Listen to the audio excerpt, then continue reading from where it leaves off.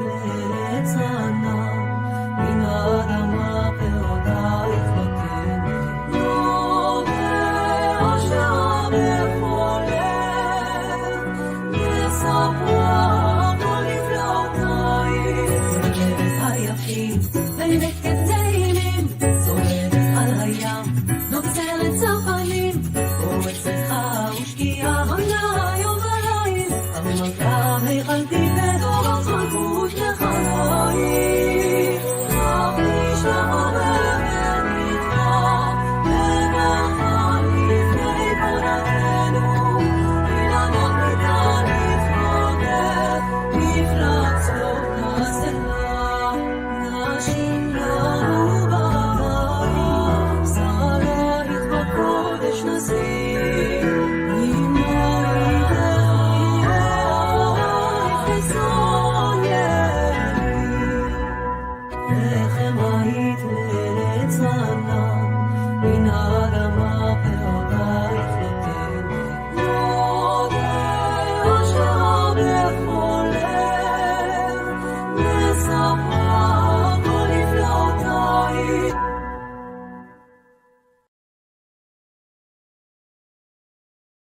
Material. Pekudei has sometimes been called the accountant's Parshah, because that's how it begins, with the audited accounts of the money and materials donated to the sanctuary. It's the Torah's way of teaching us the need for financial transparency.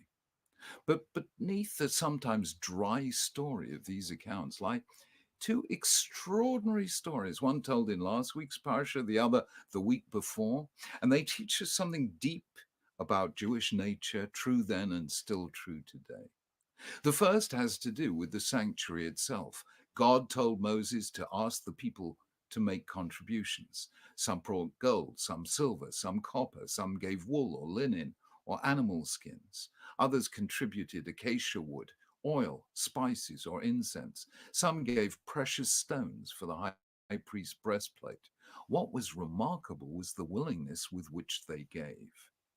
The people continued to bring free will offerings morning after morning, so all the skilled workers who were doing all the work on the sanctuary left what they were doing and said to Moses, "The people are bringing more than enough for doing the work the Lord commanded to be done." So Moses gave an order and they sent this word throughout the camp: "No man or woman is to make anything else as an offering for the sanctuary."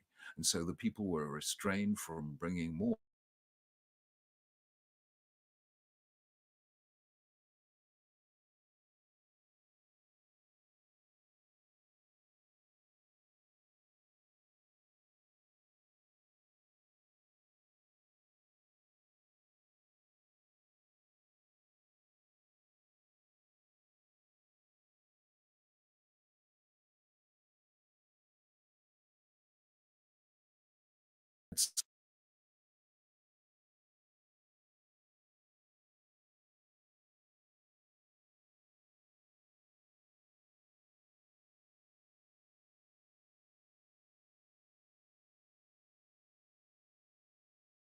Some accident happened to him. If so, how would they receive the divine word telling them what to do and where to go? Essentially, their demand for a calf was for an oracle, an object through which the divine instruction could be heard.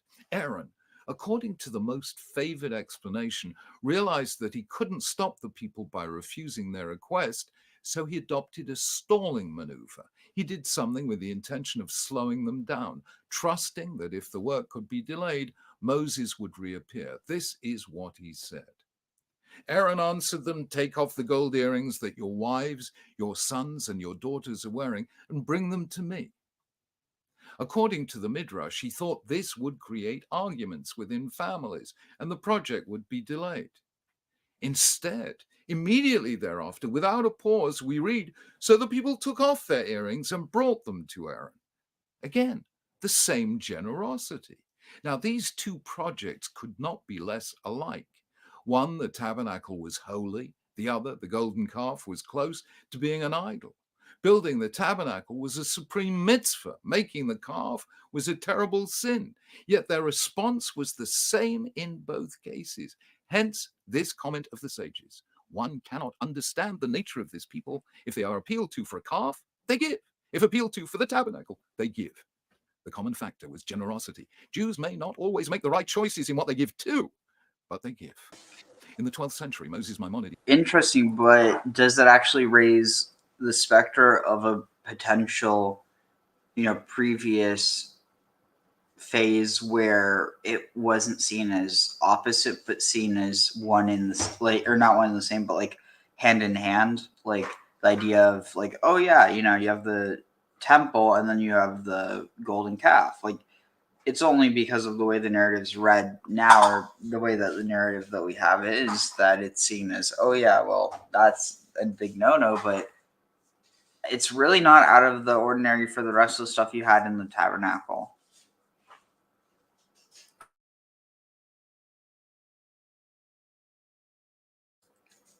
You there, Grim?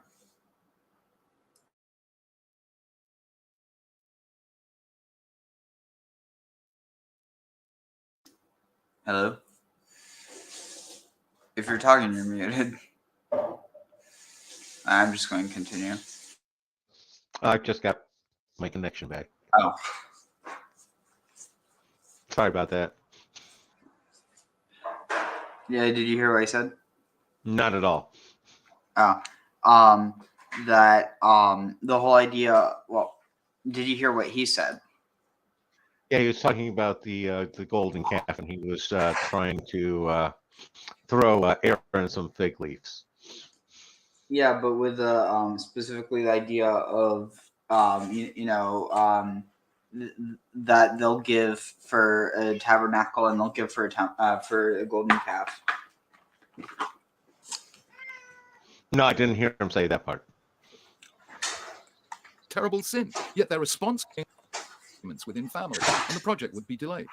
Instead, immediately thereafter, without a pause, we read, so the people took off their earrings and brought them to Aaron. Again, the same generosity. Now, these two projects could not be less alike. One, the tabernacle was holy. The other, the golden calf, was close to being an idol. Building the tabernacle was a supreme mitzvah. Making it was holy. The other, the golden calf, was close to being an idol.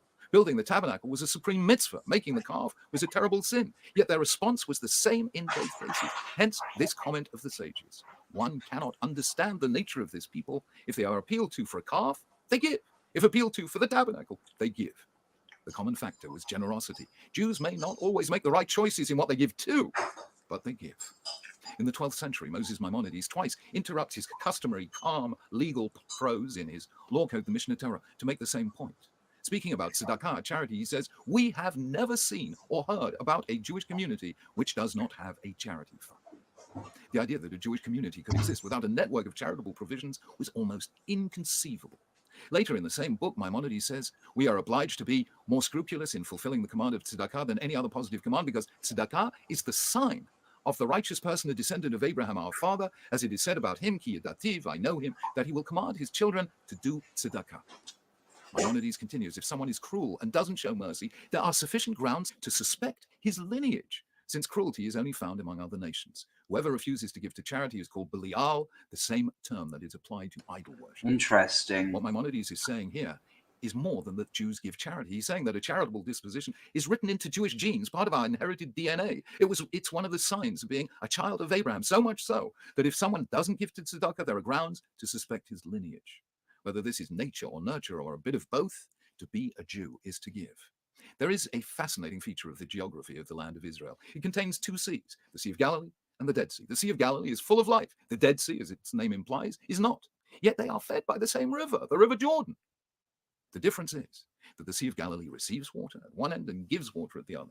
The Dead Sea receives, but does not give. To receive, but not to give, is in Jewish geography, as well as Jewish psychology, simply not life. So it was in the time of Moses, so it is today. In virtually every country in which Jews live, their charitable giving is out of all proportion to their numbers. In Judaism, to live is to give. Shabbat Shalom. Interesting. Am I wrong to my initial response being a very different one to the biblical passage? My take was it came across, it was more like an example of sheeple. You tell them to do something, they're going to do it. Tell them to jump off a cliff, they'll go jump off a cliff. Just tell us which one, Moses or Aaron. Whoever's telling us to do it, we'll do it. Tag. Well, but the joke is that they've never listened to Moses or to God. Okay, so if Aaron tells them to jump off the cliff, they're going to jump off the cliff. Got it. No. If he tells them not to jump off a cliff, they'll jump off. Oh, okay. So he's got to use reverse psychology. Yeah. Let's see, where is it?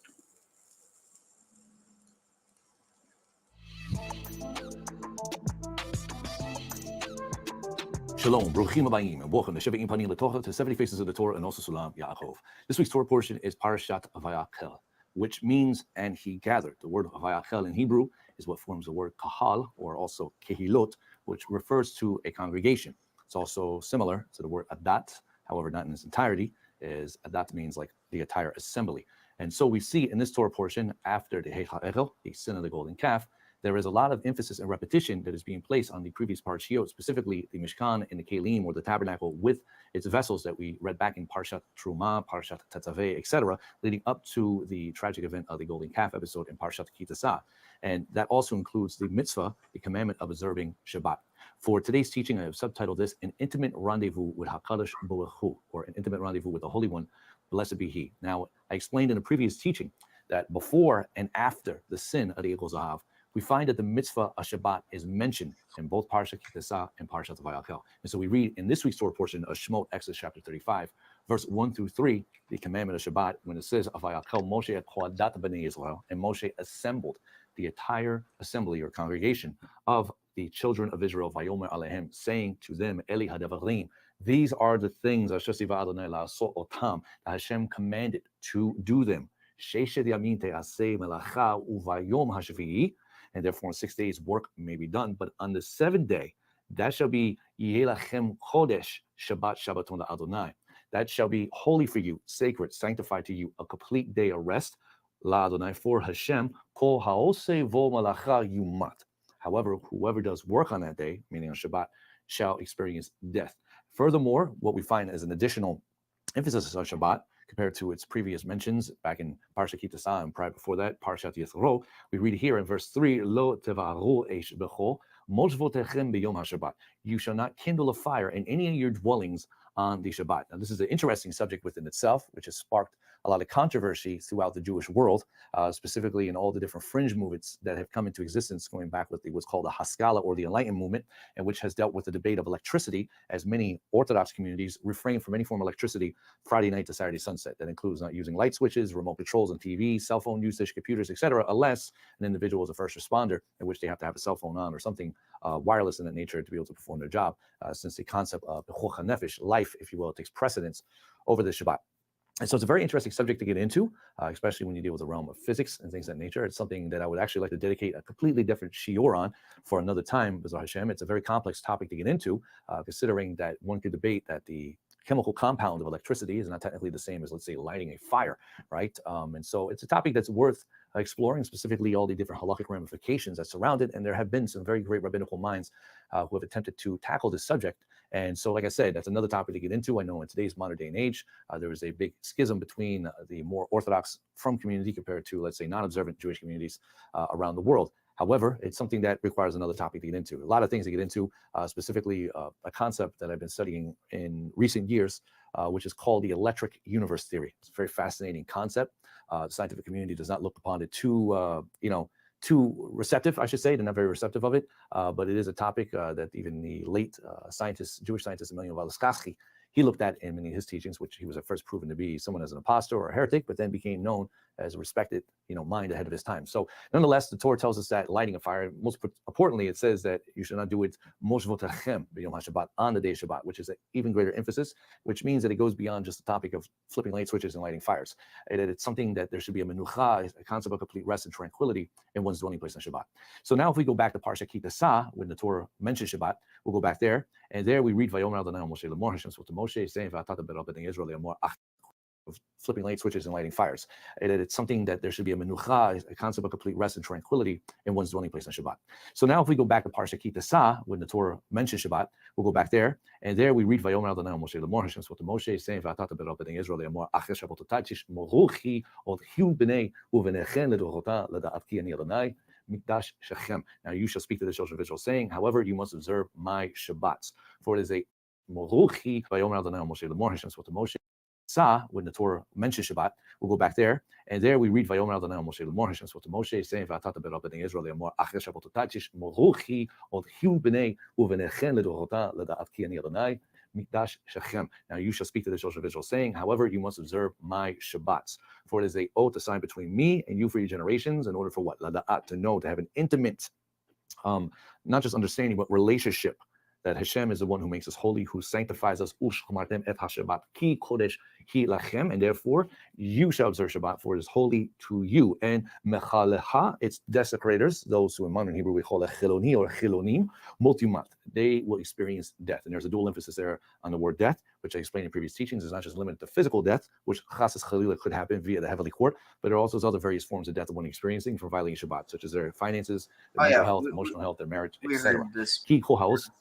So realms are divided into three aspects: space, time, and spirituality. Okay, that's what this text means. The space of the universe is like a king on his throne. And then we also find Gilgal b'shana kamelech, that the cycle of Gilgal is like a circle, a cycle, and it's shana, it's a year, but time is like a king in the province. And then we see lev b'nefesh kamelech b'milchama, that the heart is the nefesh, or the spirituality, like a king in the world. Now, apart from what this is explaining, which seems to be completely mystical gibberish, okay, you're at the end of a very complex metaphysical explanation of the creation, okay, based upon Judaism, that this is talking about the different sequences of the universe, specifically that we are bound into. And so without getting into that, I'm simply bringing this text into this topic to explain that in Jewish metaphysics, essentially, all realms, this lower physical realm and the higher spiritual realms, are divided into three aspects: space, time, and spirituality. Okay, that's what this text means here. Olam, if you will, which once again means world or universe, is space. It's encompassing all created realms, from the very highest spiritual world all the way down to our material existence. And when I mean material, I'm not just talking about planet Earth, I'm talking about the lower cosmos, okay, that interacts with the invisible and tangible realms. All of these exist within what we call space. Shana, okay, which refers to time. We read in the Torah that prior to creation, there was no such thing as time. Time is a dimension of the created world. Since creation, everything exists within the limits of time. And so it follows that every second of existence that passes has its own role in the rectification and the perfection of the world. Nefesh, which refers to spirituality, basically tells us that while everything in creation exists within space and time, its life force is the element of spirituality. And therefore, it is the nefesh that gives life to the olam, the space, and the shana, the time. Shabbat encompasses all three of these elements. In relation to the olam, as well as the shana, to the time, the Zohar tells us on Shabbat, all of the realms of creation ascend to a higher level to retain and obtain their shifa, their sustenance, their divine flow from. As we read here, there's over the Parsha 𐤐𤒄𝒅 on the topic of Shabbat. It says here that all blessings from above and from below depend on their level to retain and obtain their shifa, their sustenance, their divine flow from. As we read here, there's over the Parsha 𤤐�𝒅 on the topic of Shabbat. It says here that all blessings from above and from below depend upon the seventh day. There was no man or manna on the seventh day, because all the 6 supernal days, and also realms, or what we call the Sefirot, which is 𝐤𝒄, 𝐳, tiferet, netzach, hod, yesod, they derive their blessing from it, and on each of them sends forth nourishment to the world below from the blessing it received from the seventh day. On a deeper level, what the Zohar is talking about here, and I'll touch base upon this momentarily, is that very similar to the menorah, the 7-branch menorah that was in the Mishkan and the Beit HaMikdash, the Ner Tamid is the center, which corresponds to Shabbat, which is the center of the week. The 3 left and right lateral branches correspond to 3 left and right days of the Yemei HaChol that precede and come after the Shabbat. Therefore, everything during the week derives the sustenance from the Shabbat, just like the lights of the menorah. The left and right lateral branches receive their light from the Ner Tamid, the middle stem of the menorah. Now, Shana, or time, is sanctified by the Shabbat, as the Torah tells us that Hashem blessed the Shabbat and he sanctified it. Going back to Parsha Bereshit, Genesis 2:3. We say this in our Kabbalah Shabbat liturgy. And God blessed the 7th day and sanctified it. Kivo Shavat Mechol Malachto. And this is an interesting passage, which I'll delve into, because the translation is utterly horrible, simply put, because it doesn't make sense of what the Hebrew is saying, because you lose 85% of the contextual information from the Hebrew. Because on it he abstained, okay, or he rested, which is utter nonsense, because Hashem is incorporeal. He does not get fatigued. He does not tired. A more better, accurate translation of Kivo Shavat is that he imbued it, and I'll explain what that means. Okay, Shabbat is Shabbat. Okay, there's a spiritual enhancement of energy in the Shabbat. Of all the work that he did, okay, that he had lasot, that God had produced, and we'll come back to this concept momentarily. Now, the spiritual element of nefesh is also reinforced by the sanctity of Shabbat, which is why we read from, let's say, last week's Torah portion, Exodus 31, 16 through 17. We'd also read this in the liturgy, what we call the Visham rule. V'nei Israel, as HaShabbat la'asot, the children of Israel shall observe Shabbat, to produce Shabbat, make Shabbat. And we'll also come back to this momentarily. This is a big part of this teaching. Et HaShabbat ledorotam berit olam, and it's an eternal covenant for their generations, B'nei Uven, B'nei Israel, ot hi leolam, and therefore it is between me and the children of Israel as a sign forever that he sheshet yamim asa. Now the Torah is alluding back to the verse that we just read from Genesis for 6 days. Hashem had et Hashemayim v'et ha'aretz uvayom hashvi'i asa. He had produced the heavens and the earth. However, uvayom hashvi'i, on the 7th day, it says Shabbat avayi nafash, and we translate that in a horrible translation. He rested and was refreshed. I mean, like God was tired, he's schwitzing, and he needs a drink of water. Right, it's nonsense. That's not what that means. And once again, this passage is echoing back here in Genesis 2:3, in which we read Kivo Shavat, right after the yellow. It's funny. I'm just in my head. I have this this image in my head of like the of some rabbi just thinking, no, God can't rest. So it's like the rabbi's just whipping God. It's like, you can't rest. Back to work. When in reality, they're saying God doesn't need to rest. Rather, God doesn't rest. Which, I mean, if you go with the whole idea of that, the world is constantly being recreated, then that means that if God stopped, that the world would cease to exist. Yeah, that makes sense. And on the other side, you have it where, what's the point of being God if you can't take a break every so often? Okay. Yeah, it's like in the real, or down here in the world of where we are, bosses get to take breaks and choose when not to give them to their workers, where apparently in this, it's God chooses to give everyone a break, but he doesn't take his. I don't know. It's interesting. So many ways you can interpret it. Definitely.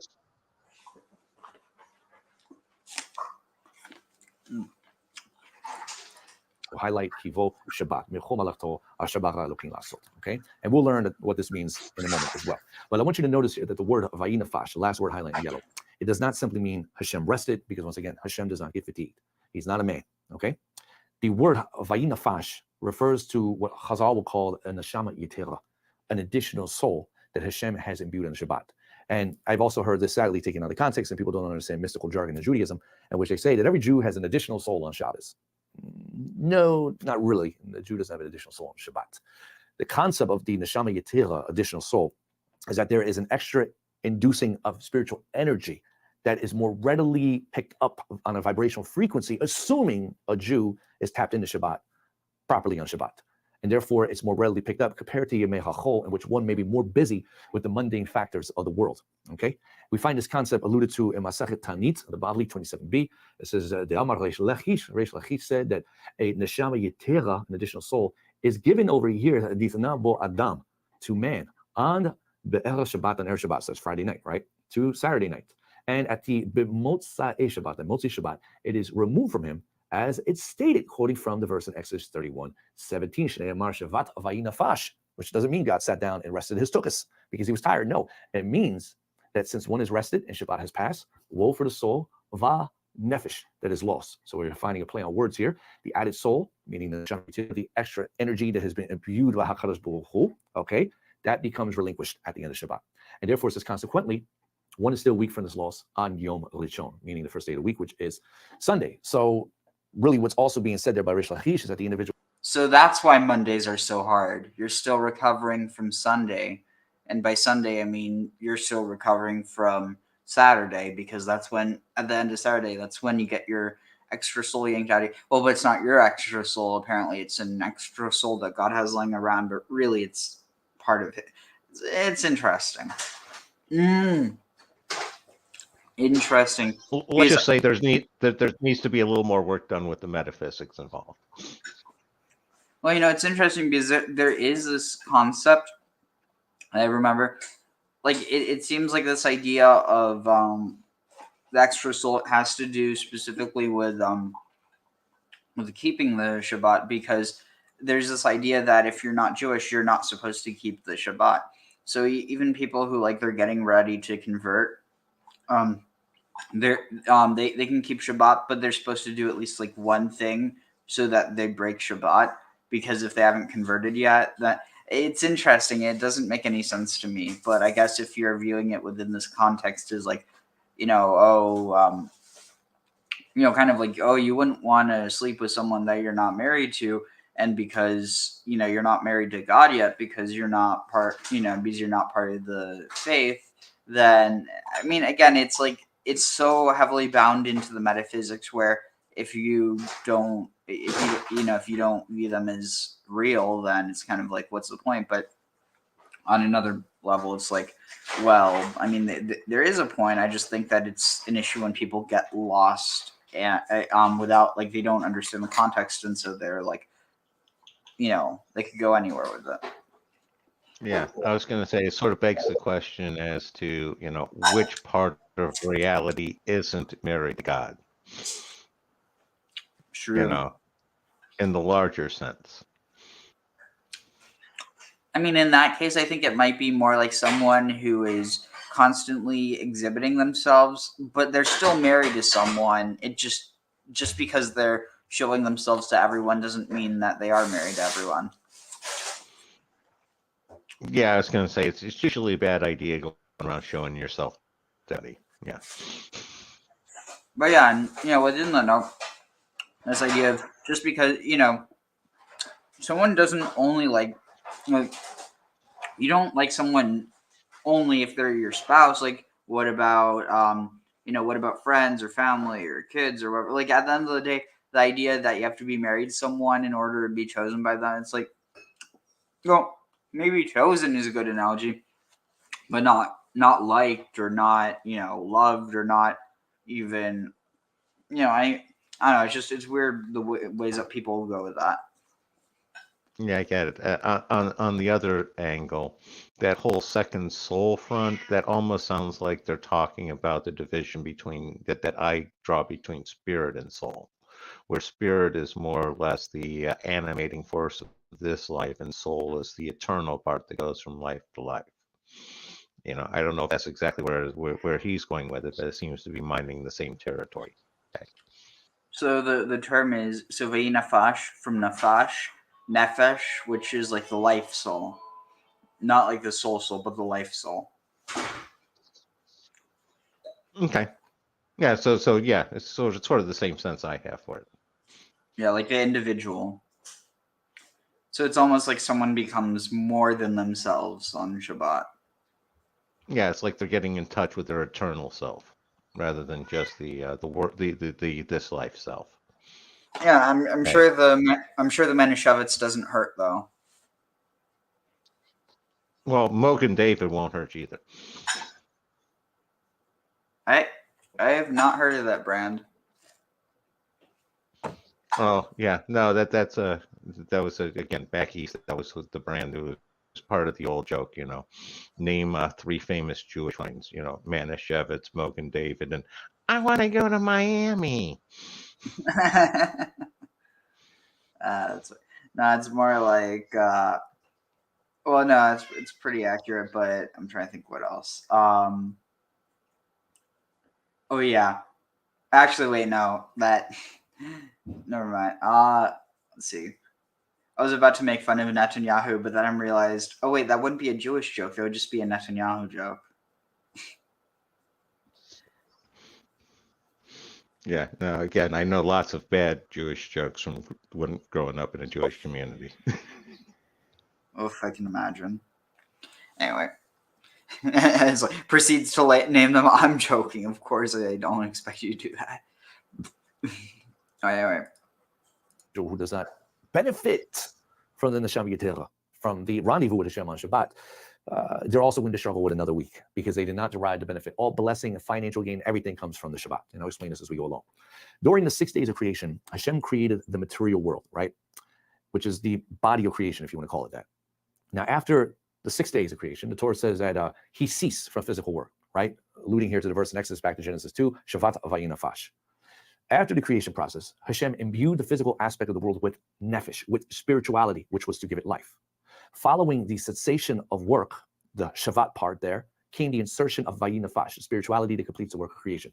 The creation of the world, if you pay close attention to the Torah, is patterned after the creation of man. What do I mean? Well, after man's being was fully formed, okay, the Torah says Hashem imbued into him the neshama, which made him lenefesh chaya, a living soul, as we see here back in Genesis 2:7.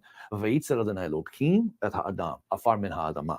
And Hashem Elokim formed the man from the dust of the ground, and it says vayipach ve'apav nishma chayim vayhi ha'adam lenefesh chaya. And he blew into his schnoz, into his nose, the soul of life, and man became a living being. So this is interesting. I don't have the word broken down, but nishmat is where we get the word neshama, which is the highest aspect of the human soul. Okay, there's ruach, there's nefesh, etc. And I don't have time to get into that here because it's 3 different categories. But neshama is from the word nesham, which means to exhale. That Hashem blew a spark of himself into man, which makes man a form of divinity. He has possession of spark of divinity within him. Okay, doesn't mean that he is HaKadosh Baruch Hu in its entirety, but he has a spark, like taking a piece of the ocean out of the ocean in the cup. It's a part of the ocean, right? You get the point. So in the sense that man, once he was created, and there's a whole topic I would love to get into for another day back in Parsha Pekudei, that there was a humanoid race before Adam, because here he's not just called Adam, he's called Ha-Adam. There's a definite article, which means that he is distinguished from something else humanoid in existence. Not only that, if you look at the language, the prefix lamet and la nefesh chaya, okay, considering that the creation account has already considered other parts of creation, nefesh chaya already, but man is la nefesh chaya. That's called the lamed of change, according to the Ramban Nachmanides, that once he had this neshama, this spark of divinity put into him, it enabled him to become la nefesh chaya, okay? So now he's this living being. He's imbued with this enhanced spirituality that makes him dome. Thus, Adam for Adama, ground is from the root word dome, which means similar to his Father in heaven. So when the Torah comes along and it says that Hashem shavat avayi nafash, that we hardly translate as he rested and was refreshed, that phrase there, shavat avayi nafash, is not saying Hashem rested from the work of creation. No, the word shavat, which doesn't have the degesh, which if it did, it would be read as Shabbat. It simply means Hashem rested, but not physically, okay? From the creation, okay, when Shabbat began, it began the stage of avayi nafash. In other words, on Shabbat, Hashem imbued it with a spiritual life force, just like the neshama is the spiritual life force of man.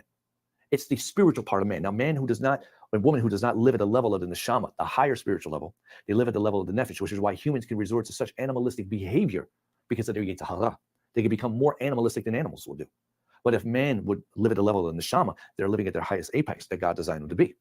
And so with Shabbat, what we see here, Shavat vayi nafash, the world was granted the divine light which sustains it, refines it, sanctifies it, and elevates it completely.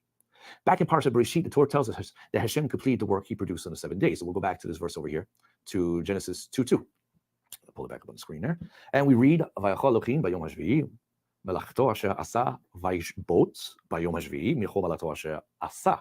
And on the 7th day, God completed his work that he produced. And most translations say he rested, he abstained, but I left in brackets, and more accurate translation would be he imbued it with spirituality, okay, on the 7th day from all his works that he had produced, which is very interesting. Asa versus bara, production. And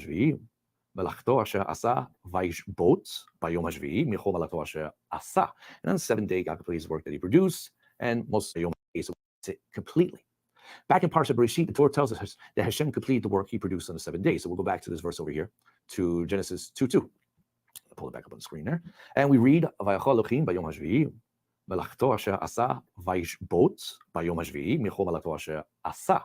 And on the 7th day, God completed his work that he produced, and most translations say he rested, he abstained, but I left in brackets, and more accurate translation would be he imbued it with spirituality, okay, on the 7th day from all his works that he had produced, which is very interesting. Asa versus bara, production. There's something being produced here. There's enhanced spirituality that has been produced by HaKadosh Baruch Hu, which we are meant to engage in on Shabbat. How? Which I'll come to in a minute. And so once again, the word vayi nafash is from the root word nefesh, okay, which means soul, but in this case it means spirituality. So what do we learn from Interestingly, this? Teaches us that no material entity can exist. Like this idea of boreh versus oseh, or like what's this? Yeah, basically create versus do. There's also the worlds of atzilut, which is associated with fire, bariah associated with water, Yitzirah associated with air, and Asiyah associated with earth. Now, if you look at Bariah and Asiyah, they're derived from Boreh and Oseh. This without. And interestingly, those are both the feminine. They're also both the feminine letters, or I mean, they're both associated with the Hayes and the Tetragrammaton. because the Beriah is hay, is the hay like hay gadol, or rather like the first hay, or I mean it's the second letter, but the first hay. So like it would be hey Rishit, and then you have hey Rishit Tachtonit. Wait, no, Achronit, and then you have hey Achronit, the last hey, which is with Asiyar Oseh. Just kind of interesting what you have going on there, and that they're both the feminine letters. Yeah, no, interesting. I course that's your area of expertise here. One of the things that that I've been playing with that's consistent with what he's saying is the idea that God resting is sort of the God entering into mankind, and it's sort of a tag, a handoff, where man's job is to take over now.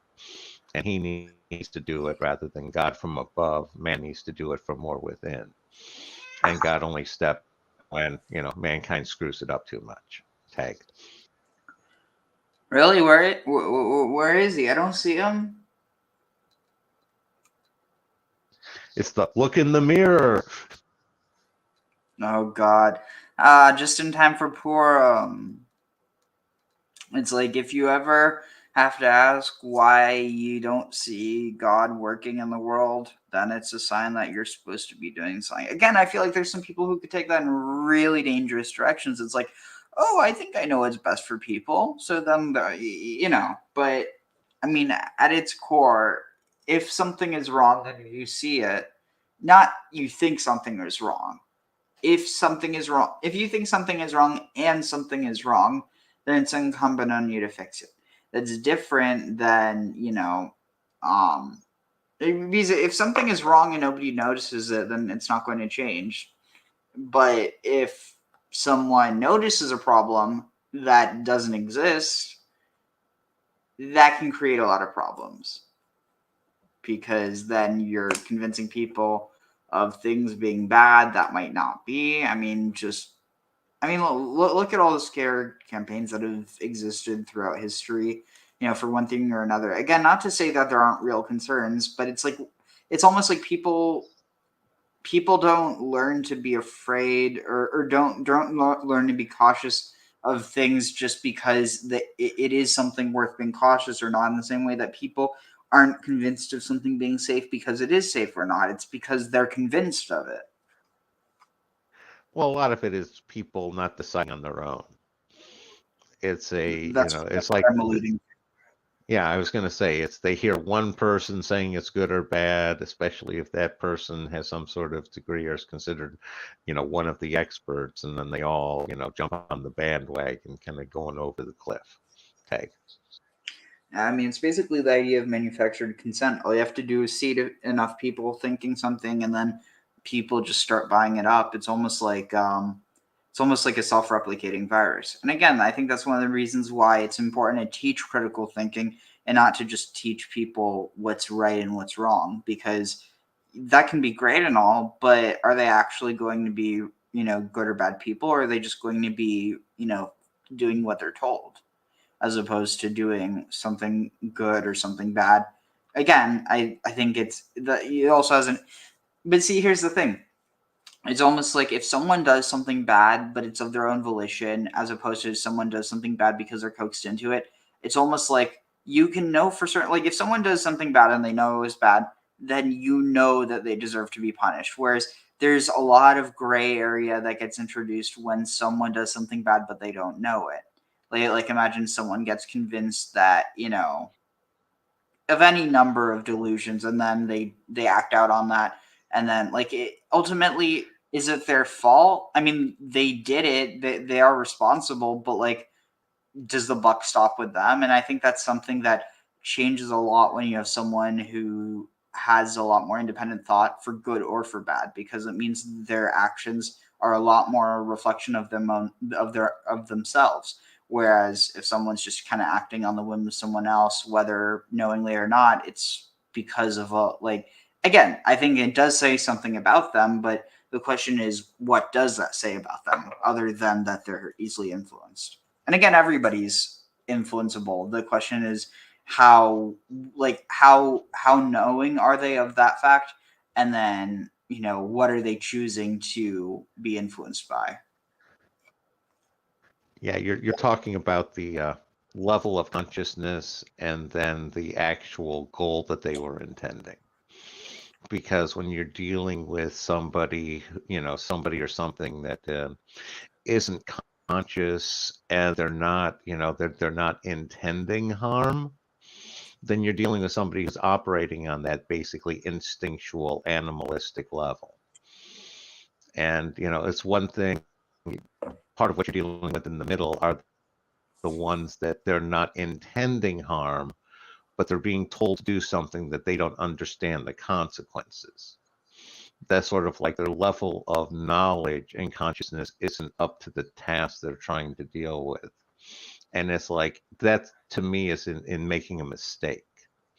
If you're trying to do something good, but you screw it up because of reasons you're not aware of, that's not the same as intending to do the harmful act and success. To me, it's that final one is where you're getting to evil, is when you sit there and you know that that's going to harm somebody and you're intending it and you do it anyway. That's where the real problem actually rests. Tag. Yeah, it kind of reminds me, there's this idea, there's the tzaddik, there's the rasha, and then there's the benoni. So tzaddik is from tzedek, which is righteousness, so someone who's righteous, it's tzaddik. An idea is very rare. It's not to say that people can't be righteous, it's the idea of someone being righteous versus, like you can be righteous, but is that the same, like, how do I explain it? Like, you can be righteous, at a moment in time, but is that the same thing as being righteous? You see what I mean? Like, it's, and again, it breaks down because it's ultimately just semantics, but it's almost like can someone being righteous? One second. Wait, just one second. The act of doing something righteous or being is the act of being righteous. But then you have the idea of someone themselves are like is someone righteous versus is someone being righteous. The separation of the action versus at their core. Yeah. As the embodiment, I was going to use the example of generosity being an easier way to grasp that one. Lots of people can do generous acts at times, but that's different than them actually being generous within themselves. Tag. Yeah, that makes sense. So basically the idea is that like very few people are tzaddikim. Again, doesn't mean that they can't be righteous, just that very few are. Like this idea, again, it's almost like, here, imagine it like this. Actually, here's a perfect example. Let's see if I can find something. Let's see. So, what's your favorite stone? My favorite stone, probably sapphire. Okay. So, if you were to imagine a sapphire in your head, what would it be?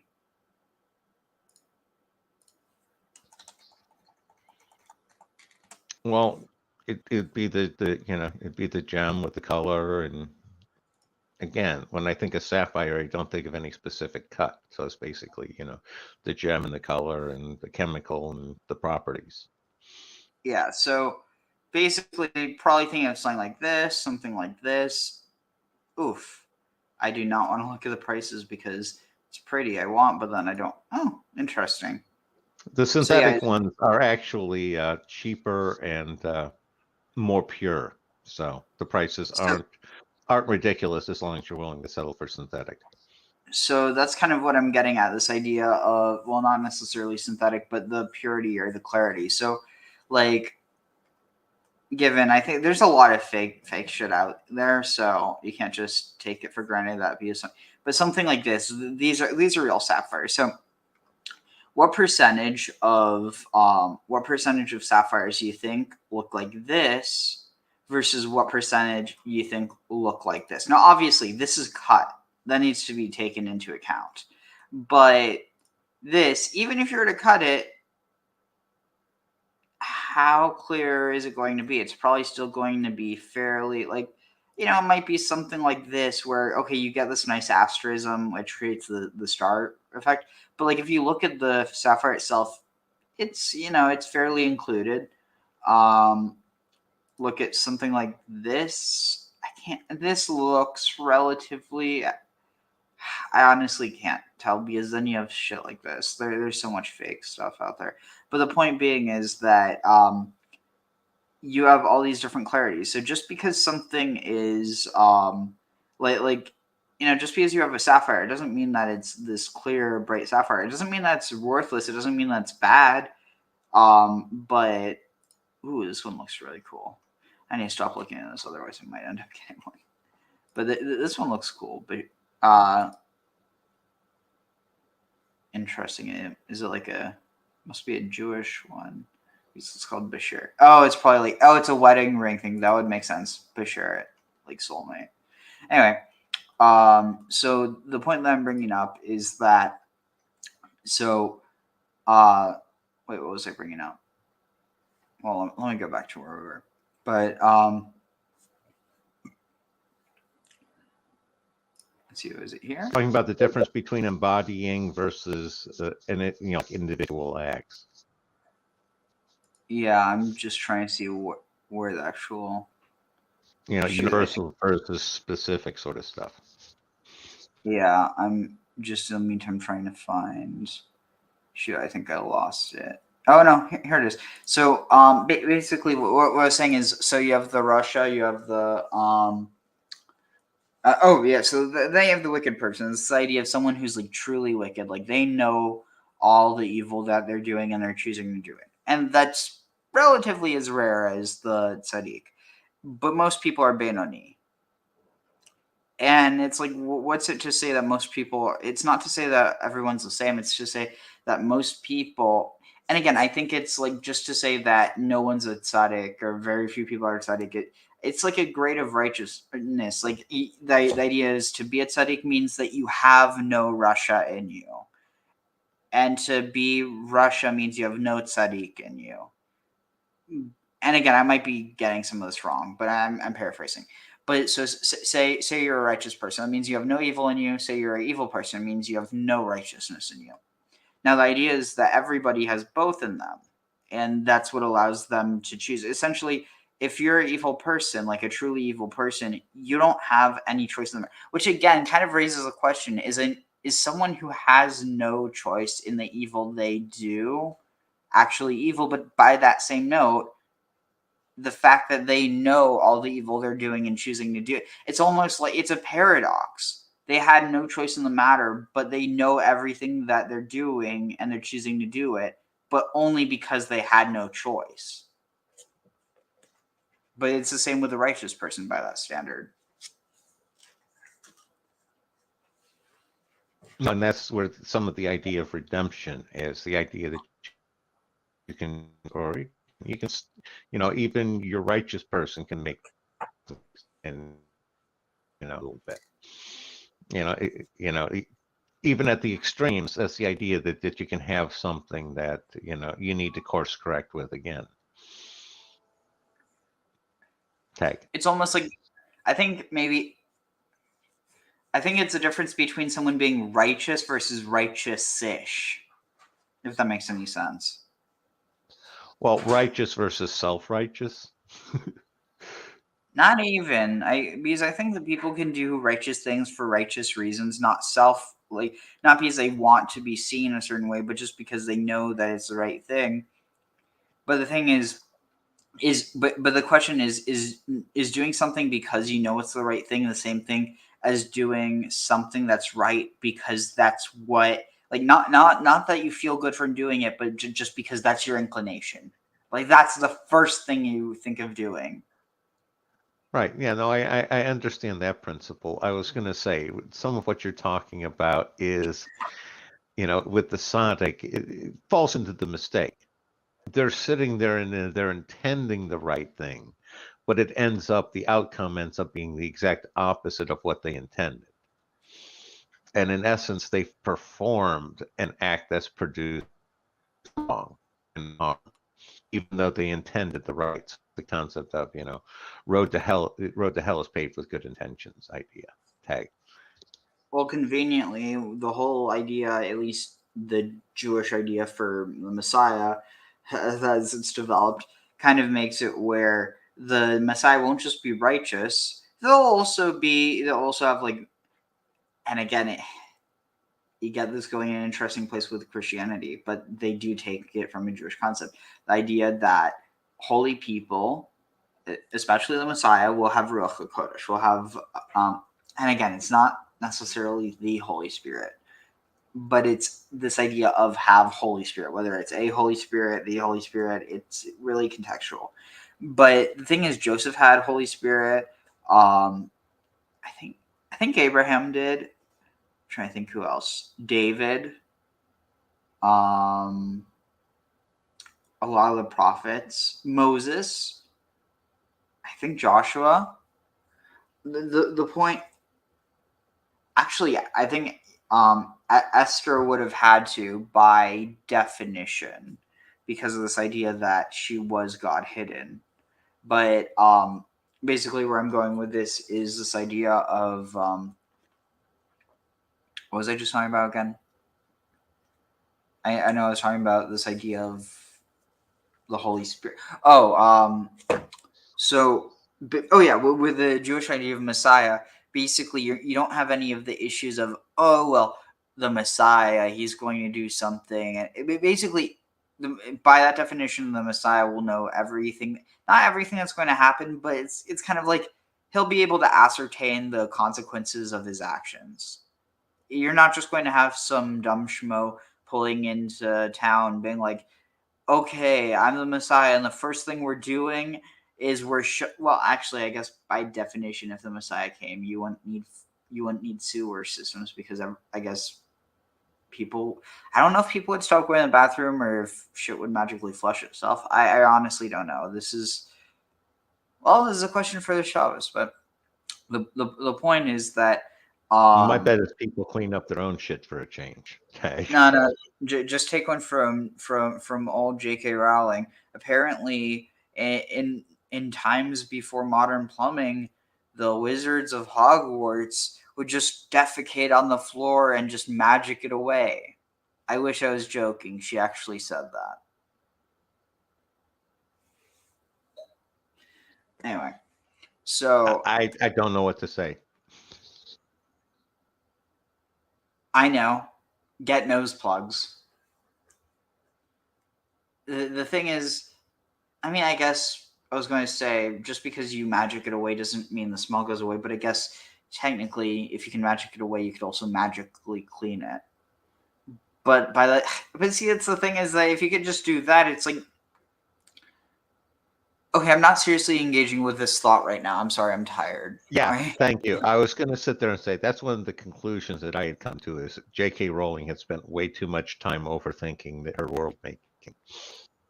Yeah, the difference is she wrote a book. I'm just babbling to myself and to you and to 3 people. The element of nefesh or spirituality to keep it alive. When man's soul departs, he perishes, right? Likewise, any material being which lacks spirituality will gradually disintegrate until eventually it perishes. And so the Torah is teaching you and I that materialism without spirituality lacks what we call menucha. Now, menucha normally translates as rest, but in this context, it means stability or continuing existence.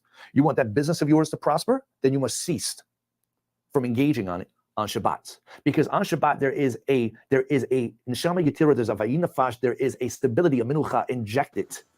And how you connect with Hashem on Shabbat determines how will you. So Purim is on Saturday night. I still need to think of a costume.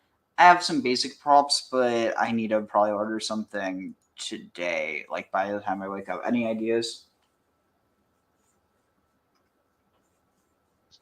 No, dressing up for Purim wasn't something I ever did. What's appropriate costumes? Honestly, I'm not sure, but let's see.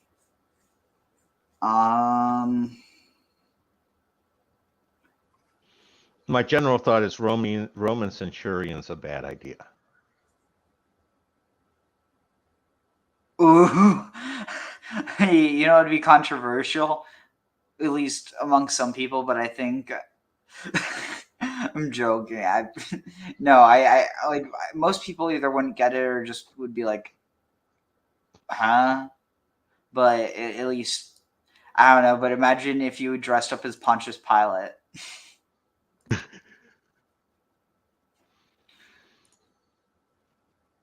Wait, what was I looking for? Oh, right. So, let's see. Let's see what I can find real quick. Amazon. What can I get shipped here quickly? Wait, 1 second. Let's see, 1 second. Where did it go? Here. Let's see. Sudra. If I can get a Sudra. Shit. It's too late. When. What? Let's see. 22nd would be Friday.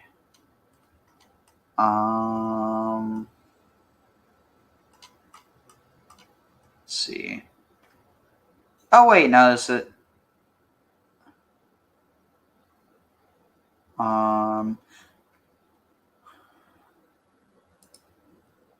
Let's see. This could work. Let's see. Oh, sweet. Okay. Oof. So here, check this out. So whatever I get, I'm going to incorporate. Now it says Shemag, but like that's just another name for a sudra. From what I understand, it's all dependent on the way you tie it. Now, given I would have gotten this before, but with everything going on in Israel and Gaza, I don't want someone from either side to attack me, but Purim, I should be fine. So, which I'm definitely going for something probably that has blue in it, but are you able to see this all right? Yeah. Something that doesn't have like too much. Wait, do these all? Shoot, tell me. Okay, no, they're not all. Okay, it has original. Then it has so original versus star. I wish you could just sort it by.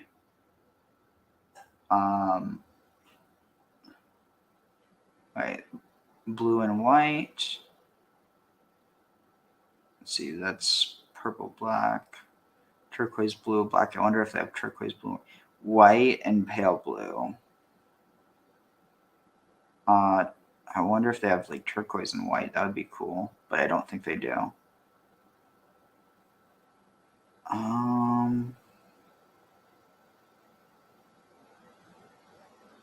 Wait, blue, white.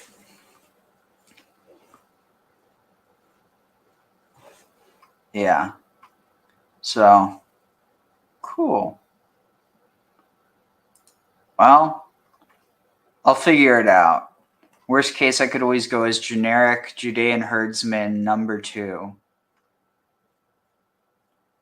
And I don't know why I said number 2. I'm probably going to be the only person dressed like... Actually, you know what? No, I won't. Someone always pulls out a keffiyeh. Now, again, it's kind of interesting because even just the way that people refer to it, I think it's interesting that... So, I mean, even in Israel, there's like... It's not only Arabs that wear them, but you'll hear Jews refer to them as keffiyeh. Like, even... I mean, it is Arabic. I just wonder if that... I mean, maybe part of what I'm thinking is just how much the term keffiyeh has been politicized lately. Because I mean, the thing is, it wasn't always like. See, that's the thing that really just stuns me. It's It's an item that's used as a statement of political and national identity by so many different people. So it's like, oh, look at my, look at my hat. Look how American I look. It's like, what about a hat makes you American? If you want to say it's a type of hat, okay, that's a completely different thing, because there are like Palestinian kefilot where it's like designed in a certain way, like to in the same way. I see that's the thing. I wish that there was more like more customization that people did with accessories, but then again, it tends to be that most people don't get stuff handmade, and that's where you get a lot of those designs. If you just buy something cheap like this on Amazon, now like the sad thing is that a lot of and honestly, I don't know how much of this is a desensitization of what stuff should cost, because at the end of the day, something like $13 for a scarf. The thing is that if it's you look at it, if it's just something that's mass produced, okay, it might be a bit pricey. But if it's something that's handmade, then that's a really good price. Now you look at the fact that mass production didn't used to be a thing, at least the way that it is now. If things were mass produced, that just meant that they were not as well made. It didn't mean that. I mean, I guess at the end of the day, mass production was just moved from people doing it to machines doing it, and then people managing the machines. But my point is that because of how widely available mass produced things are, it makes it where that's but even then, I wonder what the margins are really different to ancient society, because if it ends up making something cheaper, it seems like the relative cost would just be based off of humanity, which it's just in the same way that there is a certain minimum amount of food or calories that you need to sustain however many people, and so it's like you can't go below that base thing. And so if that's what sets this baseline, and companies aren't going to, it's ultimately, I think it's going to be dependent more on culture than it is technology, the price of things, at least when you look at the difference between mass production between humans versus machines. Well, now you're kind of hitting my wheelhouse with the economics here. And the biggest issue that you have is the recognition of quality and the willingness and ability for somebody in the public to pay for that quality. Because one of the ones that you're talking about here that I've explored a little bit, that I just because I found it interesting, was kilts, and the idea of the a mass produced, again, mass produced is still pretty much hand sewn, but it's not the same quality as your traditional super high quality kilt. And again, it seems like the price on your standard, your standard cheap ones may be $100 or so, and you're going to be paying like 500 for the quality one, but it's a night and day difference.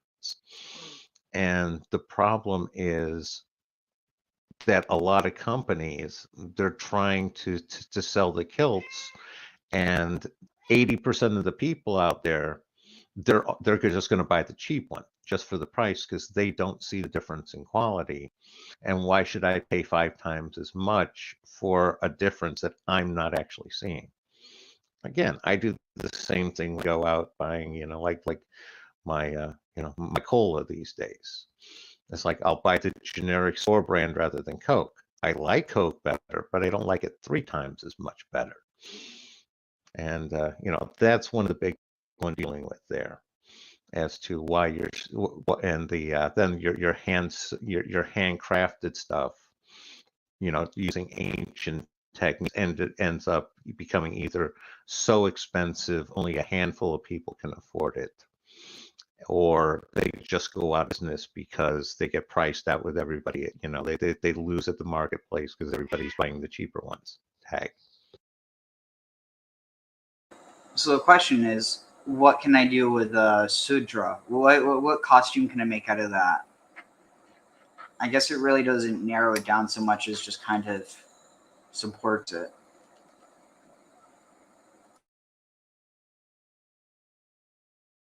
Well, it seems like it opens up just about any sort of more working class back in, the ancient days, like you said, herdsmen, even like a village merchant.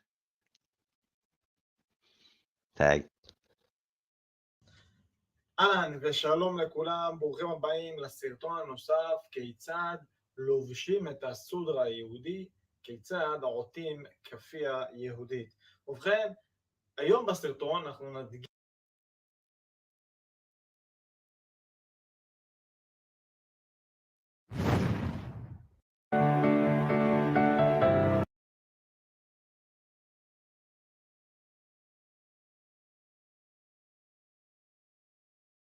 So a lot of us have been conditioned to recognize certain things that are symbols that make someone Jewish, right? Magen David, Chamsa, Chanukiot.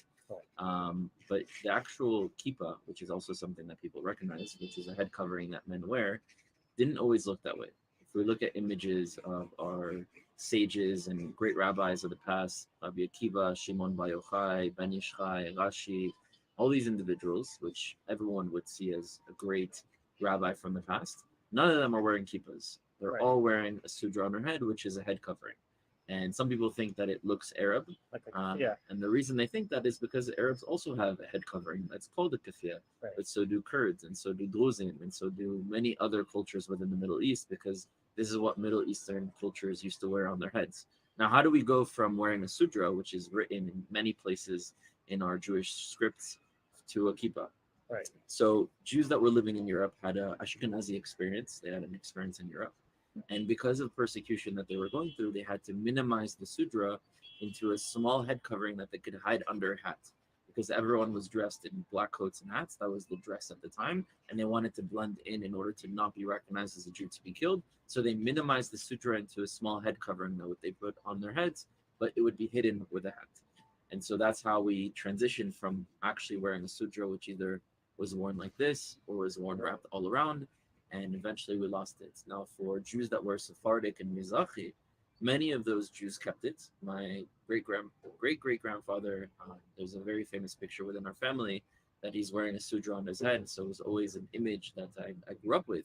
But many Jews also lost it that were Sephardic and Mizrahi, and it's because many of us living in certain lands were treated as dhimmis. It was a secondary status. And you couldn't have a two-story house if your Muslim or Arab neighbor had a one-story house. Exactly, you had to pay a tax. You couldn't be on a horse or a camel if someone was standing next to you that was Arab. So you always had to be put lower. And one of the things that we were forbidden to wear was the sudra. And so since Sephardic and Mizrahi Jews had connections with Ashkenazi Jews, and the Ashkenazis had evolved from wearing a sudra to a kippah, so many Sephardic and Mizrahi Jews also began wearing a kippah. And part of the reason why we brought it back is because I think it's a beautiful part of our culture that has been lost. And that if we went back 2,000 years ago and met our ancestors wearing kippot on our heads, they'd be looking at us like, what are you doing? Why did you minimize our culture? So I think... Well, that's actually an interesting point that I was thinking as you were explaining kind of the evolution of the kippah. I think that the argument could be made. I mean, today it's probably already a culture, a tradition. It's built in many ways to our modern identity. But the argument, I think, can be made based on what you've just said, that it's almost an acquiescence to our previous injury. That we should go back by all intents to the sudra. Right. So I'm very open to evolution, but I also look at the source. The source of why we changed from a sudra to a kippah is because we wanted to hide our identity.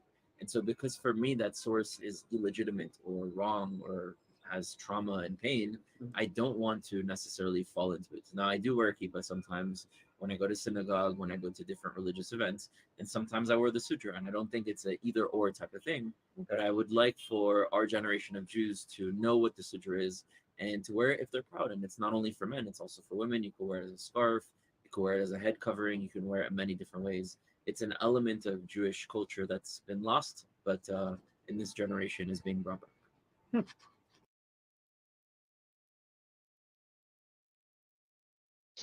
Interesting. Definitely, yeah.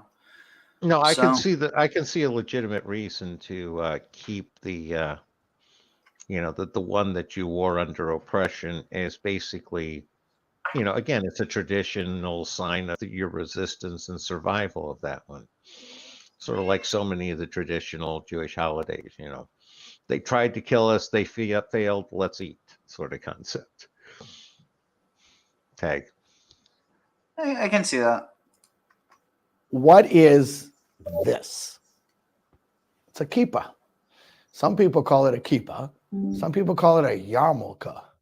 Some people call it a beanie, a lid. But the two very traditional words are kippah, which is Hebrew, and it comes from the word dome. And because it's kind of a dome over your head, it's called a kippah in Hebrew. But in Europe, where people spoke Yiddish, it was called a yarmulke. And most people understand that it is a composite of two words, Yira Malka, fear of heaven, because that's essentially what a kippah is. It's something above you to remind you that there is something above you. And it's interesting that it's placed on the head, which is the seat of the intellect, which is a very interesting organ. It's the most important. It controls everything else in the body. It gives you your personality. It gives you your memory. It gives you your ability to understand, to discern. So it's that which makes you human. And it is with our understanding that we can perceive godliness, that we could look behind the veils of concealment and discern that there's more to the world than just what meets the eye. But it is also the source of your ability to deny God, to find rationalizations for all other aspects and explain God out of the world. So it's up to you, to the person, to use their intellect in the proper way. The yarmulke reminds us that as smart as we are, as creative as we are, as gifted and talented as we are, there's something above it. And we have to recognize, to dedicate our gifts and our talents to serving God, to bringing holiness and goodness into the world. Now, where did it originate? Well, most halachic authorities do not attribute this to the Torah itself, but it's more of a rabbinic origin. And we find mentions of it in the Talmud. Some say that it is only, originally it was only when you are saying a blessing or when you're praying, but then it became more prevalent for people to wear it all day long. And in today's day and age, it's become a symbol of somebody who humbly accepts upon themselves the observance of the mitzvot. Some people will wear them all the time, as I mentioned. Some people will wear them in the synagogue or at religious events, etc.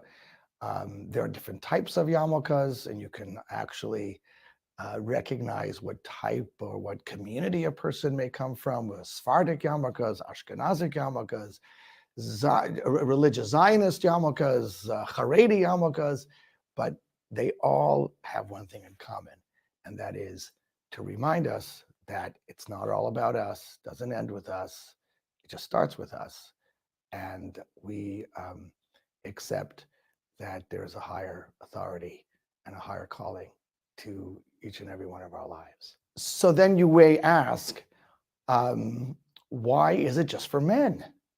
I mean, women also need to remember that and have that reminder. And so I don't mean to be in any way patronizing or condescending, but there is a very strong sense in traditional Judaism that women are way more spiritually attuned and inclined than men are. And it was not considered necessary to remind a woman that God is above us. And so it never caught on for women.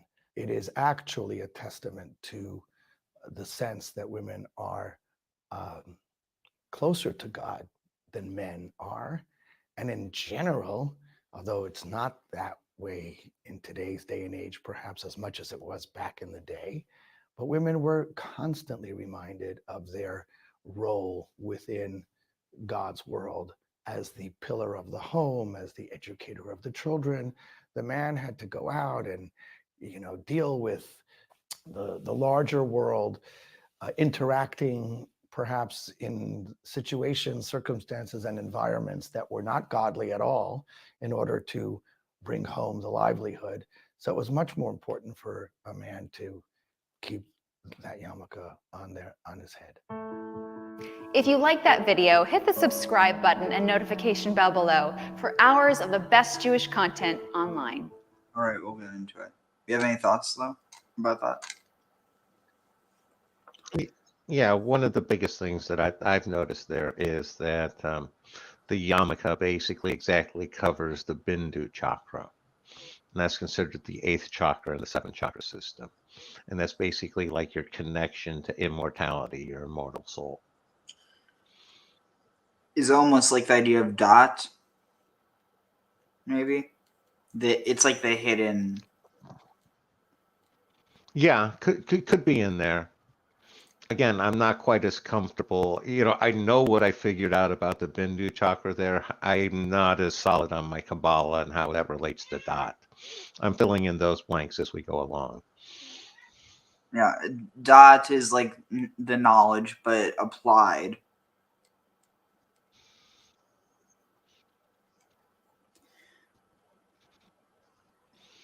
Yeah, like I said, it's one of those where there's definitely connections there. I'm not going to sign off on how close of an equality it is. That's all. All right, no worries. I want to ask you to. All right, let's see. But like I said, I exactly the idea of you're protecting yourself from those sort of thing, so you can focus on the guidance and all. Again, definitely. You're like going in and out. Anyway. Oh, my apology. What were you saying? I think you may be back now.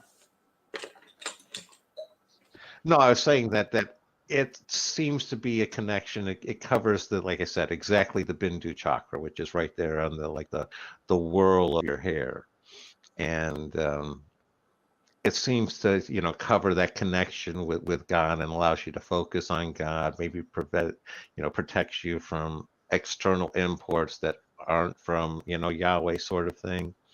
Again, it seems to be a connection there that I haven't fully fleshed out, but well worth more exploration. Tag. Cool.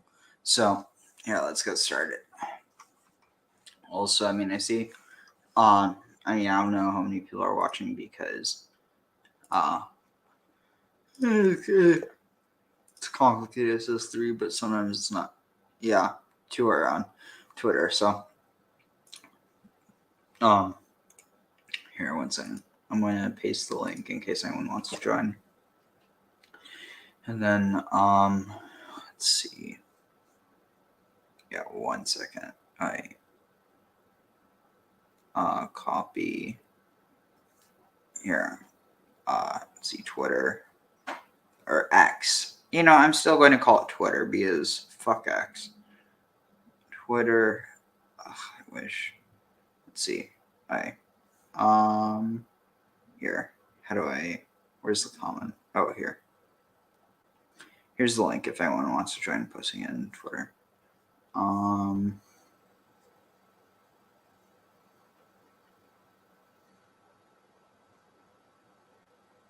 Let's see.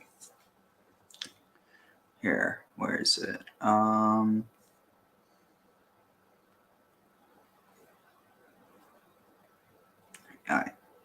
Paste.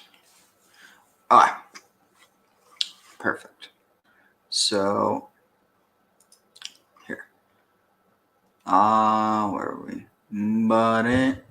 ברכו את אדוני המבורך, ברוך אדוני המבורך לעולם ועד. ברוך אתה אדוני אלוהינו מלך העולם, אשר בחר בנו מכל העמים ונתן לנו את תורתו. ברוך אתה אדוני נותן התורה.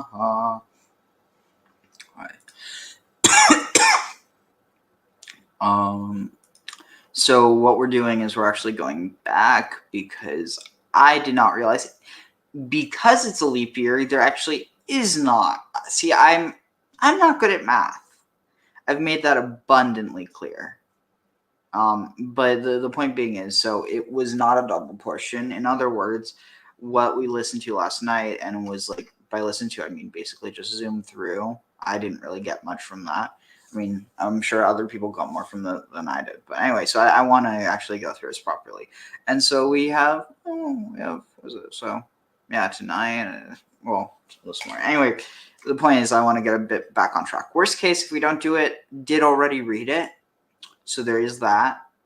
But best case scenario, actually comprehend it. Comprende?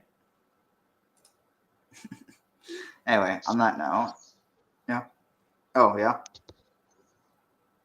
No, I was going to say, yeah, if you manage to fully understand it, let me know. That's an achievement. Well, nobody fully understands it, I guess, except for God by that definition.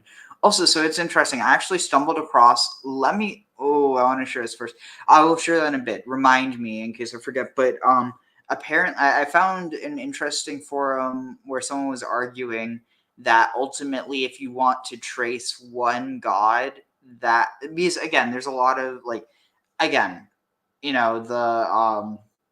Maimonidean would say, oh, all these names were just names that were applied because of how they were used, like linguistically, but ultimately it's not even referring that, because I know there's Christians who would say, oh, well, this is like Jesus before Jesus, so it must be alluding to Jesus.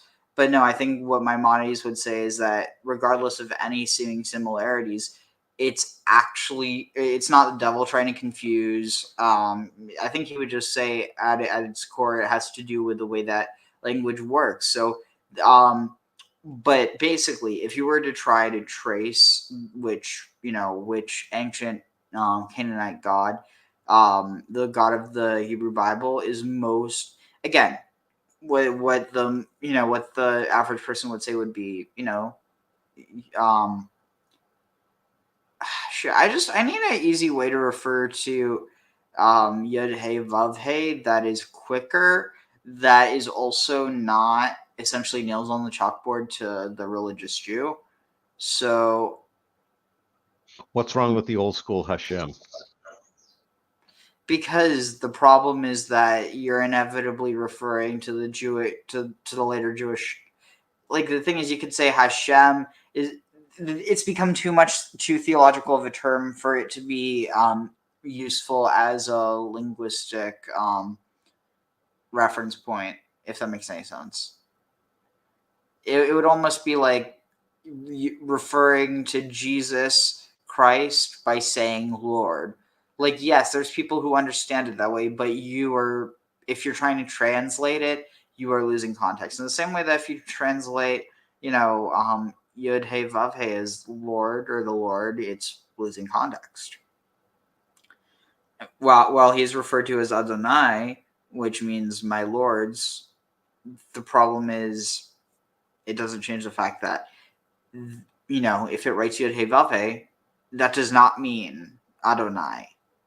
That would be like saying, imagine if someone referred to you as, I'm trying to think. Someone referred to you. Okay, what's a good parallel for this? Okay, here's a perfect parallel. Perfect parallel. You have two people. One's named. What would be a good parallel for this? Okay, one is named. Yeah. Okay, one is named Baal. One is named Yah. Now, they're both called Eli by their followers, which Eli means my God. Now, the question is, you have Baal Eli and you have Yah Eli. Or actually, no, let's just say Eliyah and you have Baaliyah. Or wait, no, Eliyah and Elibal. So now, don't think of this as a single name. Think of this as Eli, Baal, and Eli, Yah. They're both named Eli. But the problem is you can't look at just that, especially because Eli in this context would be the equivalent of saying, again, it doesn't mean this, but it would be the equivalent of saying Mr., because anyone who is a god in this context would be referred to as Eli by their followers. So by pointing out the fact that you have this word which means my blank, it's just saying that they are your blank label. It's not actually saying that is their name. And so that's the reason why I think that it's irresponsible to translate Yah as the Lord. I think that at its most, honestly, maybe I'll just say Yah, because yeah, it would be stupid to argue, because you can say Yah. You can say Yah. It's nothing disrespectful about that. You have Eliyahu, you have Abiyah, you have Yehora, all the Yeho names, even Yosef as well, Yehoshaphat, anything where you have Yahu, Yeho, those are all reference. So yeah, I'm just going to say Yah in place. What was I saying? I legitimately forget what. Oh yeah, I was talking about Yah. That I would use Yah in place of. I don't remember. Any clue? 𝐤𝐤𝐿. Oh, You're saying right. instead of 𝐤𝐤𝐿. Yeah. So basically, that most people would probably argue, oh well, the clear God of the Bible is Yah.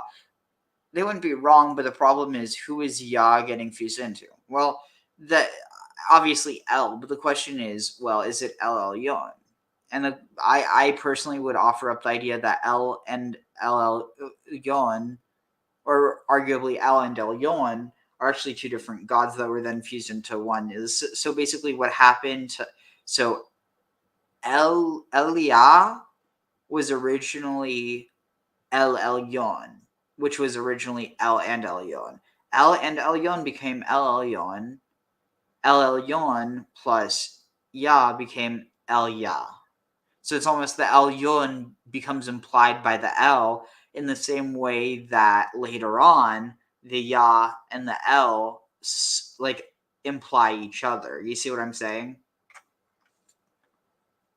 Definitely. No, how I resolve this is I basically go with Amun as being the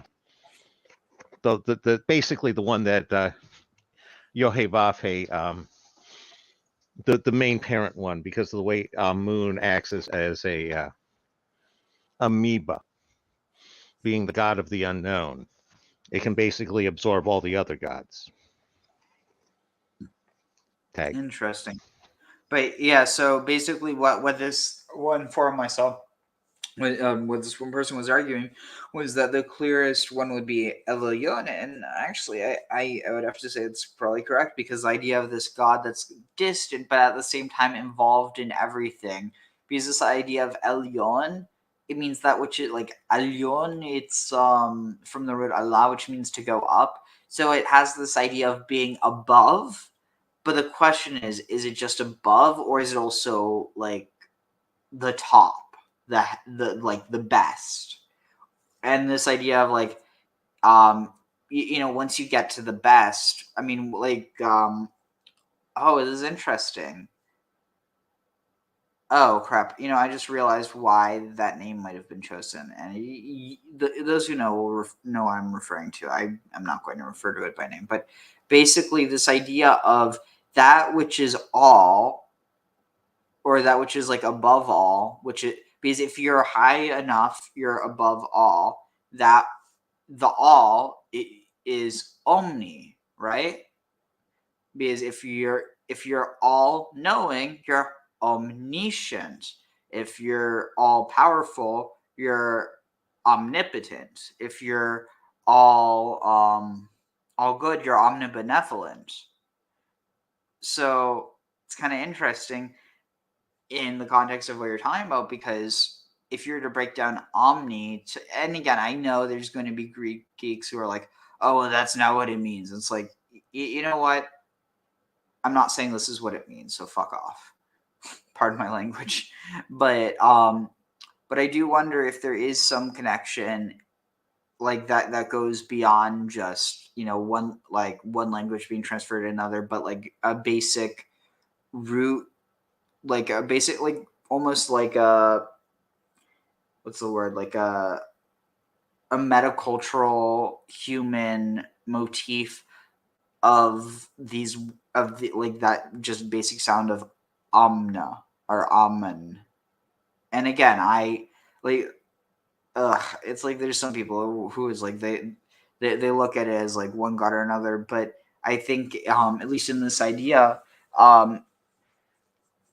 like, all right, so for instance, what are some words that you get from that sound? I mean, even just rearranging it.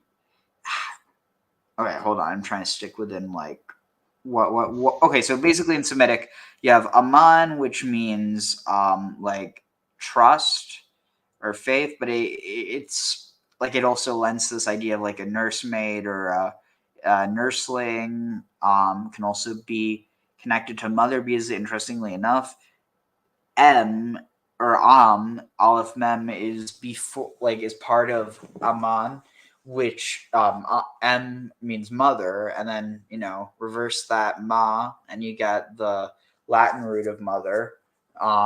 Actually, I mean, you also have it. That's at the root of Greek as well, because you have mater versus, what would it be?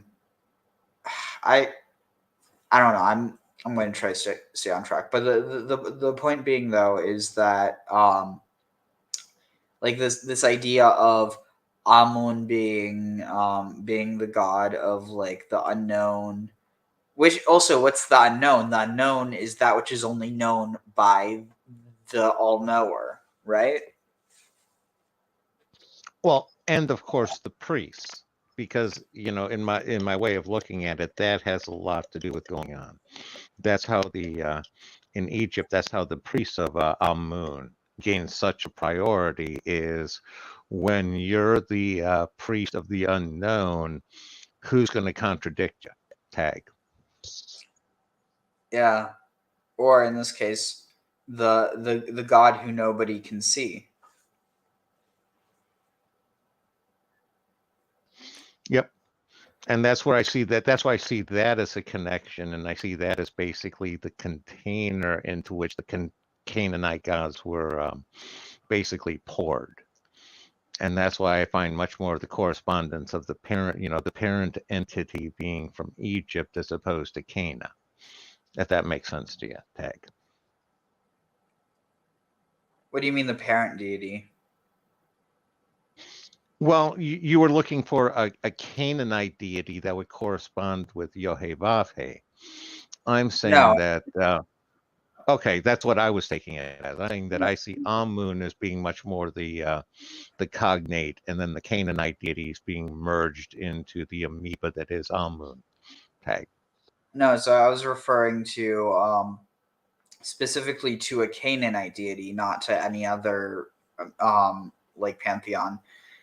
Because I mean, keep in mind there is a lot of like I don't think you can escape the obvious parallels between Amun and Elyon, but just staying in the paradigm of the Canaanites, I think it would be Elyon, because but no, I was talking about not specifically 𝐤𝐤𝒄𝐄 or Yah, but the Jewish conception of what God is in entirety. What it falls closest to. No, I see what you're saying, and I still stand by my point where I don't think that you can deal with that without adequately addressing the Egyptian input. No, but that's what I'm saying. I don't think you can look at Elyon without looking at both Anu and Amun. But what I'm saying is, if you had to choose one that is a Canaanite deity and it can't be Amun, who would it be? Because I'm not saying that it's not Amun. I'm just saying within the context of the Canaanite pantheon.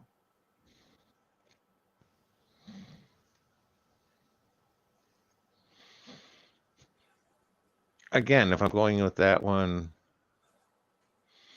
it's too much syncretism between Elyon and Baal, because so many of the stories of 𝐤𝒄𐒄�𝉉 revolve around Baal and that aspect. So it's like I have trouble divorcing Baal from the idea. But if you're going with the one, the highest one, again, you're going with Elyon, and again, that's my cognate with the Damal. And going back to what you were talking about, I see more ties to Hinduism with the Hinduism mantra, the Om, corresponding with a lot of what you're saying here too. Tag. Yeah, and what's interesting is sometimes you actually have an N that gets assimilated into the M, where even if it's not, like, sometimes like I think you have this especially with, oh my god, I'm not good on non-Semitic languages, but I think you get this within like Gaelic or Welsh, or like some Celtic languages, but where an N actually, like, you have a silent N after an M, like you might have the word like RIMN, but it's pronounced rim. The N is like just very faintly detectable. Rim. Whereas if you were to have that in like Semitic, it would be like rimen. Like it, there's other letters that would get assimilated, but I don't think. Yeah, but what's interesting, and another thing that connects with it. So I mean, yeah, the reason that so part of the problem is that Baal and El aren't exact, so they don't literally mean the same thing. But like, for instance, I mean, even Marduk. You look at the etymology of Marduk. What's the Mar part? Mar is just the Aramaic, and I mean, obviously also Assyrian, Mesopotamian, but it's the Aramaic word for Lord. So Marduk is basically like saying Adon Duk, if that makes any sense, or like saying Balduk. And like, for instance, in another tradition with Bel and the dragon, the Bel part, it's not Baal, but it's Bel. It's derived from the same Semitic root, just vocalized differently, like between Aramaic versus Hebrew. In this case, would be, I think, Assyrian versus. I honestly don't remember. I'm rough on the background of those stories, but like another example would be Zeus, or Dis or Deus. Like, you have Dis Pater, you have Deus. Okay, like I said, I'm rusty, but the point is that the like, again, I forget exactly what it's called, but basically the DZ shift. That's how you get Deus and Zeus from the same root, from the Zeus, like the Z. And you I think that must also be connected with the dia. Okay, no, I might be off with that. Sorry, I am getting tired. But anyway, what I was saying is that you basically, in almost all these cultures, you have these terms that are used for the god of this place or the lord of this place, and at the end of the day, it's kind of like, I'm sure there's probably a different. I actually wonder, that would be interesting. I wonder, maybe one was understood to be like an elder god, and then the other was supposed to be like a younger. But then it could also just be that it could be a choice of words. It could literally just be a choice of whether to call God Adon, Adoni, whether to call him my Lord or whether to call him Eli, my God. I mean, like, at the end of the day, it might be a semantic thing, it might be a ritual thing, or it might indicate multiple people, or like if you have this idea of a triad, or in different cities, then that could imply that, oh well, El Elyon, or That would be a bad example. Let's see. I think El Barit, is that one of the names? Or no, El Beitel. So the El of Beitel. What we can understand here is that this is the El of Beitel. But the question is, was there also a Baal Beitel? Or would have it been like Baal Beit Baal? I mean, like I said, so many questions. But so that's Definitely also makes one of the sense to reasons. me. It's also one of the reasons why I really have an issue when people demonize Baal. Like, first of all, I would argue that, I guess if someone's looking at it from a spiritual perspective, they're like, oh well, they're doing stuff in the spiritual realm. They're doing evil. They're corrupting people. But I mean, at the core, like what we can know for certain, like not what we can think, but what we can know for certain is that gods, at least human conceptions of God, can't in and of themselves do anything. It's what they, and again, see, you could argue, well, like, can they make people do anything? And I guess it goes back to that argument. Can they make people do anything? Or is it that people use them to justify their own behaviors or in order to guide their behaviors? Again, I think you could have this idea of influence, like, oh, well, I have this idea of what's going to happen if I do this, therefore I'm going to do this. Whereas if you didn't have that idea, it's kind of like, well, would you get circumcised if you thought that it had no, and I guess it also comes down to, well, there are people who, because it's tradition, they do it, even though they recognize, like, from a more like a humanist standpoint, like, oh, is this right? But just because it's tradition. I mean, that being said, it's a discussion for another time. But I think it's worth pointing out that very few Jewish men actually made the conscious choice to become circumcised. It was kind of made for them, and they don't really remember it happening. Tag. But that being said, it doesn't mean that they don't make that decision. They just don't make it for themselves. Right. No, I'm just saying that, and that's the point is, I think that's a decision that's much harder to make yourself than to do for somebody else. But ethically, it's much easier. No, I understand. Again, that was one of the key points as to why Paul was much more successful in its franchising a religion. Yeah, that's a major hurdle for adults to convert. Tag. Yeah, don't place a stumbling block or a hurdle before the blind. Don't place a circumcision before. Oh God! I mean, what is it?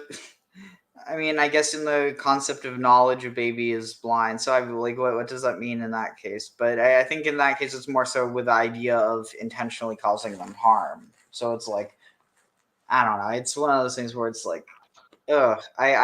It's honestly one of the things I have the biggest issue with, even though it's like, my issue with it more, I don't know how much my issue would be if it wasn't for the fact that it's become so mainstreamed within not just American but Western culture. It's like it never should have been. It's one thing if it's like a ritual thing or a medical thing, but it never was like what I'm saying is it never was this thing that was seen as like generally healthy to do unless unless there was a reason for that.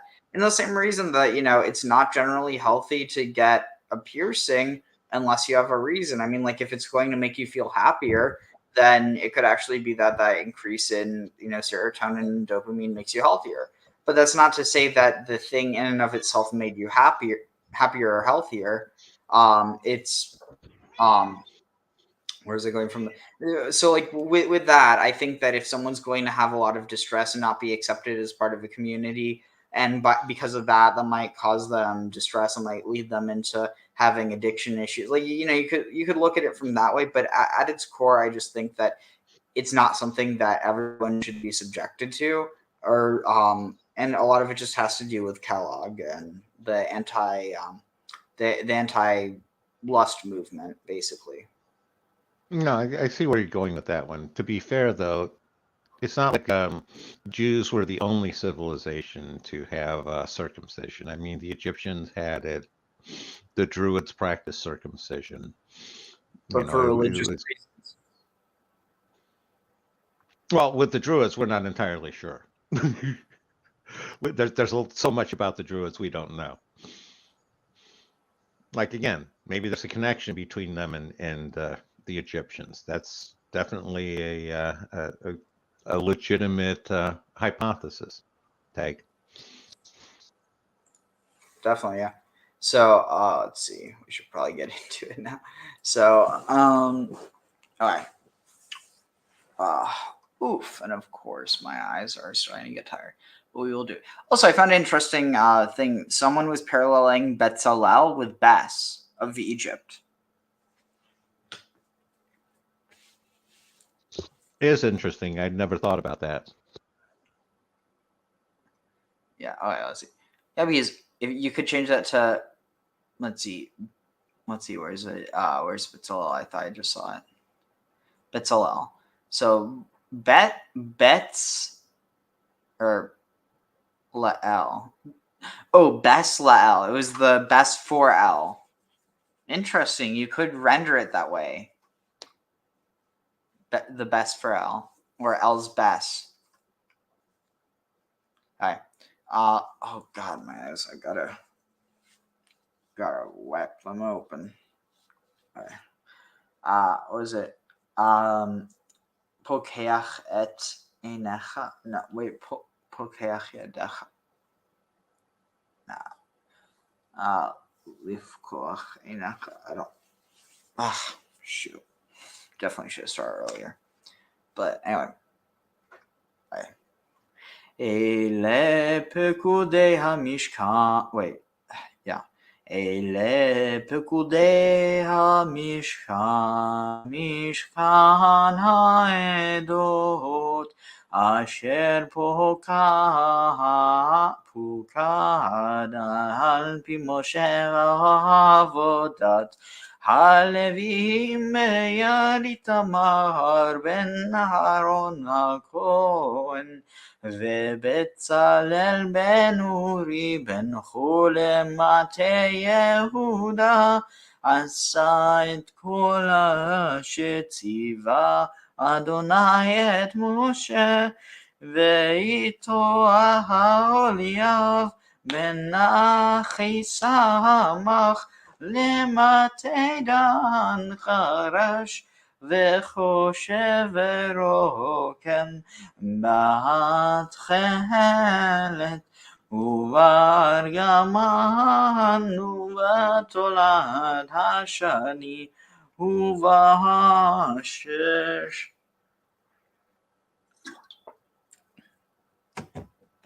כל הזהב העשוי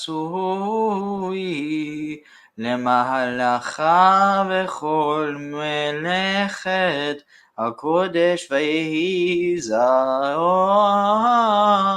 התנופה 29 כיכר ו700. One second, I gotta zoom in. 700. Oh, that did not do it until it's too late. Shoot. What's up with the size?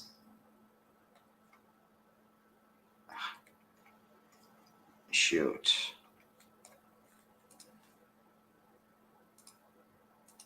Let's see. How do I do this?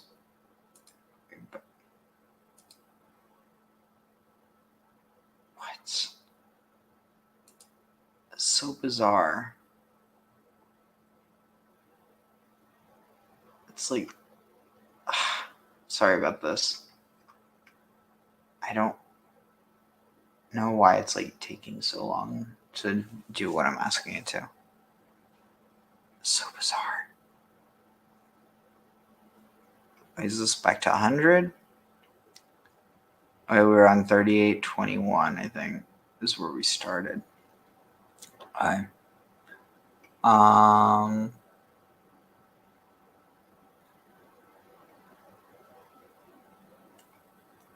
Pekudei.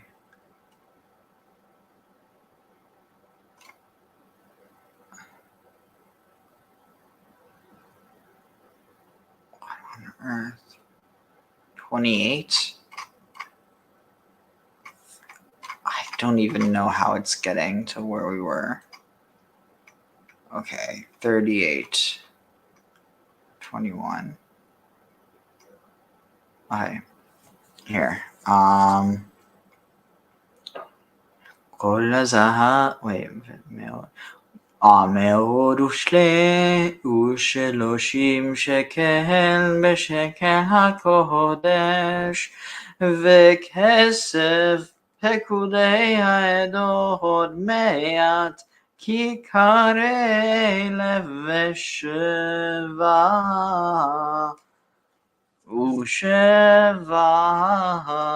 מאות וחמישה ושבעים שקל בשקל הקודש, גאולת מחצית השקל בשקל הקודש לכל העובד על הפקודים מבין 20 שנה ומעלה ל600,000 ל3,550 ויהי מעט כי עיקר הכסף לצקת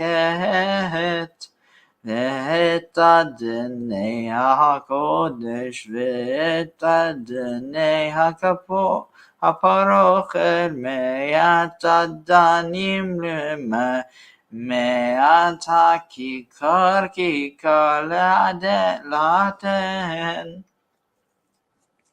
ואת 1,775 סבבים לעמודים וציפה ראשיהם וחישק אותם, ונחושת התנופה 70 כיכר ו2,400 שקל, ויעש בה את אדני פתח אוהל מועד ואת מזבח הנחושת ואת המחבר הנחושת אשר לו ואת כל כלי המזבח. Wait 1 second, taking 420 dabs, so we'll go back to this. I was born in Boston, Massachusetts, 1933. There were no yeshivas in Boston at the time. There were Hebrew schools, afternoon schools. I went to Boston Public Latin School. There came a point in the early 50s, my parents decided that I should really go out to New York to 770 during the summer. A lot of the boys were sent out in shlichus, selling monthly magazines and books published by Americans. Der Rebbe hat angeführt mit kama Schonim, als jeder Summe von einer Reis von der Yeshiva-Bochern, die was eine sagt mit Gnade, auf besuchen jüdische Städte und Meere sein dort auf Tere und Mitzvahs und auf Jahres Bichlal. I went for about 7 years to different places, United States and Canada. What we would usually do is look up in the phone book.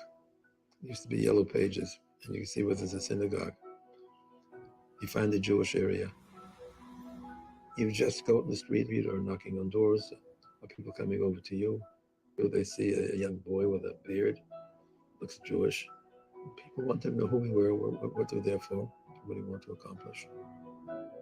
We found people extraordinarily approachable.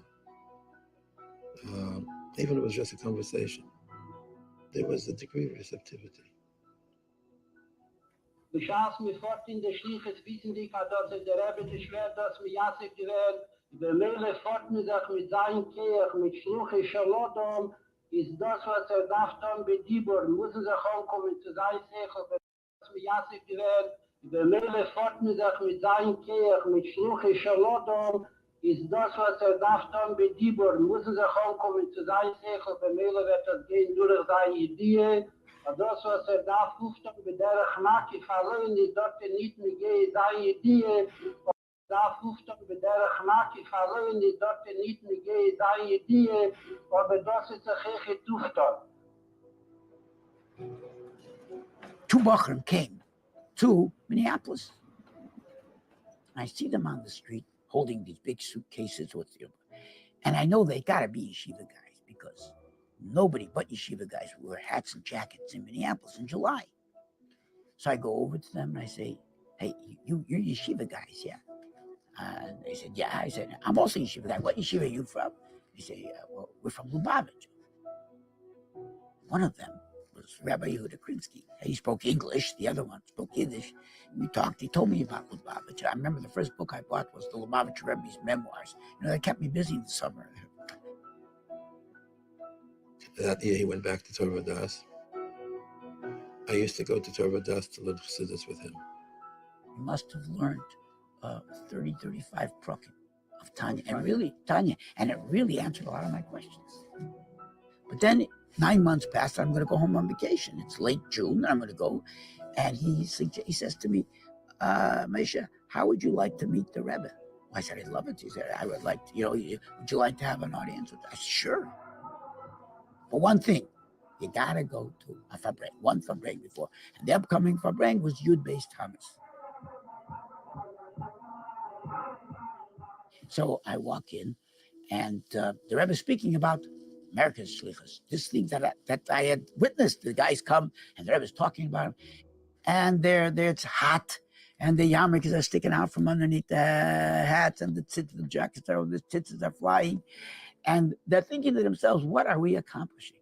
But unbeknownst to them, somebody is watching from a window on a second story, looking, and sees them, an older fellow. Als hat Freund im Geben gewesen, als gesehen, als durchgegangen in amerikanische Städte. Ein Bocher mit einem Bord und die Zitzis hat sich herausgesehen. Und hat sich noch gefragt, sie von Polen, sie von Galizien, sie von Ukraine, und ihm gesagt, als ist eine von den Bastoniens. Die Bastoniens, Ukraine, und ihm gesagt, als noch gefragt, sie von Polen, sie von Galizien, sie von Ukraine, und ihm gesagt, als ist eine mit einem Bord und die Zitzis hat sich herausgesehen. Und hat sich noch gefragt, sie von Polen, sie von Galizien, sie von Ukraine, und ihm gesagt, als ist eine von den Bastoniens. Die Bastoniens, die Gäder seien, die Hartel, ja, wolle gewähren, war Jardile Katsche. Eine, was Hecher von sie kann nicht sein. Hat mir Maßbel gewähren, dass sich in Bastonien und geht mit der ganzen Bord und Pace. Und die Titel setzen sich, sehen sich heraus, und wenn was Wetter in einer schönen Mengus, wegen der Unionen von Yehudi Law mit Yehudi Tatar. Was ist das Yehudi Law, Yehudi Tatar, der hat nämlich gekonnt Masbe sein. Hat verstanden, dass jeder Bastoni redet wegen dem und Dafka Fengus. Und dann greifen wir zusammen, Heche sagt, zu welchen noch davon gehen, ich weiß nicht, wie viel Mensch ist, das Land jetzt können wissen, was das ist. Dann noch das aber auf MGP, die Unionen mit Mitzvahs Meisters von Leata Goroshenu. So I'm thinking to myself, wow, I would love to be part of this kind of a mission. First of all, coming from Minneapolis, I knew that that's what's needed. People to people, American guys going, and warm guys, nice guys. And so I wish I would be able to go on this. But it dawned on me that I don't qualify because I'm not a student of the Lubavitcher Yeshiva. And this is only, exclusively for students of the Lubavitcher Yeshiva going on these America's shlichus, America's educational arm of the movement, America's Inyan Shidduch. So it bothered me. I really wanted to go. And also it's a sense of, it's adventure.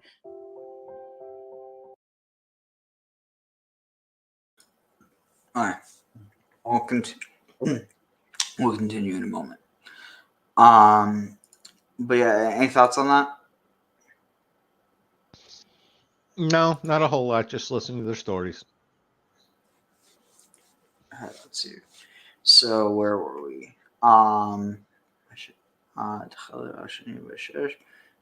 We read that. Wait, so not there. Wait, where? No, that doesn't make sense. Okay, so we got to המזבח. Alright. ואת אדני החצר סביב, ואת אדני שער החצר, ואת כל עדות המשכן, ואת כל עדות החצר סביב. ומן התכלת וער ארגמן, ותולת השני עשו בגדי שרד לשרת בקודש, ויעשו את בגדי הקודש אשר לאהרון כאשר ציווה אדוני את משה. And this is the parak here, or part. So, wait 1 second. I'll translate that in a moment. Let's just finish listening to this here. I'm now going in to the Rebbe. I was in like 7 minutes on the Yechidus, and I'm about to go out when the Rebbe looks at me and he says these words: "Wo wird gewähnt, ob du was mitgefahren, mit der Woche was fallen in dein Old, auf Merkschlichus." And he stopped. He paused. Old. "Wo wird gewähnt, ob du was mitgefahren, mit der Woche was fallen in dein Old, auf Merkschlichus." And he stopped. He paused. Since like 7 minutes on the Yechidus, and I'm about to go out when the Rebbe looks at me and he says these words: "Wo wird gewähnt, ob du was mitgefahren, mit der Woche was fallen in dein Old, auf Merkschlichus." And he stopped. He paused. His face lit up and he smiled at me and he said these words: "Du willst doch fahren. You want to go, don't you?" Okay, that's. I went up to Winnipeg. I mean, that's interesting because that is one of those. Hey, Halsey. But yeah, that is one of the stories that I've heard. Not all the rabbis, obviously, but that like some of the rabbis they were said to have this like this power to be able to like read people's minds, or maybe not read people's minds, but be able to tell what they were thinking based off of like different things.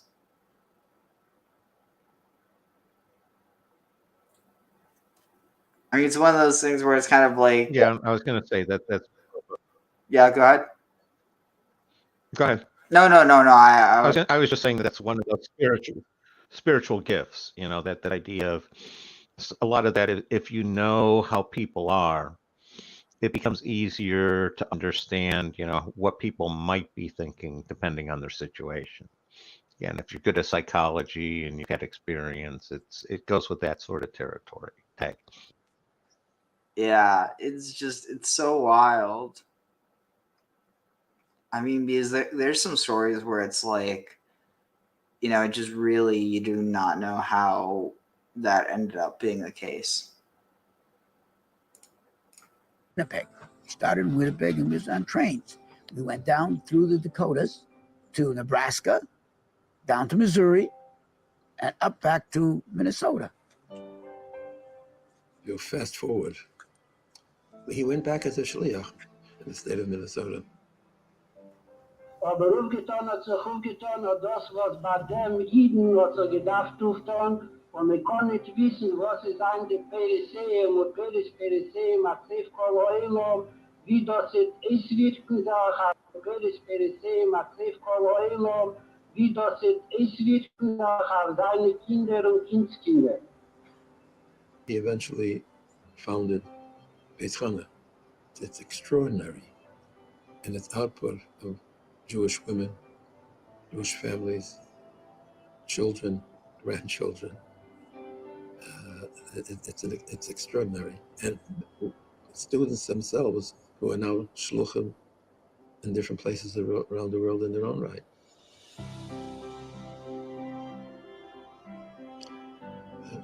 it touched me. You know, you never really know who you making an impression on.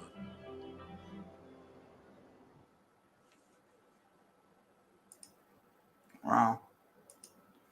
Let's see what else.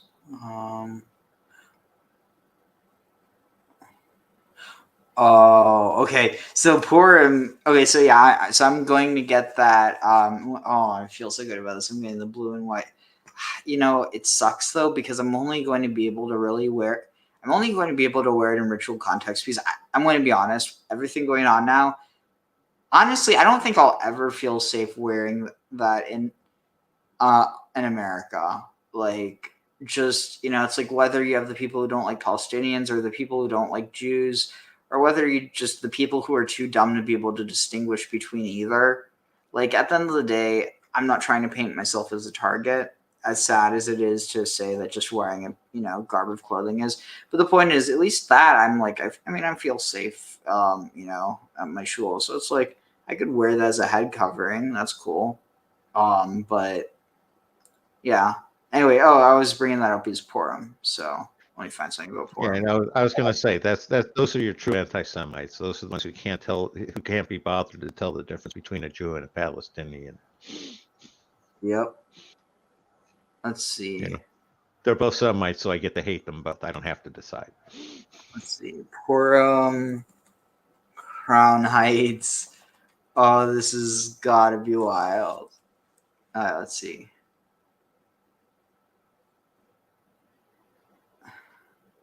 $10 ago? That doesn't sound... Oh, he must have not... Let's see. Purim on wheels. What? Oh my god.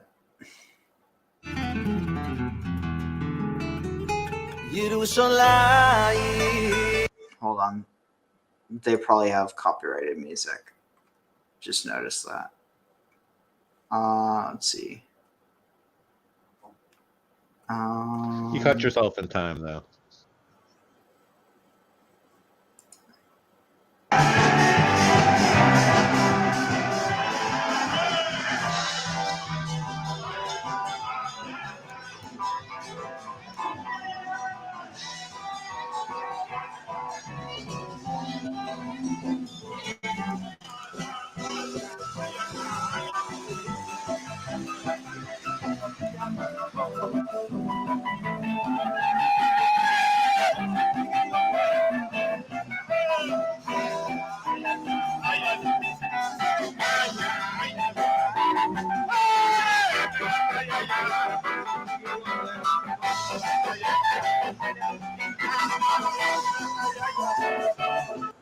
Hello everyone, I'm Tommy G. Today we're celebrating the Jewish holiday of Purim, and it's wild. Let's go!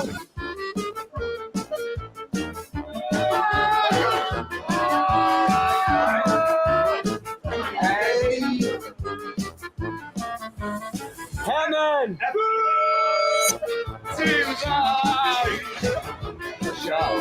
I'm not circumcised. All right, get up on the table. Tommy, on the table right now. Well, folks, Purim got crazy. Let's rewind a little bit to catch you up. Like most of my ideas, this started as a DM. A gentleman named Yosef reached out and invited me to celebrate Purim with him in New York. This holiday takes its roots from the book of Esther, where an evil man called Haman, an advisor to the king, conspired to annihilate the Jews from the face of the earth and nearly succeeded. But at the last moment, Queen Esther thwarted the plan of Haman and cleverly advocated for her people to the king. In a twist of fate, instead of the Jews getting wiped out, Mr. Haman himself was impaled on a stake. Jews celebrate Purim to remember their time of near extinction. Now, if you know anything about Orthodox Jews, they're known for their modesty and reluctance to be in the limelight. But for Purim, this is a time for community, for feasting, and to get a little saucy. You might even catch your favorite rabbi drunk in the street. In this video, we will go to some bumping house parties, attend prayers, go dancing at the synagogue, eat, drink, and be merry, and maybe even get a little wasted. Folks, it's an honor to take you on this journey as we head to Crown Heights, a neighborhood in New York, to celebrate Purim with our Jewish friends. Enjoy. Hello, ladies and gentlemen. Today we're in Crown Heights, a neighborhood in Brooklyn, here to celebrate with Jewish folks the holiday of Purim, a holiday that celebrates surviving and not getting absolutely wiped out because a king's advisor at the time wanted to kill the Jews. Queen Esther stepped in, saved the day. But this is a holiday that you just might see your own rabbi drunk on the street. Let's explore. We're going to go meet our contact, Yosef. What can we expect today? We can expect a lot of Jews dressed up. Like, I don't even know if there's a real cop. Who knows? We can check it on the street. We're going to make the walk and we'll see people party. Howdy, Brian! How you guys feeling? You guys look like you're about to go rob a bank right now. We just came back. What does this day mean to you? Today is the day that the Jews were victorious. God saved us in a very hard time. God is always watching us and holding our hands. Yeah! You hear Megillah, bro? Come with me. Come, bro. Where are you guys from? Milwaukee. Let's go. Wisconsin? Yes. That's quite the scroll you got. Oh, yeah, this is the way we do it. Why do you think Haman wanted to destroy the Jews? Well, Mordechai, he said these people are devoted to something holy, God. The Megillah tells us he didn't want to bow to him, right? Everybody would like with full respect to Haman. Mordechai was like, I'm sorry, full respect I give to God. I can't give you full respect. But he realized it's not about Mordechai, it's about a Jew. Jews are devoted to one thing, God. Either way, we're going to start. Let's go. Amen.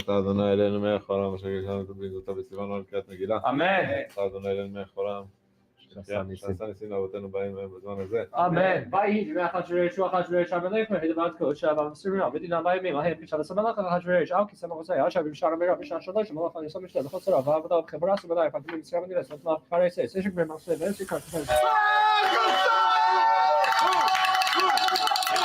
Was he speed reading in Arabic? Speed reading Hebrew. And that was going from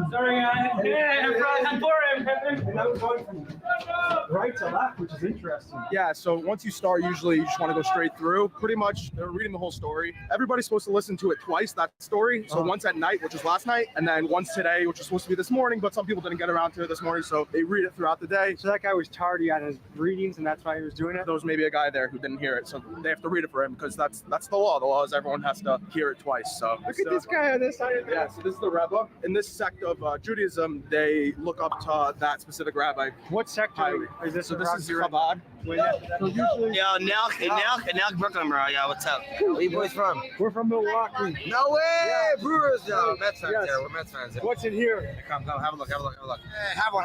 If you fit the whole thing in your mouth, it's free. One bite. Hey! Oh, that's good now. One bite, everyone knows the rules. One bite. 9.5. I feel like people shit on Jewish food, but it's That's good, yeah. It's so good. Hey, you guys looking for something to do? Yeah. Okay. Look, go to this corner, make a right. Yeah. Halfway through the block, left-hand side, my family's there. There'll be people on the porch, just hit it.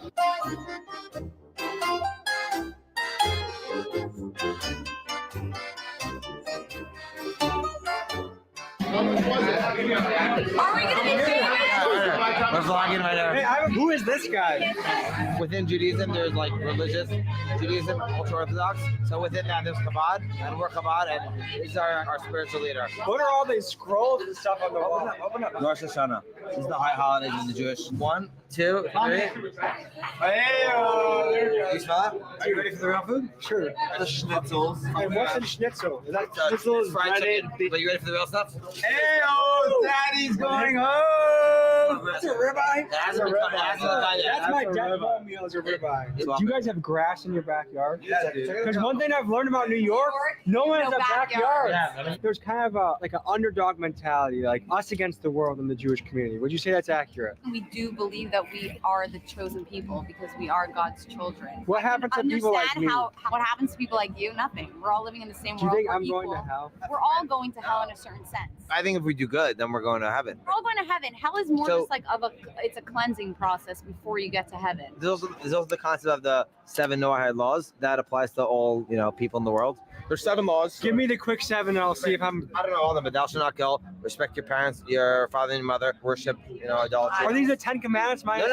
These are 7. Kind of. That's cool. Yes. Today seems like a mixture of Halloween and also heck yeah, we're alive. Is that kind of the right interpretation? Not at all. Okay, I see a farmer. I see a leprechaun. Explain what's going on right now. We had a miracle. They were going to kill us, so we eat. That's it. You want mustard? Get that schnitzel, boy. One bite. So throughout the holiday, you'll see that everyone's going around to different families and giving them different gifts. Loading them up. Gifts, it's 2 blessings. So like here you have a bottle of wine and you have chocolate. Wait! We gotta give you guys. That's another commandment of this holiday is to give out charity to families in need. Anyone who asks, you're supposed to say yes. So part of every home is to have a charity box, right? So we built the charity box, which leads to this. You see this? And who do you give that to? People on the street? People in the community that need whatever it is, meals.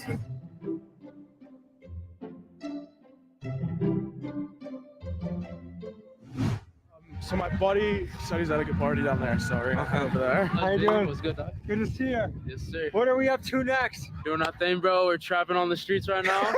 yeah. You're safe out here, bro. You're safe out here. You don't have to look for passing cars, you know? How you doing? I'm coming.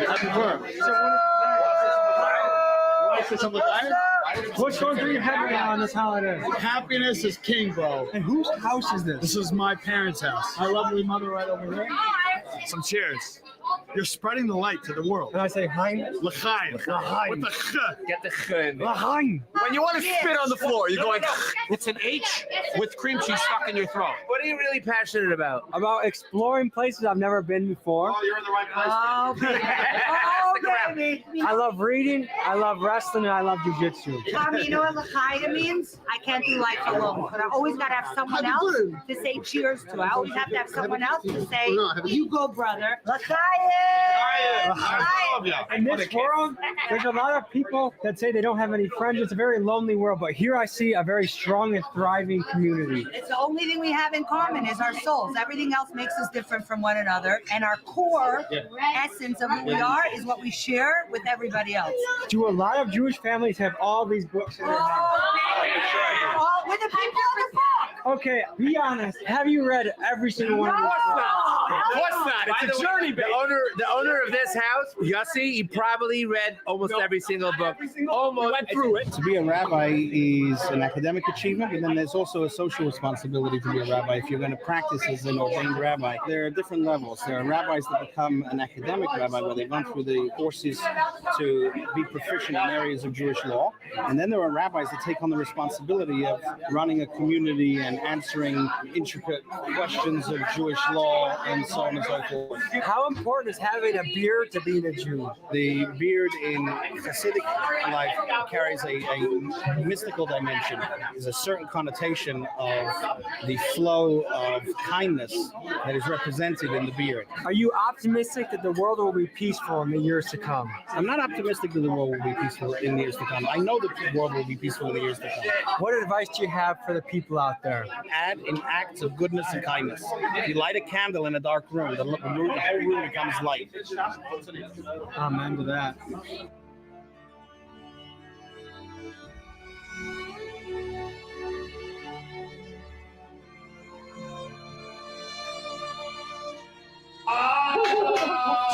Tommy G, how are you? Yeah.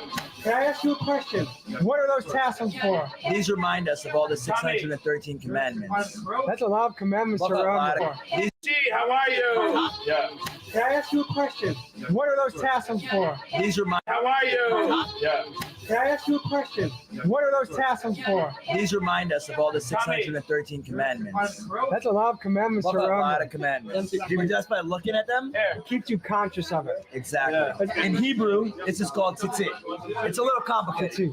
This is the hat that Haman made, that Haman used to wear. He wore a hat that looked like this? Like a triangle. It was what like a douchebag. No, it's like a pirate's hat. Ha, Haman, you suck. Exactly. Are you Jewish, by the way? No, I'm not. Oh, shame. We still love you. We still love you. Now that I hear all this chosen people talk, I do feel like I'm left out, though. No. Do I just go to hell or what? No. Can I make a confession right now? Sure. My snake still has its hat. You're not circumcised. I'm not circumcised. All right, get up on the table. On the table right now. Am I still allowed in this house? Yes, everyone is welcome. Thank you for having me. But one deal you didn't finish. You didn't finish the cup. Make it smaller. It's look smaller. Come on.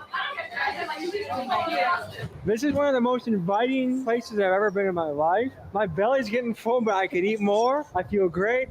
I love the feeling in the air. I love the people. I love the moment. It's a good day, isn't it? Oh yeah, oh yeah. Come on. Is this your house? My family, yes. And what's going on in the kitchen right now? Is someone still cooking? Yes. What's in here? Is this a chicken soup?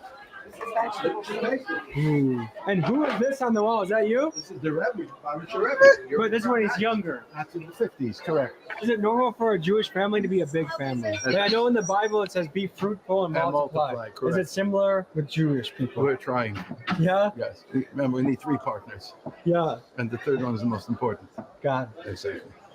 How many kids would you say the average Jewish family has? I know families of over 10, 12, 13, 14. How many kids did you have? We are blessed with the baseball team, 9 kids. 9 kids. I want to be a dad sometime soon. What advice do you have for me? One at a time. Just it's hard work, a lot of praying, and doing the best we can. Just give you a little history. Let's go back 100 years before my father was born. We were in Russia, pogroms. The conditions physically were horrific. Prosecution by the Tsarists and by the Bolsheviks, and threatened just for being Jewish. Just for being alive. Just for being alive. And then came World War II, the decimation of the Jewish people. How old are you? I am 65. So your parents grew up in the area. Oh wow, he looks great. Correct. Was it shocking to them that something like that could happen? Not to say that 65 is super, super old, but you know, he looks good for 65. It's shocking to me too. Yeah. What? I mean, super white beard, but other than that, inspiration or advice do you have to people that? I was going to say that's pretty They should ancient, always in try my to opinion. do good, because at the end of sorry, what were you saying? 65 is pretty ancient from my perspective. I mean, not from a relative perspective, but like more from a just experience perspective. You mean? No, I was being a little sarcastic. I'm a little closer to 65 than you. No. Yeah, but what do you mean it's not ancient for you? Because you're close to that? Well, I said it is ancient. Oh. I mean, like, I get that. All I'm saying is that, like, I don't know, it's kind of interesting. Yeah, I guess now that I think about it, I basically, maybe my baseline for what I used to consider old was 60, but then eventually moved it to 70, and now I'm basically at the point where I think 80 is old.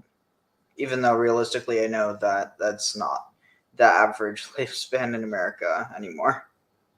Or well, never will. Eventually, you'll reach the point where it's like, no, I had that wrong. I'm old. I passed the old threshold. You'll hit that point. Tag. I hope I do, but I hope I don't for a long time.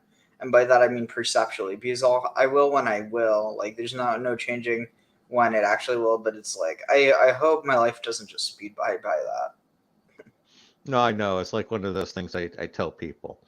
There are some of those experiences you've either had or you will. And one of those is you'll be listening to an oldie station and you'll hear a song and you'll go, that's not an oldie song. Sit there and add up the years and go, ooh, it is. That's when that's one of those signs that you've hit old. Tag. Yeah. today we are living. Oh wait, yeah, we're going to get back on track now. Okay, so where was it here? So yeah, I think what I'll probably do is I guess just translate that for now. Okay, so we start at 21. So these are the was it Pekudei accountings or listings of the Mishkan of the Mishkan of test, the Mishkan of like witness that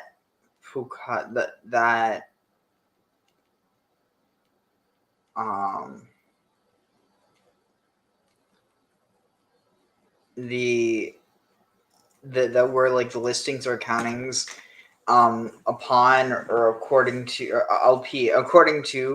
Moshe, Avodat HaLeviim, the work of the Levites, B'yad Itamar, by the hand of Itamar, Ben Aharon HaKohen, the son of Aaron the Kohen. and Bezalel ben Uri ben Hur. Also, I'm not Bezalel, the son of Uri, the son of Hur. I mean, if in case you didn't know, Ben means son of. So I'm just going to, so I don't have to, so I can save time. Lemate, to the tribe, literally from the tribe.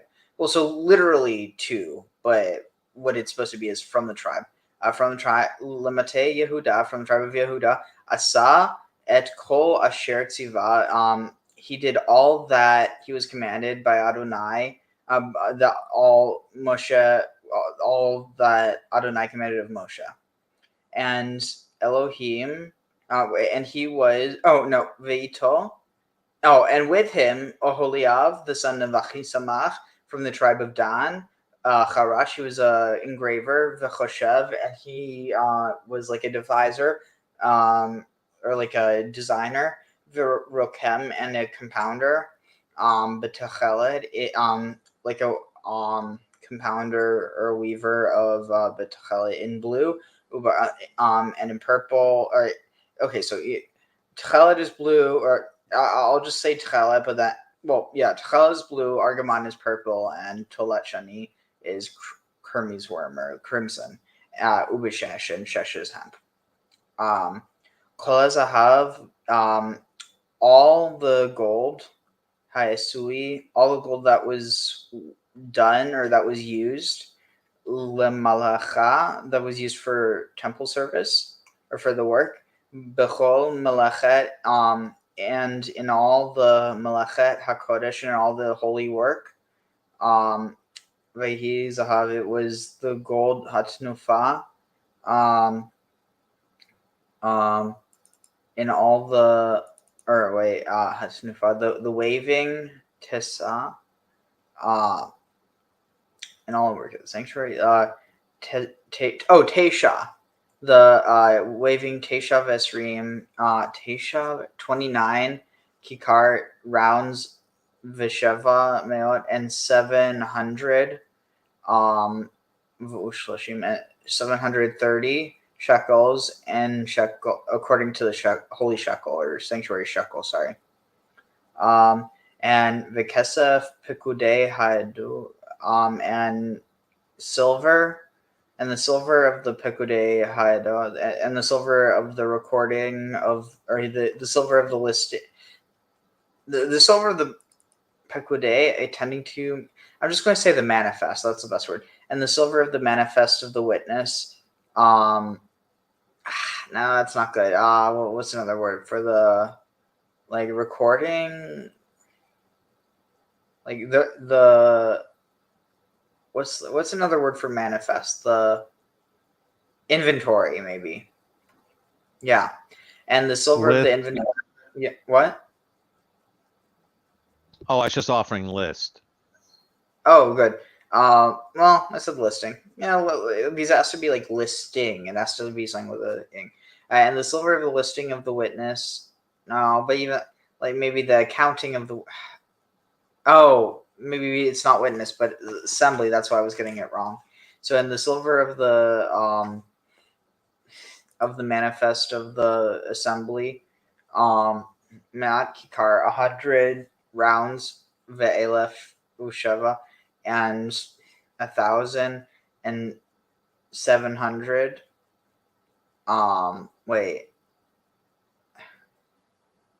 V'chamisha v'shivu, and 5 and 75 shekels according to the holy shekel, or shekels, sanctuary shekel. Baka galgolet, baka la gulgolet, a beka, a half shekel, la gulgolet, to a head, mechatzit hashekel, a half shekel, b'shekel hakodesh, according to the holy or sanctuary shekel, l'chol haver, and all those who cross over al habkudim, upon the manifest, miven esrim, from 20 years, miven esrim shana, from 20 years, v'ma'ala, and up, l'shesh meot to l'shesh meot to the 600, elef to the 600,000, shloshet alafim, and 30,000, v'chamesh meot, and 500, v'chamishim, 550, 3,550. Yeah, I was right. Vehi me'at kikar, and it'll be from the round, and it'll be from the round of silver, latzaket, to latzaket, for the, I don't know, for the casting of the adnei of the sockets, or the sockets, sockets of the tabernacle, and the sockets of the prochet of the veil, mat, anim, from the sockets, limat, to the round, kikar ladan, 100 sockets for 100 kikar, a kikar per socket, or 4 socket. Interesting. It's interesting. Also per 4. I wonder if they're also, I mean, they mean the same thing. So also, like, yeah. Anyway, but and the 1,000 and the 1,750. No, and 75. So you'll make vavim, hooks, lamudim, for the pillars or columns. V'tzifa, and you'll overlay roshehem, their heads. V'chishak otam, cheshek, and you'll attach them. Interesting. And another thing, so cheshak apparently can mean to love or be attached to, and then neshek means to kiss. So that's interesting. Unachoshet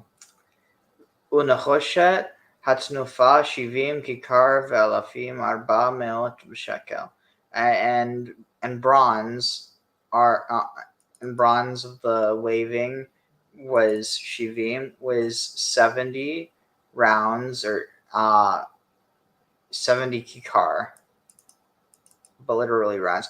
70 rounds, ve'alpaim, and 2,000, ve'arba meot, and 400 shekels. 2,400. Wow. But yeah, aspa, and he did in them, he made of it adnei petach, sockets of the opening, or the door of the tent of meeting, bet mizbach hanachosha, and the altar of bronze, the bronze altar, bet michbar, and the grating, the bronze grating or bronze lattice that was for it, and all the vessels of the altar. Bet adnei hechetzer, and the pillars, or the sockets of the courtyard surrounding it, and the pillars of the gate of the courtyard, and all yitdot, and all the stakes or yatad. Oh, etad. It's the same, like all the pins, or all the pegs of the Mishkan, and all the pegs of the courtyard surrounding it. Umin hatchalet, and from the tchalet and argaman and tolet shani, asu bigdei sarad, you'll make clothing of, I think, finery. No, plated. You'll make plated or braided clothing. B'kodesh, for in the sanctuary, or for the sanctuary, or b'kodesh. Wait, what was this? It says for covering the holy, appurtenances. What are appurtenances? I'm not sure. I am looking this up. Let's see. My guess would be something pertinent. But... an accessory or other item associated with a particular activity or style of living. Interesting. So you'll make clothing, plated clothing for serving in the sanctuary via asu, and they made the clothing, this sanctuary or the holy clothing that was for Aaron as commanded by Yah to Moshe, as Yah commanded Moshe. So there. Let's see.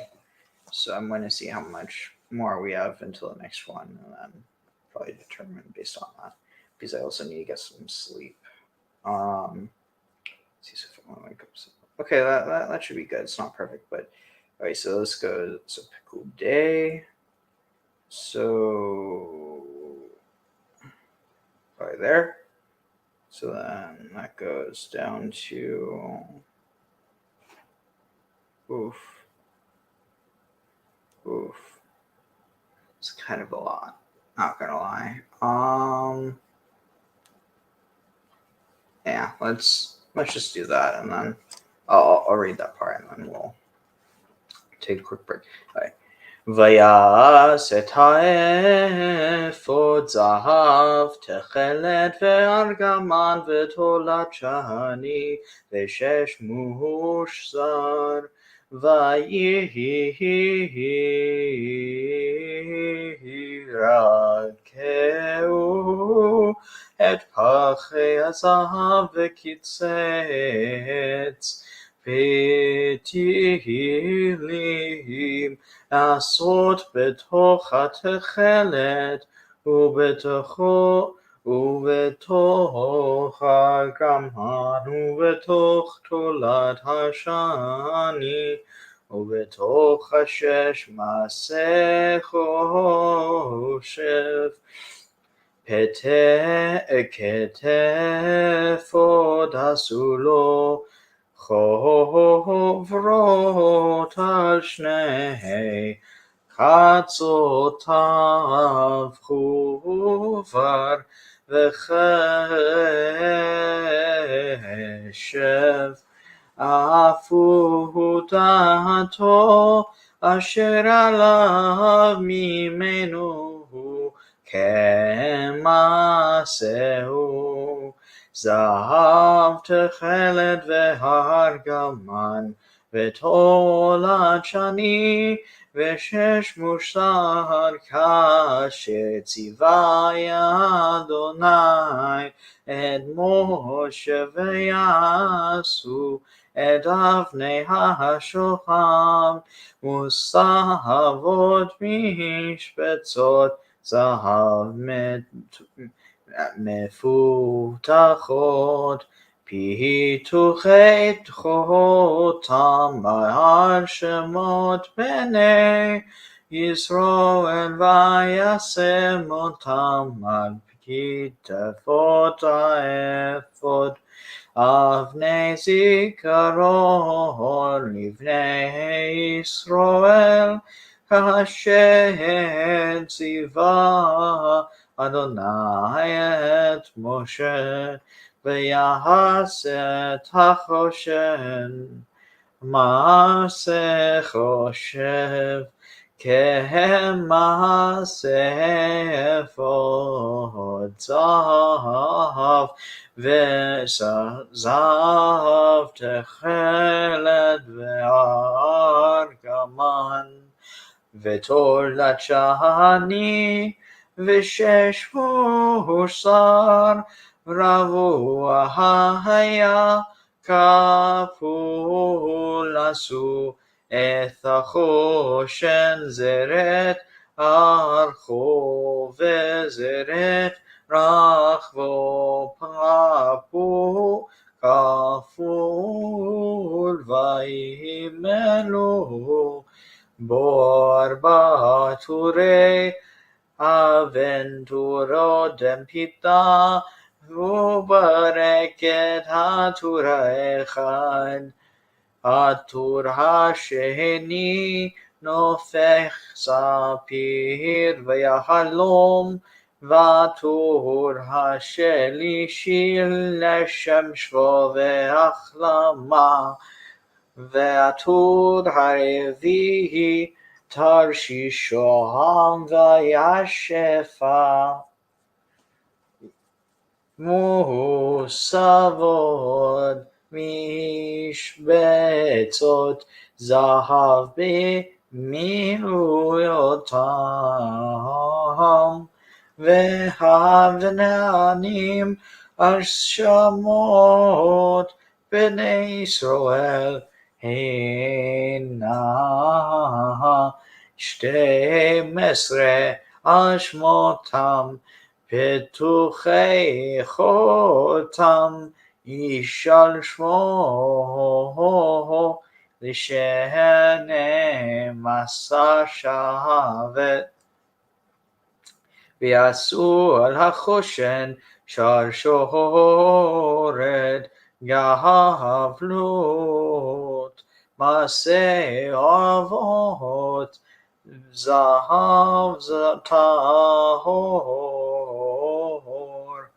ויעשו שתי משבצות זהב ושתי תבות זהב ויתנו את שתי התבות על שני קצות החושן ויתנו שתי האבותות הזהב על שתי התבות על קצות החושן ואת שתי קצות שתי האבותות נתנו על שתי המשבצות ויתנו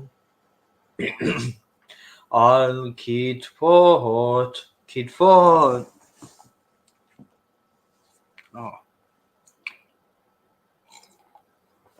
אל מול פניו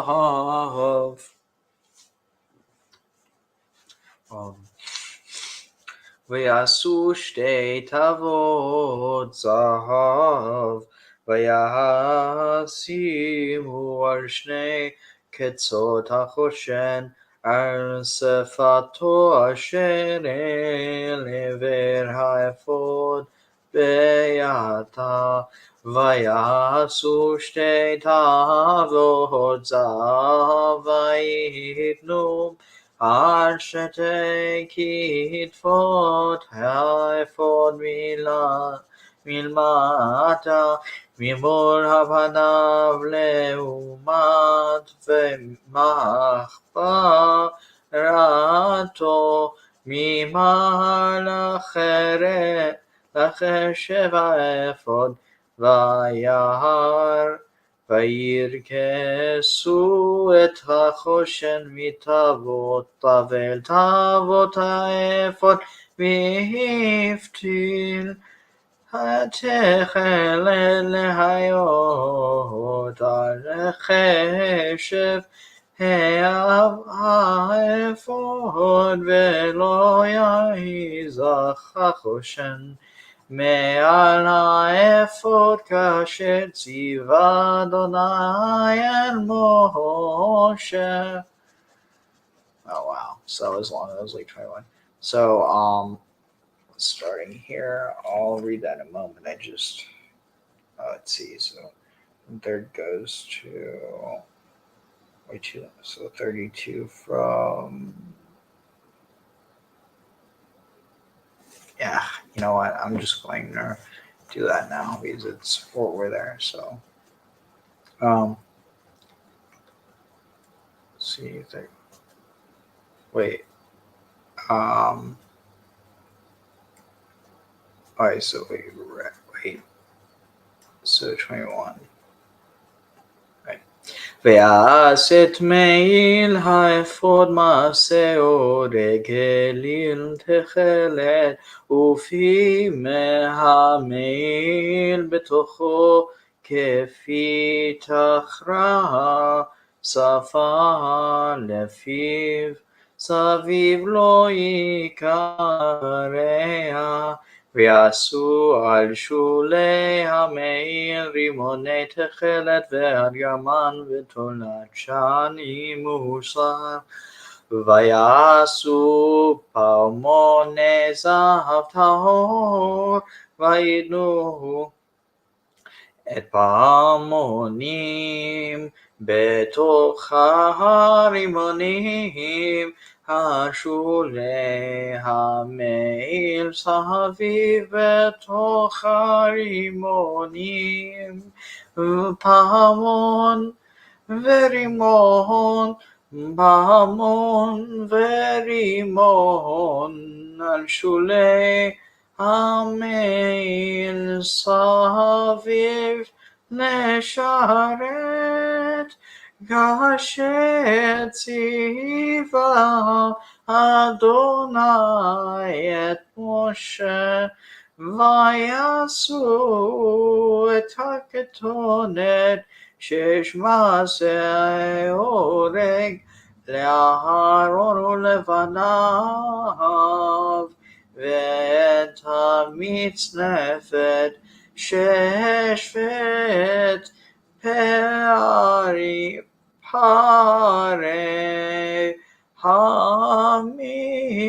המקוות שש, ואת מכנסי המבן שש מוסר, ואת אבנת שש מוסר, ותכלת וארגמן ותולת שני מעשרו כהם, כאשר ציווה אדוני את משה. ויעשו את ציץ נזר הקודש זהב טהור, ויכתבו עליו מכתב פיתוחי חותם קודש לאדוני, ויתנו עליו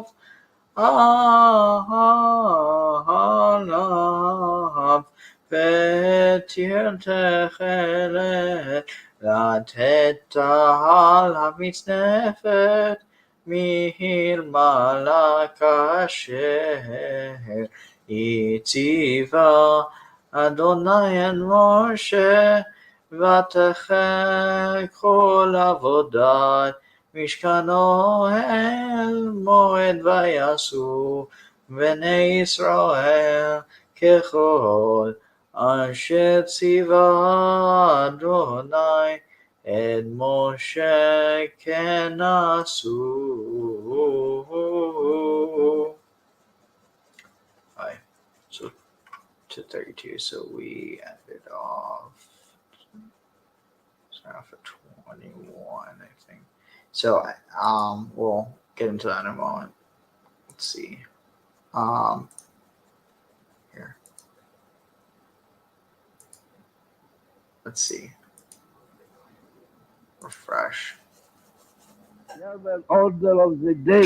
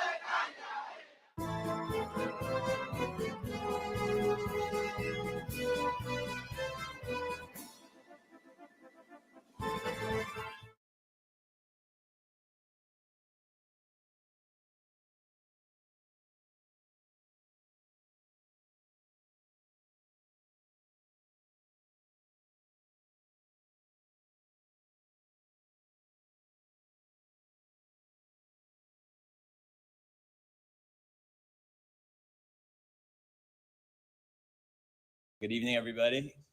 Thank you all for coming. It's a pleasure to be here.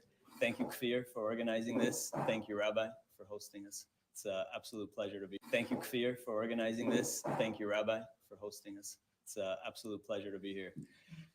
We want to talk tonight about Purim, about the secrets of Purim. We're just about a month away from the holiday, and we know, generally speaking, the rule is that about a month before a holiday, 30 days before a holiday, you should start preparing for it. And tonight we want to go a little bit deeper. We want to go really into the secrets of Purim, things that maybe you haven't heard before. Because the reality is that Purim is a very deeply mystical holiday. The whole thing is actually very deeply mystical and Kabbalistic and spiritual. The very text that we read itself, Megillat Esther, if you think about what it means, a Megillah literally means to reveal, right? Like Galot is a revelation, a Megillah, and Esther literally means hidden. Seter means hidden, and Megillat Esther literally means revealing what's hidden. God is not mentioned even once explicitly in the Megillah. We don't see God ever mentioned directly, and yet everything is concealed, and yet it's such a very deeply spiritual and mystical text. So we really want to go into what this means. You may have noticed that Megillat Esther also, anybody remember how many chapters it has? Megillat Esther? How many chapters in Megillat Esther? There's 10 chapters. There's 10 chapters in Megillat Esther. And you can actually, if you know a little bit about the basics of Kabbalah, of Jewish mysticism, and the whole concept of Sfirot, right? We have 10 Sfirot. And you can go through the whole Megillah, each chapter, and you will find that each chapter very neatly corresponds to one of the 10 Sfirot from start to finish.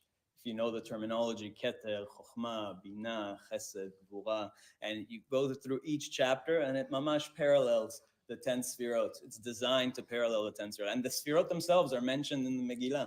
It's one of the few books of Tanakh where almost all the Sfirot are mentioned by name. Keter and Hod and Malchut and Chesed, and all the terms are actually there, which is unique. So if you go through the Megillah, you'll find many, many secrets. And we want to focus on there's one specific thing that I want to focus on tonight, which is actually a passage from the Gemara, okay, from the Talmud, from Masechet Megillah, which is all about Purim. And the passage begins with a phrase that you've all heard before. I'm sure you've all heard this before. And it goes like this: Amar Rava, Rava taught, Michayav inish levasume bepuria. Every person is obligated on Purim to levasume, which we have to explain what that means, but it's typically translated as to become intoxicated. How? Until what level? Ad de lo yada, right? Ad de lo yada, until the person does not know the difference Bain Arur Haman, that Haman is cursed, Levaruch Mordechai, and Mordechai is blessed. Yeah, we've all heard this before. You're supposed to get so intoxicated that you don't know the difference between Haman and Mordechai. That's how the passage begins, which sounds really wild. Like, how smashed do you have to be to not know the difference between the villain and the hero, between Arur and Baruch, between cursed and blessed, between evil and good? Like, that's a really high level of being out of your mind.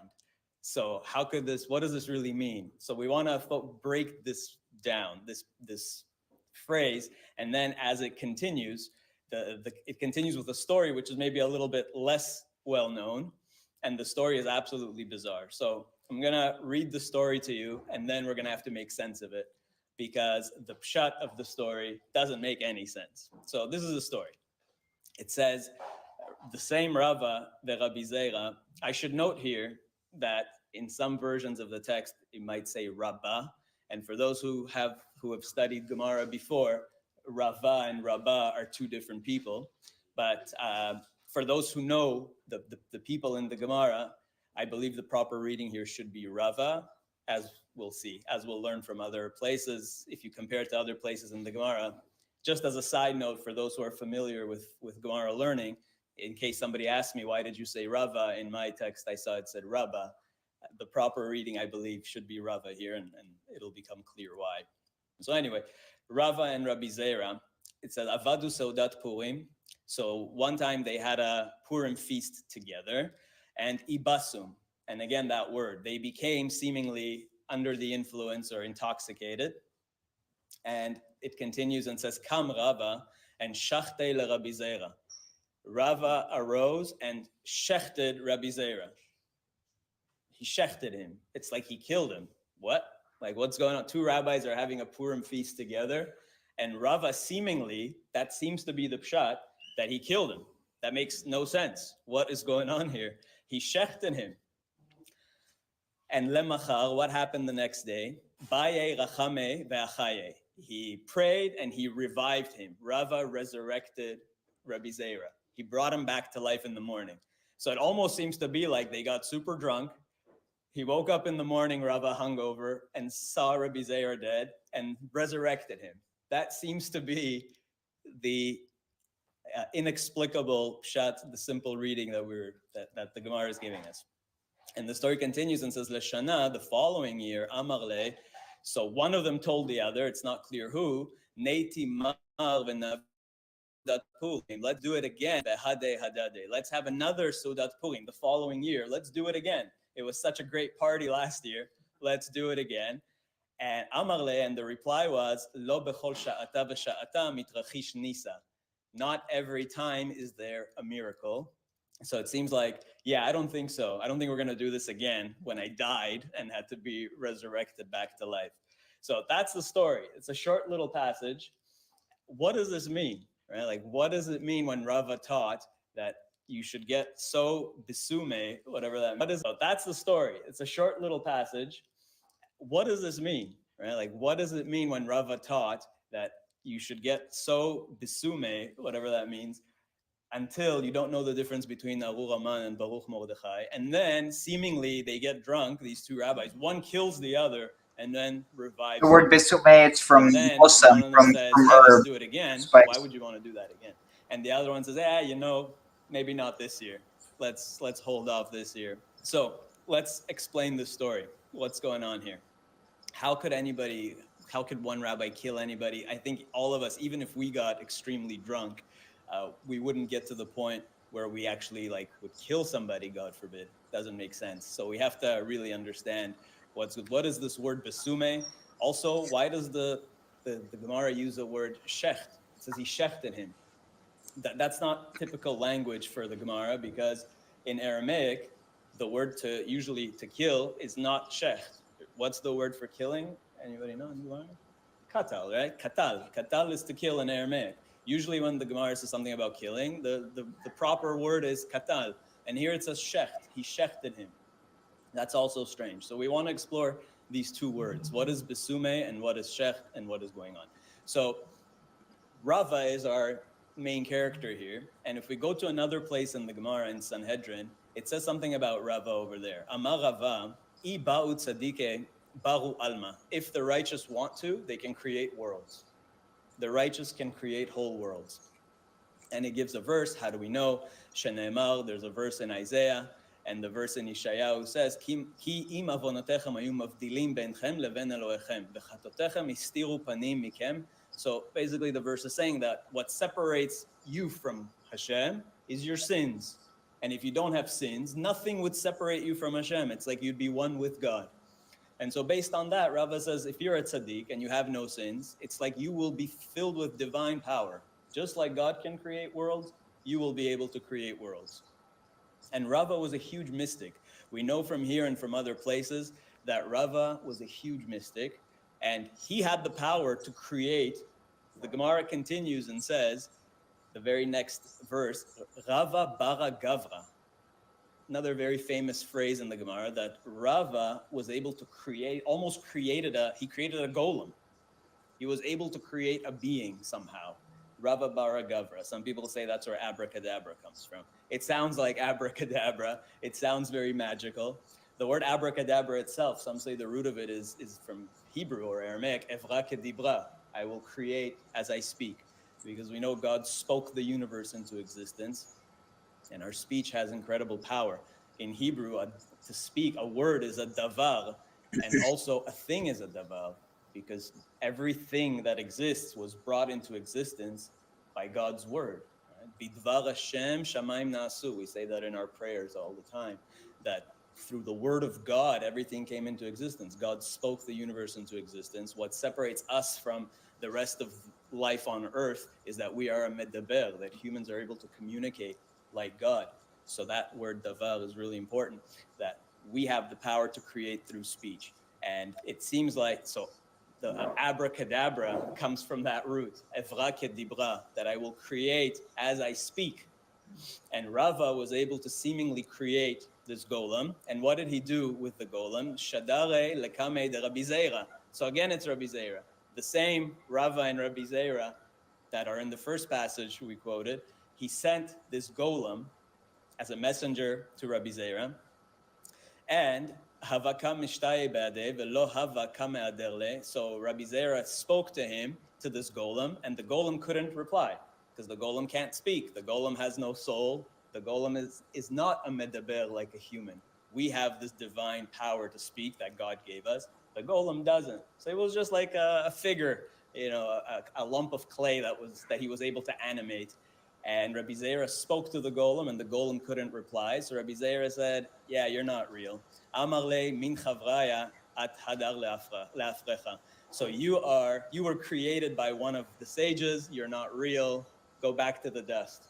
That's what Rabbi Zeira told him. So this is a parallel passage to the first passage. Again, it's Rava and Rabbi Zeira. Here, Rava creates a golem, and Rabbi Zeira says, you're not a real thing. You're just a magical whatever, an illusion. Go back to the dust. That's the other story. So we learn from this that Rava and Rabbi Zeira were actually great mystics. They had some incredible divine power. They were tzaddikim, and that they were able to really use their speech in a profoundly divine, powerful way.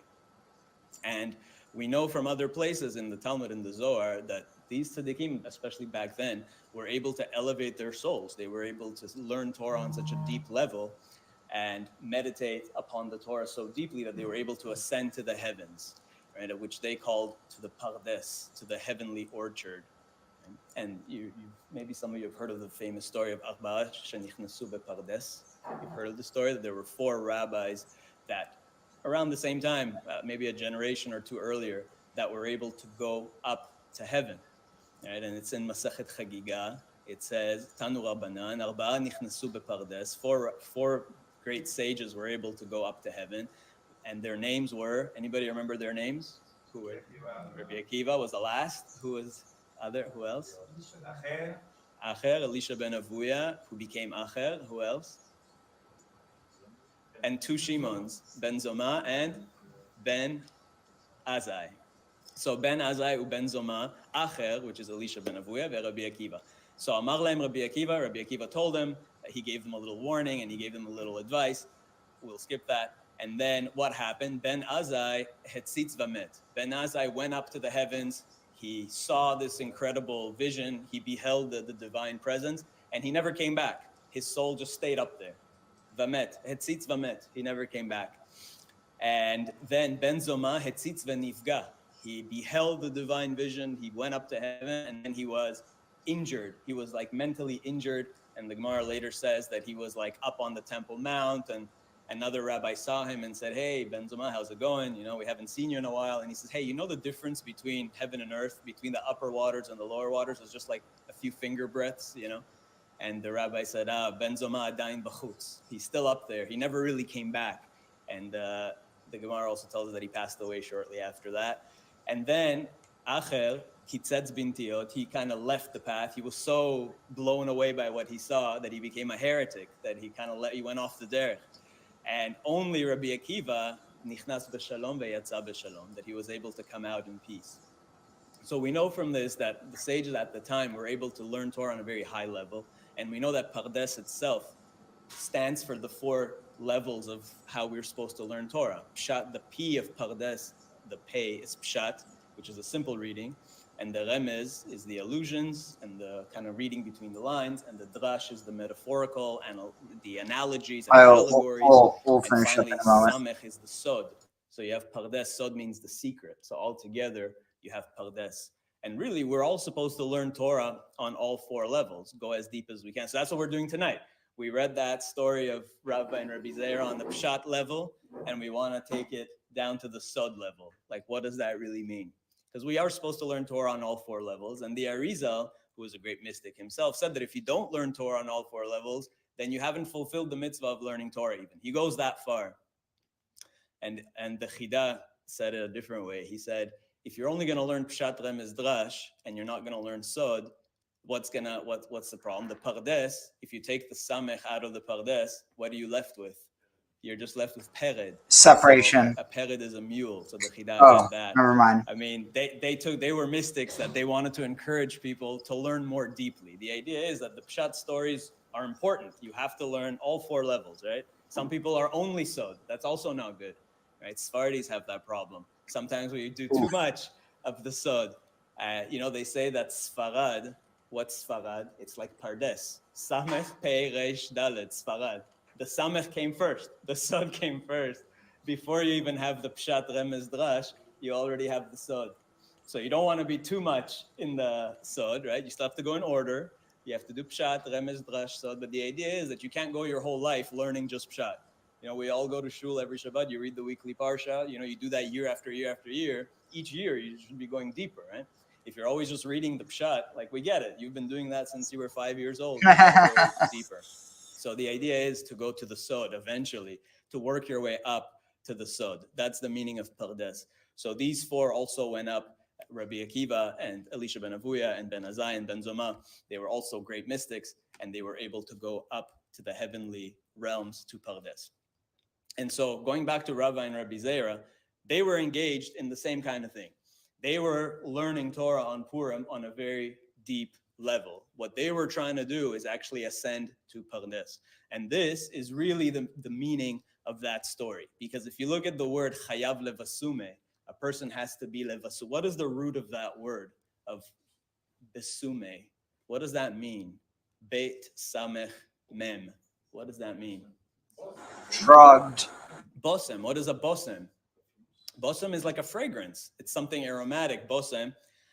It's the same root as in Hebrew as samim, which is drugs, because drugs are typically consumed that way. It's some kind of fragrant thing that people would ingest, smoke or snort or whatever. It's the same origin. The word samim, sam also means poison, though. Right? Some can also mean poison. Some can mean a potion. That same root. It can be an elixir, a potion, a poison, a drug, a fragrance, an aroma. It's all the same root of besamim, of samim. And so here is something really important. If you understand what is a bosem, and this is where what they were doing, chayav adam libsume, they were really using the Torah as their bosem. They were intoxicated not by drugs, God forbid, because that's not what they would have. There's no way that Rabbi and Rabbi Zera came and got intoxicated. Are you sure? Even halachically, that's a problem anyways. You're not supposed to ever get so under the influence. A Jew always has to be in control of himself. Except for that's not what Purim. they did. What's What he they were talking doing is about? They were learning Torah. You're literally supposed to get so drunk you can't How tell do the we know? difference between. Because the Torah itself is called a bosem or a sum. It says in Masechet Kiddushin, in another place in the Gemara, Tanu Rabbanan. Why does it mean when we say V'samtem et dvarai elle al levavchem? We say that all the time. in our prayers in the Shema. V'samtem. What does that mean, samtem? The Gemara says, Tanu Rabbanan, v'samtem, sam, tam. The Torah is a sam, tam. Perfect sum. That drug. And tam means pure. The Torah is your pure drug. Nimshela Torah kesam chaim. That the Torah itself is like an elixir of life, like sam chaim. It's this fragrant aroma. The Torah itself is like a drug. And the Torah should be your drug and not some other recreational substances. And the passage continues and says, Kacha Kadosh Baruch Hu amar lahem leIsrael, Banai, my children, barati yetzer hara. God told the people of Israel, I created the evil inclination, uvarati lo Torah tavlin, and I also created the Torah as its spice, as its fragrance, as its cure, as the medicine. I created the yetzer hara, and I created the Torah as the antidote for the yetzer hara. The Torah is that drug that cures you from the yetzer hara. That's what it says. Ve'im atem oskim b'Torah, and if you engage in Torah learning, ein atem nimsarim be'yado, then you will not fall to the evil inclination. The Torah is your drug. Right? That's the only drug that you need. Also listen to your doctor and take whatever medications you need. But the Torah is the drug for your soul. And that's the idea. So why is the Torah compared to a drug, to something aromatic, something fragrant? What does that have? How do we get here? Why the analogy to something that smells or something that's consumed through the nose, something like a drug, like a fragrance? Where does that come from? And this brings us right back to the Megillah, because one of the themes of the Megillah, one of these secrets of Purim that you'll miss, you can read the Megillah 100 times and you might miss this. Throughout the whole Megillah, one of the key themes is smell, is scent. Where do we see scent and smell in the Megillah? That's right. Esther's real name, what does the Megillah say? What was her real name? Mordechai v'hi omen et Hadassah. He, Esther. That Mordechai was the the foster father of, he raised Hadassah. He said, what's her real name? Esther was not her real name. Esther was her secular name, like a lot of people have today, 2 names. Her Jewish name, her Hebrew name, was Hadassah. Esther was the local Babylonian name. Hadassah was her real Jewish name. And what's a Hadass? Hadass is the myrtle branches that smell nice, that we make brachas on in the lulav, and in the Bet Knesset, many shuls have a Hadassim on Shabbat. So Hadassim, it's an ancient tradition for Jews to have Hadassim on Shabbat because they smell nice, and you make a bracha on them. And so Hadassah is her real name. Esther's real name is Hadass, this fragrant tree. And where else do we see? In the preparations, is right. What does it say about the preparations? It says that the women, before they would go before the king, what did they have to do? Before each of the young maidens would go to the king, אל מלך אחשוורוש, מקץ היות לעקדת הנשים 12 חודש, כי כן ימלאו ימי מרוכיהן, that they would be put under fragrant spices, 6 חודשים בשמן המור, they would be put in baths of myrrh for 6 months, ו6 חודשים בפסמים, and again that word, they'll be put for 6 months in other fragrant spices. Before they could see the king, they had to be put in fragrances for a year. They were bathed in 6 months. Yeah, that's clearly 6 an months of alchemical bathing in myrrh, 6 months of bathing in other fragrances. Why is that even important to mention that? Like, who cares that all the ladies before they went to the king had to immerse themselves in fragrances for an entire year, and Esther as well. Where else do we see fragrances? Good fragrances or bad fragrances? Well, maybe both. Do you see bad fragrances? Garbage gets thrown on Haman. True. Haman gets garbage on him. What about Mordechai? We said Esther, her real name's Hadassah. What's Mordechai's real name? Mordechai, myrrh. Yeah, and what was his real name? Anybody know what's Mordechai's real name? The Mishnah says Mordechai was also not his name. Esther and Mordechai, ironically enough, the Megillah is all irony. And Esther and Mordechai have very non-Jewish names. Esther is connected to Ishtar, right? Like one of the goddesses. at that time. And Ah. Mordechai is connected to Marduk, one of the Babylonian gods. So those were not their Jewish names. The Mishnah says Mordechai's real name was Petachia. That was his Jewish name. Yah will open. And then the Gemara asks in Masechet Chulin, how do we know, where do we see Mordechai alluded to in the Torah itself? Where it says, like the rabbi said in Exodus chapter 30, Mordro, this phrase, that there shall be pure myrrh, and umetargaminan, and we translate that, the Aramaic translation in the Targum is mara dechia or mira dechia. Right? That's an allusion to Mordechai. Where do we see, the sages say, where do we see Myrrh of Mordechai in life. the Torah? Where it says myrrh, you have to use pure myrrh. Myrrh is this fragrant spice. Right? So Mordechai's name comes from Mo, the myrrh. Esther is Hadassah, the fragrant branch. What about Haman? The same Gemara asks, where do we see Haman? Haman mina Torah minayin. Where do we see Haman in the Torah? Hamin, that's right. Where it says in the Garden of Eden, Hamin ha'etz azeh, right? That's the Nachash in the Garden of Eden. We'll continue now. So the sages say that word Hamin. Hamin ha'etz. That's a real stretch. All right. So we've got a bit. All right. So we're at 21. All right. Yes. And he made the shirt or the tunic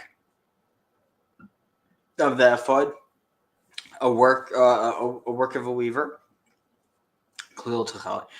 totally blue, or entirely wool, entirely blue, and the mouth or the opening, the neck, the head opening, the opening, bitocho, in the midst of the mouth, or the opening of the shirt or the mouth of the shirt in its midst bifi chadra tachra. It says it was folded over within it, as, like the mouth of a corselet, safa, like a lip lefiav for its mouth, saviv surrounding lo yikreya, had a border roundabout so that it would not be torn. Vayasu al shule, and he made, and they made upon the skirt of the me'il of the tunic, rimonei tchelet, pomegranates of blue, of purple, and of crimson, braided or twisted. Sorry, vayasu, and they made pamonei, bells of gold, pure gold, and they placed the pamonei in the midst of the and placed the bells in the midst of the rimonim, the pomegranates, upon the skirt of the me'il, of the tunic, surrounding it in the midst of the surrounded in the midst by, basically on both sides, by the pomegranates. Pamon verimon. So bell and pomegranate upon the train or the skirt of the tunic, surrounding lisharet, for serving as commanded by Adonai, as serving as Adonai commanded to Moshe. And they made the ketonet, they made the tunic, or the ketonet. This is a more technical tunic, or like a more what's the word? Not sophisticated, but a more cordial. Like it's a maybe more official. I don't know. I'm blanking on the word. Formal. Shesh maseh, a work of hemp, or rag, laron, or a shesh ketonet, a shesh tunic, the work of a weaver for Aaron and for his sons, and the hamitznefet, the mitznefet, which is the turban, and the turban will be of hemp, vet pare, and the headdress, the headdress ornament migvalot, and the migvalot, and the turban headgear. So paré, I guess the paré is the headdress. And then the migvalot is the, I don't even know. Shesh v'michnasei, and the covering, the underwear, habad of the pole, was this the linen michnasayim of Switzerland, habad. I don't even know. Oh, linen. It says linen, habad, shesh, mushar.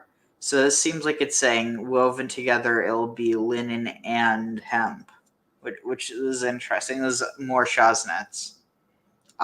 Vet ha-avnet, and the avnet, which is a girdle or waistband, will shesh mushar, so shesh, and because it's talking about tchelet, argamon, v'tolat shani, this is probably referring to wool, so hemp and wool.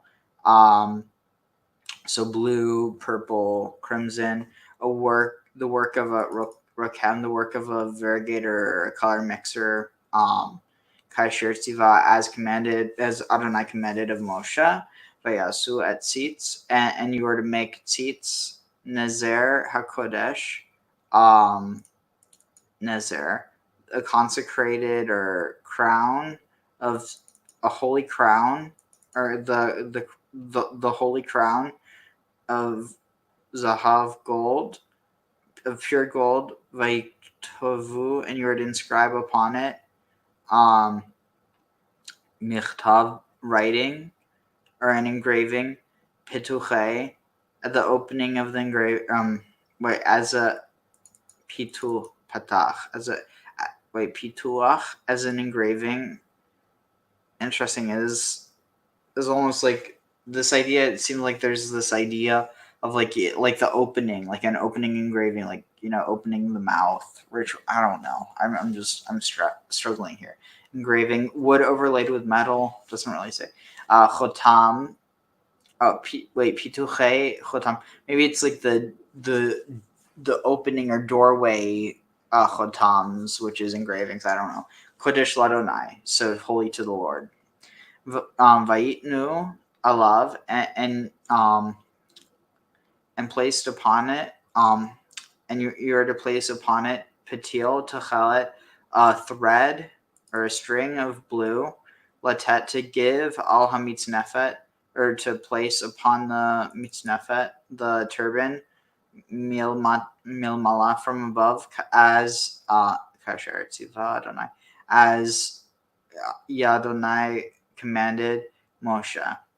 Vatachel ha'kol, and all the works of the Mishkan will cease. Of the Mishkan, of the tent of meeting will cease.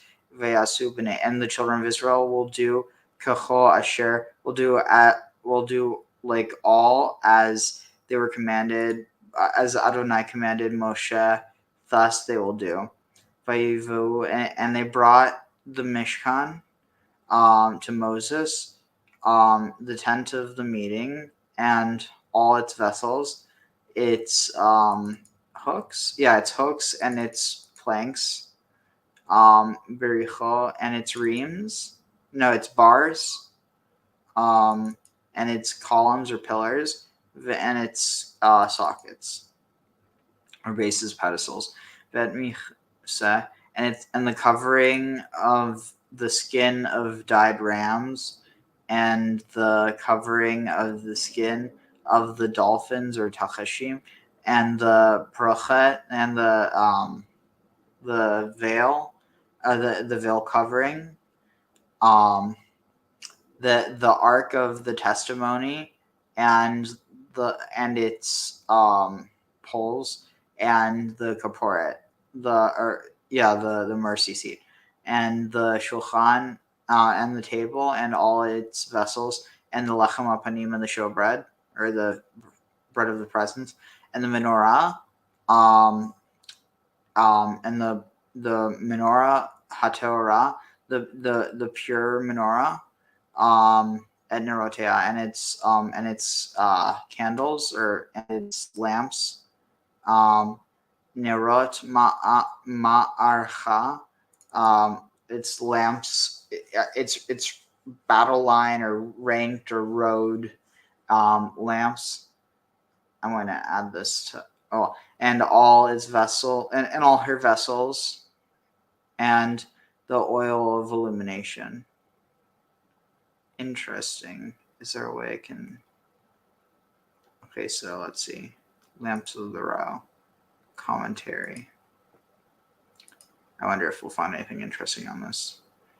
It's lamps, the lamps of the prescribed order, according to the plain meaning of the text. The extra words nerot ma'aracha were added to stress that there had to be 7 lamps. They were the ones Aaron or his sons were to light each evening. The repetition of that expression means that there were neither to be more nor fewer than these 7 lamps. It is also possible that this reason were to be 7 lamps, that they symbolize the 7 fixed stars, planets. The whole expression was to allude to the fact that these lamps in terrestrial space corresponded to luminaries in space. Seeing all this was written before Copernicus, it had lost its meaning in our day and age. For Kabbalistic approach on commentary, see commentary on 2538. Interesting. Any thoughts on that? Again, feeds to that whole astrotheology interpretation, and interesting that would be an interpretation that they would then basically ban because of banning astrology and all that sort of stuff. Wait, who bans astrology? Well, that's in the whole fortune telling in the in the Hebrew Bible. It's not fortune telling. Some aspects of astrology is. It's predicting the future, and that's sort of the idea of, again, how I understood it, the idea is the future is God's domain, and you shouldn't go prying into that.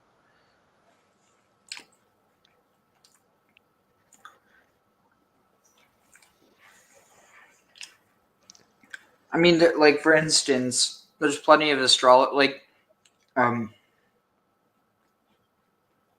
mean, just look at Joseph.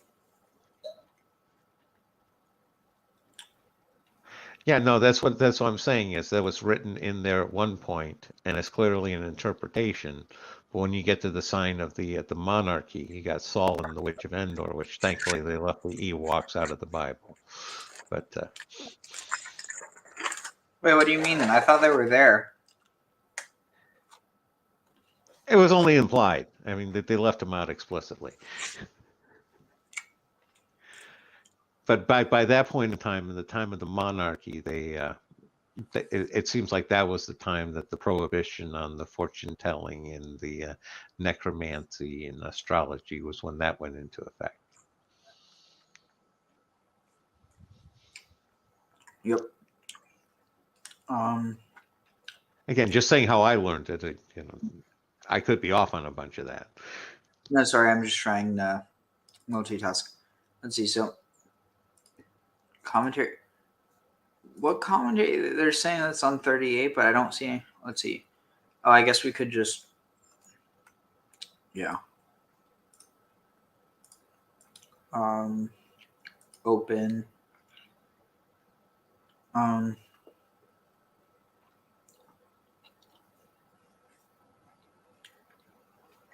Interesting. I don't see 2538.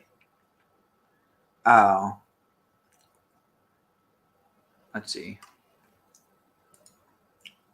Table of contents. Breshit. No, it's Shemot. It's Pekudei. 25. Wait, 2533.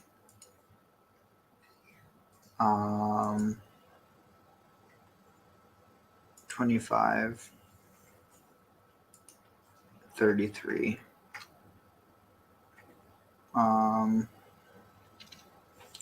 Yeah, I don't know how I'm going to find it. Whatever. I'll always find it later. And the altar of gold and the oil of anointing and the ketoret. the incense of samim, of spices or drugs, and the masach, the like pouring out the libations, petach ohel at the masach. Oh, I'm wrong on this. It's and the covering. Oh, the covering or the screen at the entrance of the tent, and the altar of bronze, and the michvar, and the border or like rim. No, michvar. It's lattice of bronze that was for it, and its poles and all its vessels, and its cure, its laver, and its base, and the kalei. Wait, where am I? Where did I read to? I don't even know. Second. So we're on 39. Oh shit. 21. I read ahead. Damn. Wait, what on earth? Oh my god, I'm a mess. Whatever. There are worse things than getting ahead. Yeah. Let's see. All its implements of the altar Mishkan. Saviv, Hechatzer, Yitod. Umin hatchelet ha'argaman. Wait. Umin hatchelet v'argaman v'tolat shani asu bigdei sharad. Wait, let's see what. Let's see as. Oh wait, no. Okay, let's see where I got. Oh no, I think I actually did. I must have.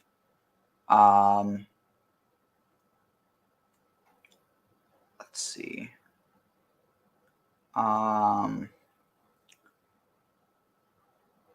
Sockets of the court roundabout. Let's see. Okay. For serving in the sanctuary. Okay, I read that. And he made the ephod of gold, blue. Yeah, I read that. I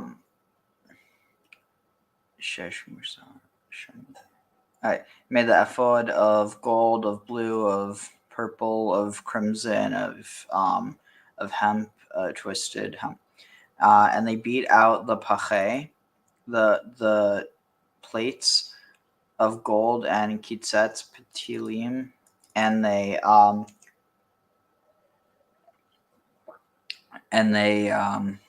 cut off the strands to make in the midst of to dye them, maybe, or to turn them into blue in the midst of argaman, in the midst of purple, and in the midst of crimson, and in the midst of the shesh maseh choshev, and the hemp that was worked as an artistically.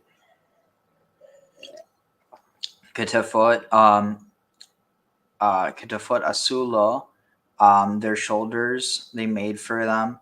Chevrot joined al shnei upon the two, kitzotav upon their two ends. Chuvar, they were united. V'cheshev, and v'cheshev afudato, and the cheshev, the belt or girdle, afudato, of his, it says adornment, but of his priestly garment, of his ephod, as was upon him, mimenu, from them, or from them, it was kamase, who like their work, or like the works of gold, blue, purple, and crimson, and twisted hemp, as commanded to Moses by Adonai. Ve'asu et avnei hashoham, and they made the avnei hashoham, and they made the shoham stones, or the precious stones, misuvat mishbetzot, surrounded by by platings or filigrees of zahav of gold, mifutachot, from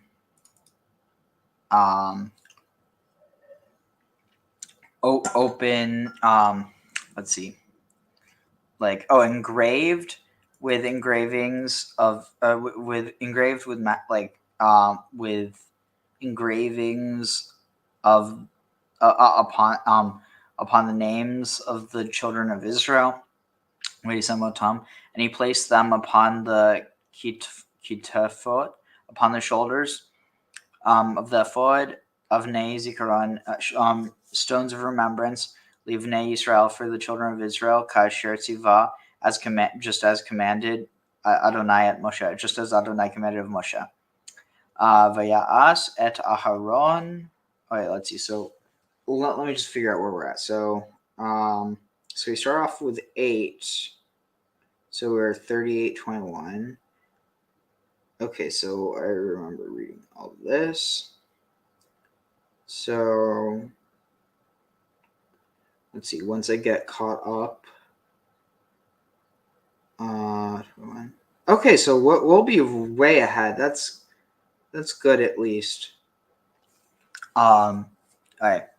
Vayas et hachoshen, and they made the choshen, maaseh choshev, like a devised work, kamaaseh ephod, like the work of the ephod, zahav techelet vargaman v'tolat shani v'shesh musar. All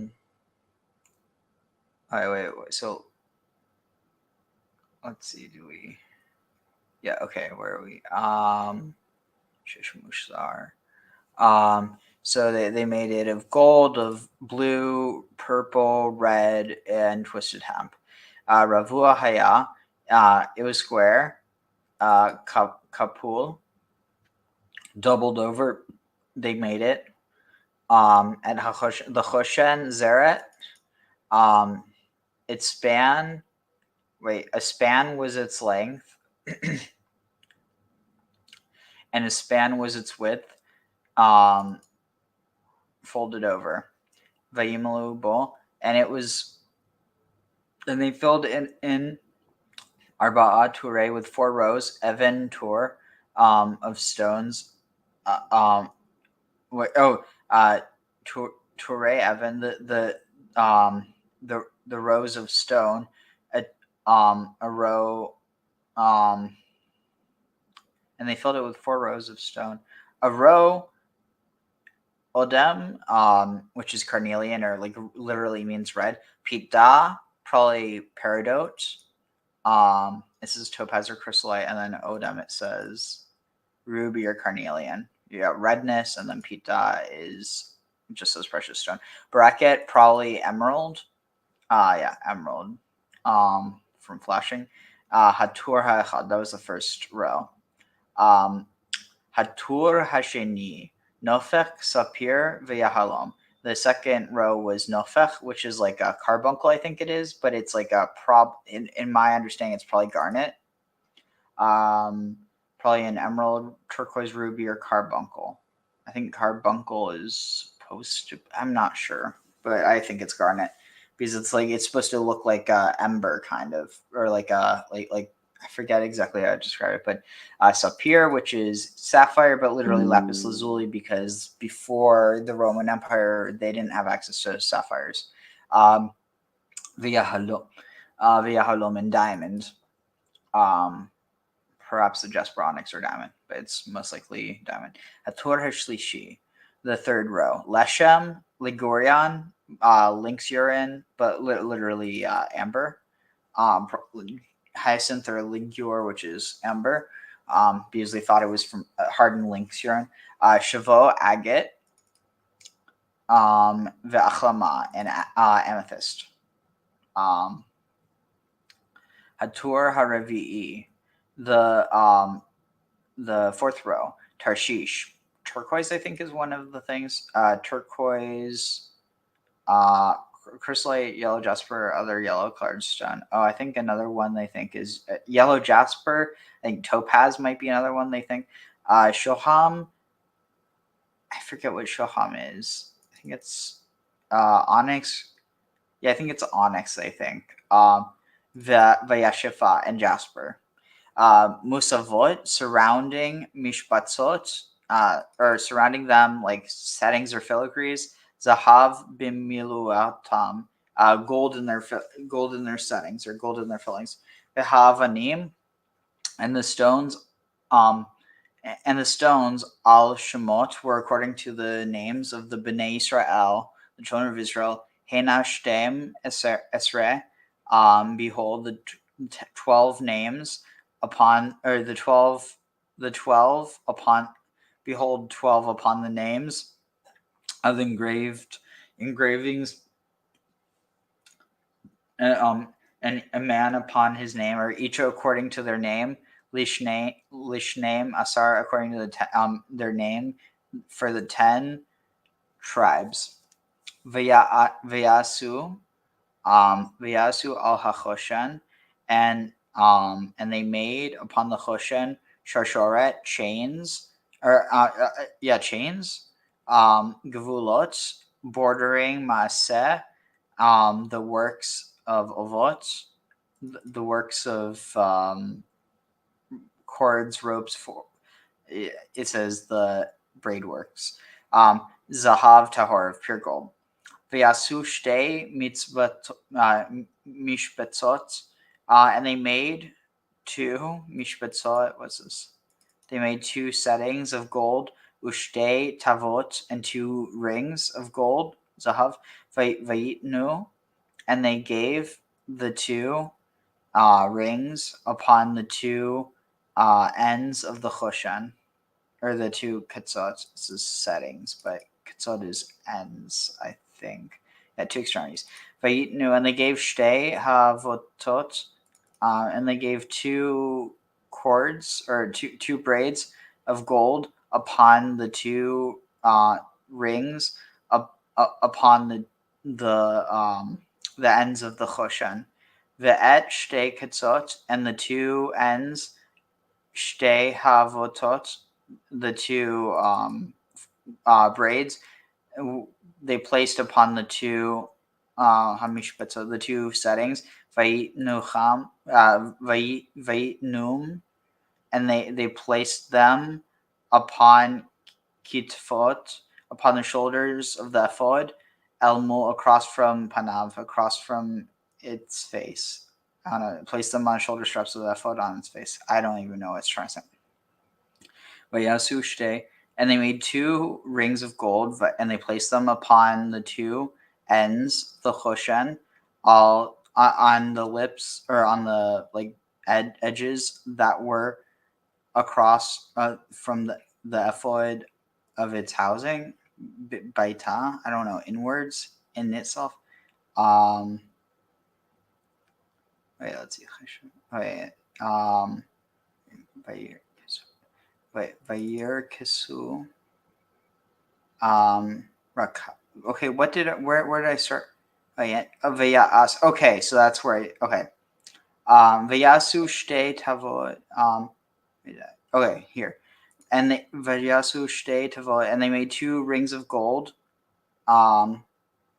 Vayitnum, and they placed them upon the 2 shoulders of the ephod, mil mata, below, mimo, across from its face, le umat, to its juxtaposition. It says machavrato, from its join, from its from the thing it was joined to, mima'al lecher, from the ma'al, or from above the cheshev of the ephod, the girdle of the ephod.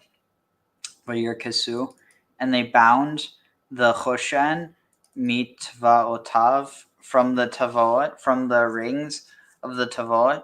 From the rings of the rings. From the rings to the rings of the ephod. Biftil, by a thread of techelet, by a blue thread, lihiot, to be upon the cheshev, upon the girdle of the ephod, and not to yizach, and not to be removed from the choshen, me'al ha'ephod, from upon the ephod, as Adonai commanded to Moshe. All right, so and then I read this part. Okay, so let's see, where did I read to?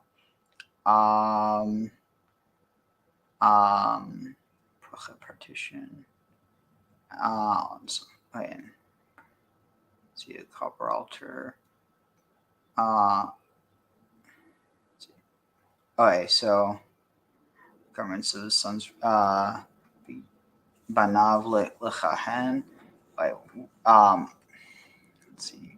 Okay, el kale hechatzer, and the drapes. Yeah, the drapes of the court. Amudea, upon of its pillars, of her pillars, and the foundations or sockets of the screen to the gate of the courtyard at Meitarav, and its strings, and its like stakes, and all the vessels of the work of the Mishkan for the tent of meeting, and the clothing of service, and the plaited clothing for serving in the sanctuary, the clothing of the sanctified or consecrated clothing for Aaron the priest, and the clothing of his sons for ministering. Kachol Asher, in all as was commanded, in all Adonai commanded to Moshe, thus the children of Israel did all the work.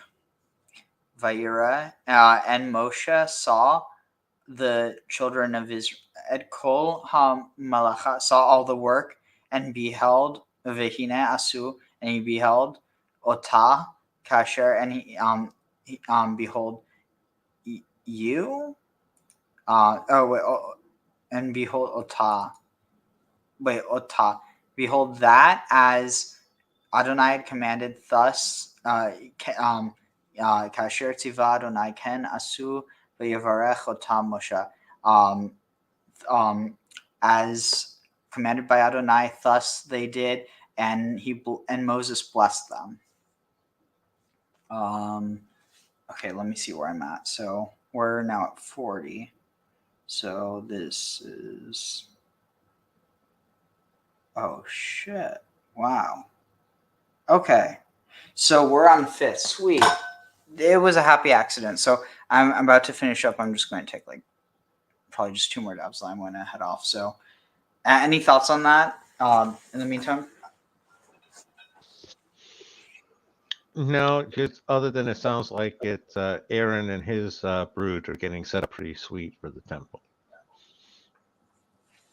That does sound pretty accurate. I mean, they get all sorts of good bling here. You know, how are they not getting set up? Yeah. Your business prospers once Motzi Shabbat comes. That's what the Torah is teaching us. Compared to the secular non-Jew out there who does what they do, they continue to have to fight against the forces of nature to remain afloat in their business. That's why the world is so corrupted. That's why you see banks collapsing because of greed, governments collapsing because of greed. They're not connected with the Creator. The sanctity of Shabbat is the source of all the sanctity in the world. The physical realm created in 6 days did not have any spirituality. So it was lacking a life force. And because it lacked a life force, it would eventually begin to disintegrate, similar to how a man's body disintegrates with the departure of his soul. So just as Hashem blew life into man, giving him a soul, likewise Hashem blew life into the created world by giving it the sanctity and spirituality of Shabbat.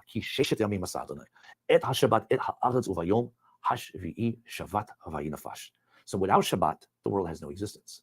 That's the mind-blowing thing. It has no existence. The people of Israel who engage on Shabbat maintain stability in the world. That's why it's mind-blowing to think that such a small portion of the human race from amongst the Jews make up a larger percentage of Nobel Peace Prizes and technological innovations compared to their Gentile counterparts. Now, it's not to say that every one of these Nobel Peace Prize winners, they're completely observant Jews. I could have sworn. Let's see. Was sick. The entire Jewish community was praying for her complete refuah shlema, and she still died. The friend told the rabbi, as many people who were davening for her healing, surely there had to been one, is that our little peon-sized brains cannot comprehend God's will. We cannot fully understand his goodness. And therefore, our comprehension is much like that of an ant trying to understand nuclear physics. We fail to see how something like trials and tribulations or chasas halila, death, could be good for us. Let's probe this further. Imagine for a second, you have never heard about the medical position of a surgeon. Never heard of it before. And so upon your very first trip to a hospital, you witness this man dressed in this funny garment, dressed up with a masacha, a mask, etc. And suddenly you notice he runs into a room. And before him on the table is all these sharp utensils. And you're looking in and he takes these sharp utensils and he sees there's his body laying on the bed. And I could have sworn we heard this all before. Let's see, where was the other one? Here.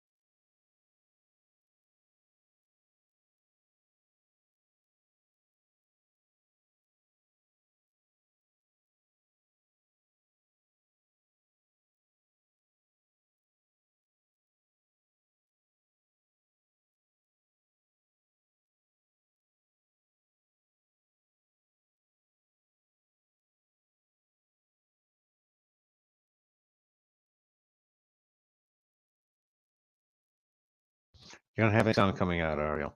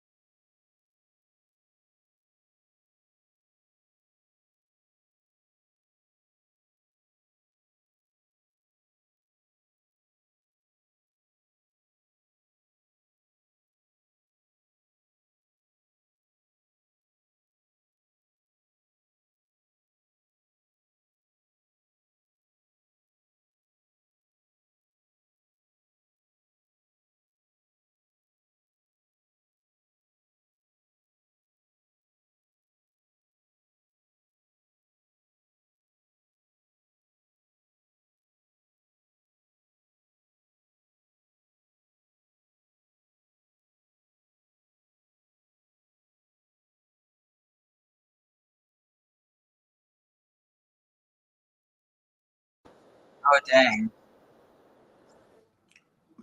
Let's see. All right. Tell me if this works.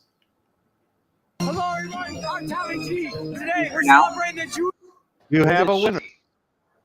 All right, cool. This community, but there's someone that said the line, no one man should have all that power. Do you think you put a lot of power in one man with this, right? That's right.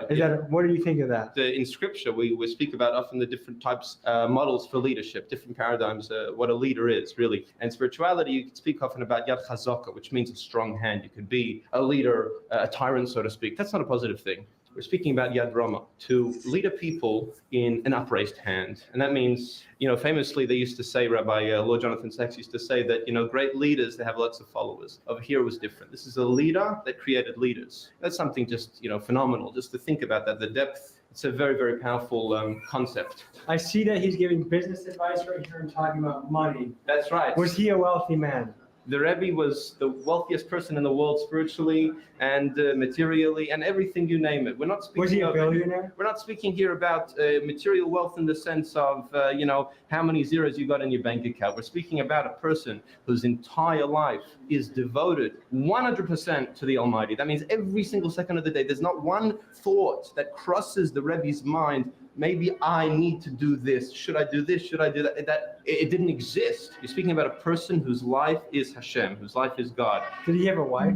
Of course. Do you think sometimes he thought about her instead of God? So again, what we have to emphasize is when you're dealing with such a level of spirituality and sanctity, every single thing in the mundane, in this physical reality, is an expression of his connection to God. There was nothing, no thought ever came across. Everything was God. Do you feel like you're putting this rabbi on the same pedestal that Christians will put Jesus? Oh, well, that we're gonna save for another time. I don't. But if you're talking about him like he can't fail, like he's like. We're gonna leave that maybe for another discussion. The answer is no. If you want to leave the explanation for another time. Yeah. So he's gonna take you out now. Okay. Thank you guys. It was a pleasure. Hopefully I was able to help. Thank you. God bless. No. Did I ask too many questions? No, you're good. Like how we were just like scooted out of there when I started asking too many questions. Yeah, the great rabbis of Jews, they're selfless. They're all about God. It comes to the future, when let's say there's another world, there is another world, and that's what they believe in, and I believe that in the afterlife, right? So we live. This is just a passageway to get there. So where next in our adventure, fellas? Now the last part of the night, a legendary Jewish singer is about to perform. Avram Free, bro. If you haven't heard of Avram Free, look him up, you son of a gun. Only bangers, bro. So the guy on the microphone is like the most famous Jewish singer. We have another belt called the Yetzidah.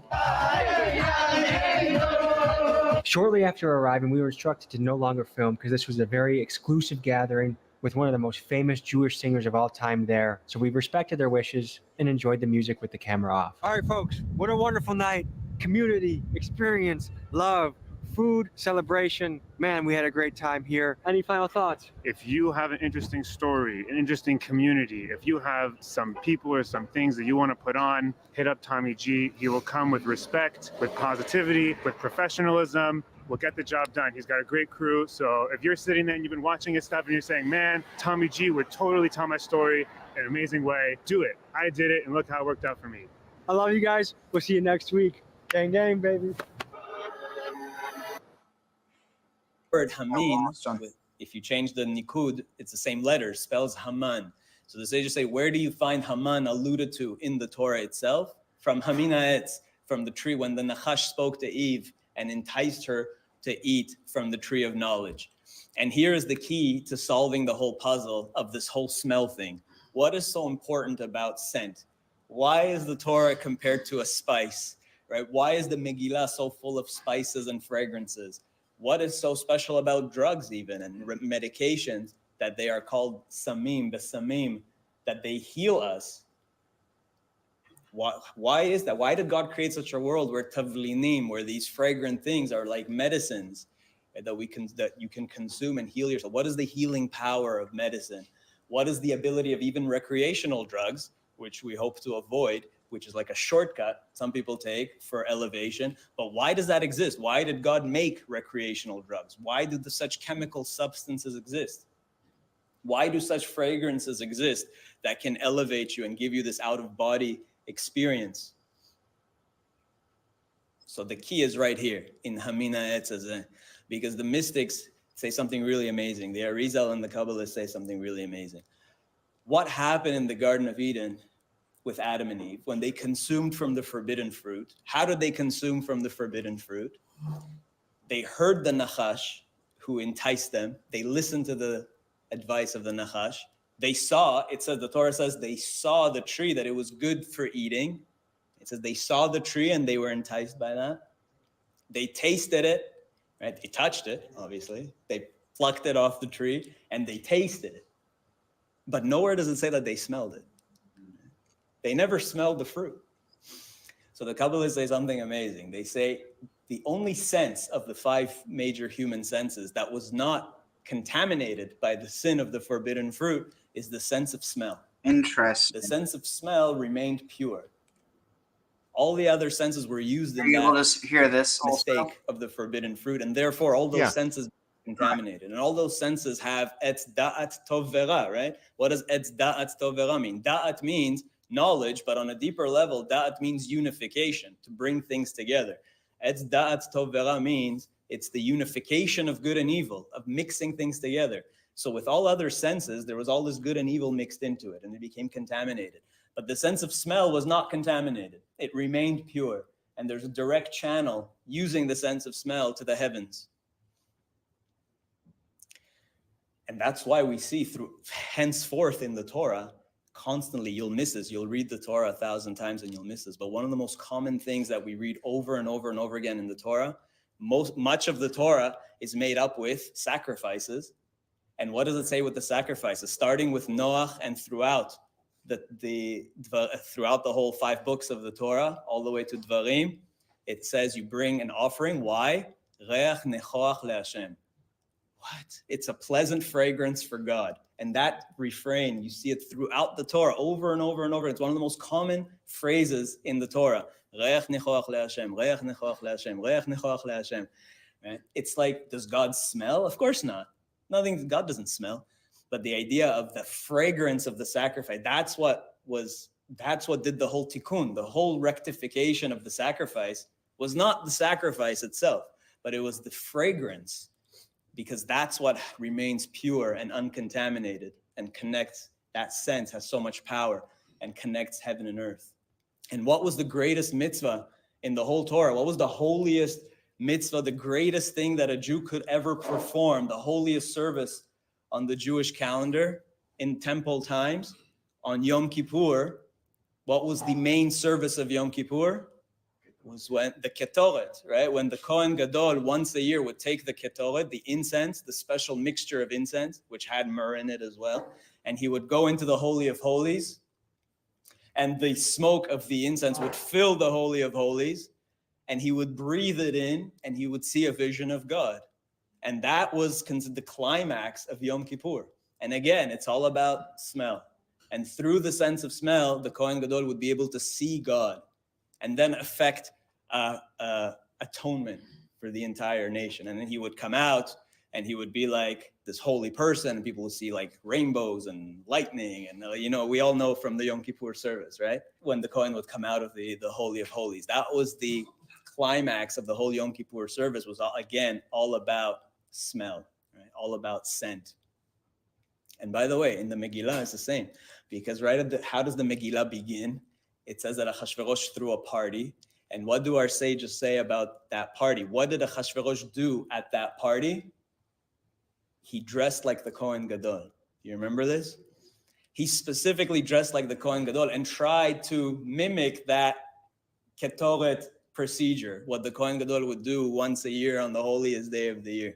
So Achashverosh was trying to, and that's also why we get dressed. You'll notice the whole idea of costumes is throughout the Megillah. People are dressing up. Mordechai is dressed up like the king, and Achashverosh is dressed up like the Kohen Gadol.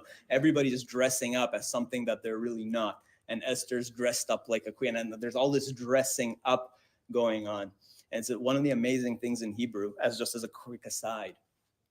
How do you say to get dressed up in a costume in Hebrew? Tachposet, and the verb is le'itchapes.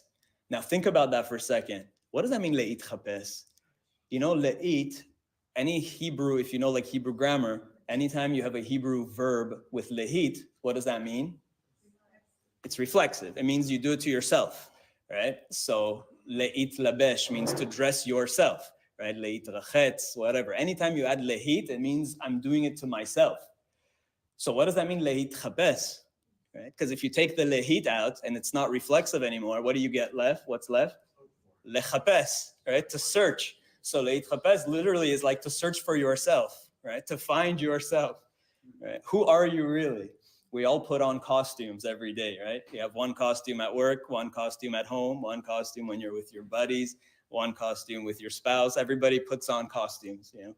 Like Shakespeare said, all the world's a stage, and we're like actors putting on different costumes. So what does that really mean to dress up as a costume? A costume very much oftentimes just reveals what you want deep inside, you know, like Achashverosh dressing up like a Kohen Gadol, and Haman wanting to be dressed up like the king, but then Mordechai gets dressed up like the king. So there's a lot of very interesting psychology over there of what it means to put on a costume, right? Le'itchapes, which is really just means to search for yourself, to find out, like, who are you really, right? Which of these personas that you put on every day, who is the real you? Which of those costumes is you? So that's that. So the Ketoret itself had this incredible spiritual upliftment in the Kodesh Kodashim, that the sages say that the Kohen Gadol specifically had to smell it. It had to fill the smoke of the Ketoret had to fill. Kitor literally means a smoke, a vapor. So Ketoret literally means that he had to breathe that vapor, and then he would see a vision of God. And to connect it scientifically, I'm putting my science hat on now, because I majored in biology and biochemistry. Smoke, a vapor. So Ketoret literally means that he had to breathe that vapor, and then he would see a vision of God. And to connect it scientifically, I'm putting my science hat on now, because I majored in biology and biochemistry. So actually I did research in epigenetics, which I want to get to, but scientifically there's something really amazing here, because how many genes do you have? Anybody know how many, your DNA codes for your physical characteristics, right? How many genes do you think codes for you, your skin and your eyes and your hair and your nails and your proteins and your liver and whatever, everything in your body? How many genes do you have? Anybody know? Guess, throw a number. How many genes do you think, how many traits do you think you need to code for your physical being? Guess. There is a wrong answer, but just guess. 23? 500,000. 23 pairs of chromosomes. But how many genes? My guess is about 170,000. No, you need more than that. Think about how many traits you have in your body, right? So originally they used to think that it was probably going to be something like 100 to 300,000. That's what scientists were estimating. And then when the Human Genome Project was completed, started in 1989, was finished by 2000, the first draft. When we actually sequenced the human genome and went through it, they found only 22,000 genes, roughly. That's it. 22,000 genes that code for your entire physical body, all your proteins and things like that. But what's really amazing is once we started to figure out what these genes do and categorize them, the largest gene family, you have families of genes. You have a set of genes that codes for your muscles. You have a set of genes that codes for vision, for all the visual proteins and things. You have sets of genes for everything in your body. The largest gene family, it's about 1,000 genes. Guess what it codes for? Smell. Just your sense of smell. The largest gene family in your body, fun fact, is to code for smell. And it's something so tiny. It's one of the smallest organs in your body. In your brain, the olfactory bulb, which processes scent, is tiny. It's like a tiny little thing, like an M&M at the base of your brain. That's it. Your brain has huge sections for like visual processing. You have a whole back part of your brain. You have a whole lobe just for vision. You have whole areas for movement, for other senses. But for smelling, it's a tiny little thing, like a little peanut at the base of your brain. That's the whole olfactory bulb. And what's even more amazing, and this connects to what the Kabbalists say about the sense of smell, but in a physical manifestation, because we know everything in the physical world is only a reflection of the spiritual world. And just as spiritually, the sense of smell is direct heaven and earth, in the sense of smell, it's the only sense that goes directly from your nose into your brain. Straight. All the other senses go through a variety of nerves. Like to go from your eyes to the occipital lobe in your brain, there's about 7 layers of neurons. So the message gets relayed one to the other, to the other, to the other, goes through the thalamus, gets processed. Smell is the only sense that just goes straight to your brain. Nothing in between. Direct connection from your nose to your brain. That's why sometimes people, they operate on the brain. They go right through the nose. The nose goes directly right to the brain. And so the biggest gene family is for smell. And scientifically, smell is so powerful, it's so profound, and it's connected really closely with our memories. The greatest connection between memory and a sense is actually smell. So you don't remember a lot of what you see, you don't remember a lot of what you hear, but you remember almost everything you smell. And you may have noticed this, sometimes you'll smell something that you haven't smelled in 30 years, 40, 50 years. You smell something and that takes you back to like your grandmother's cookies in her kitchen when you were a kid, right? You never forget smells and it takes you right back. I always have this with watermelon. I always, like my wife and I, we have this like running joke. Every time I cut a watermelon and that scent comes out of it, it like takes me back to the beach in Tel Aviv where we always used to have watermelon, as a kid, we would go to the beach and have watermelon and always like transports me back, whatever, to 30 years ago when that happened. So, and I'm sure you all have your thing, that smell that just like takes you back, that teleports you to another time and place. So smell is really that powerful. And that's why also drugs are so powerful. Fragrances, people smelling a particular scent can elevate them and take them to other worlds or whatever, or make their minds go whack. So all of that is just from the sense of smell. And we don't even realize how important a role smell plays. Today we know about pheromones. Sometimes you think you choose your spouse, but so much of that, scientists did this amazing experiment where they took a bunch of guys and they took their pictures and they had girls rank the guys based on how attractive they think the guys are. And then they took the same guys and they had them exercise, get sweaty, and they took their t-shirts, their sweaty t-shirts, and they told the girls to smell these nasty t-shirts and said rank them based on their attractiveness by the smell. And guess what happened? It matched. What they thought visually was appealing was also what the sweat that they thought smelled all right, that they were attracted to. Yeah. So we don't even realize like the hidden sense, the pheromones that even in interacting with other people, we very much smell each other, and there's all this like subconscious activity going on. And even in choosing a partner for life, you think somebody is like visually appealing, but it's often not even the visual. It's often the smell that appeals to you. And it's like, it's all subconscious. It's all like pheromones. So just from a scientific perspective as well, that smell is so powerful. And so we don't give much credit to our nose. And God is called, in the Torah, you'll notice there's a lot of anthropomorphisms that God is described in human terms. And again, one of the most frequent is we say that God is, and it's in our prayers, God is erects. Erects, God has big nostrils. God has a long nose, right? Arichanpin also in Kabbalistic terminology, the long face or the long nose, right? Or God will say chara api, which means God gets angry. He says chara api, metaphorically, which literally means my nostrils will flare. Right? That association of God's nose.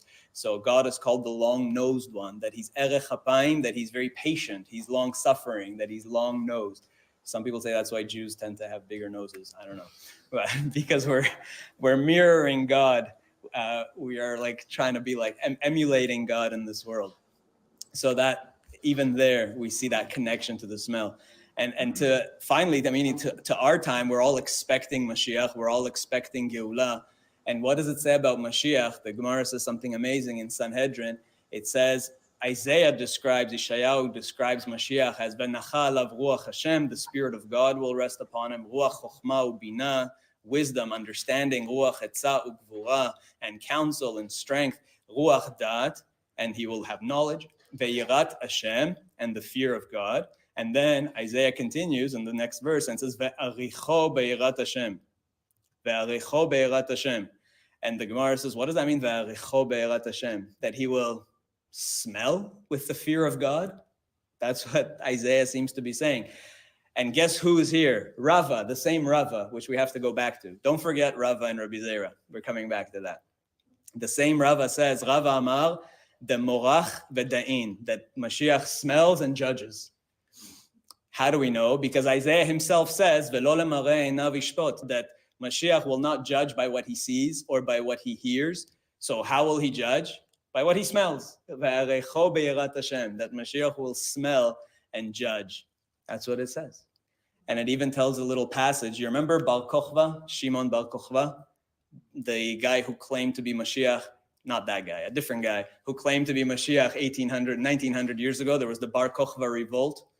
And many people at the time believed he was Mashiach. Even Rabbi Akiva thought that maybe he's Mashiach, or that he was the presumptive Messiah. He managed to defeat the Romans temporarily, kick them out of Israel, started rebuilding the temple. Ultimately, he lost, though. And the Gemara says this, Bar Koziva malach tartin shanin, that Bar Koziva ruled Israel for 2.5 years. And what the rabbis wanted to know if he's really Mashiach or not. So what do you think they did? Amar lo leRabbanan, Anna Mashiach. He said, I am Mashiach. So they told him, Amru le, b'Mashiach ktiv demorach v'dain. It says about Mashiach that he will smell and judge. So what did they do? They checked if he could smell and judge, and he couldn't. So they said, you're not Mashiach. That's what the Gemara says here. And it says shortly after he died, katluhu. So again, the word katal, he was killed by the Romans. And the word katal is used here. That he was killed by the Romans shortly after that. So how did they test him? You think you're Mashiach? Show us your fantastic sense of smell. And maybe he had COVID, he couldn't smell. So he couldn't. Is there any reference to smell when it comes to us, you know? It's a good question. Yes, there is, because it says that Har Sinai bloomed with fragrant flowers when the Torah was given. That's why there's an old custom to decorate the shul with flowers on Shavuot. Actually, there's some Bukharians in the audience. The Bukharian name for the holiday of Shavuot comes from the word for flowers, gulisuch, which is like the flowers of the, because they used to be accustomed to decorate the synagogue with flowers. So yes, there is that the mountain was fragrant. Absolutely. Actually, over there also it says that ha'al kulo ashan kulo, that the whole mountain was like smoke, was like the whole mountain was like ketoret. And the Kabbalists say on that, now you got me on a tangent, but the Kabbalists say on that Ashan, what does Ashan mean? It's Olam, Shana, Nefesh, that the universe, Olam, and time, Shana, and soul all were united in one. So again, to add to that, the smoke of Har Sinai connecting the heavens to the earth. So yeah, totally.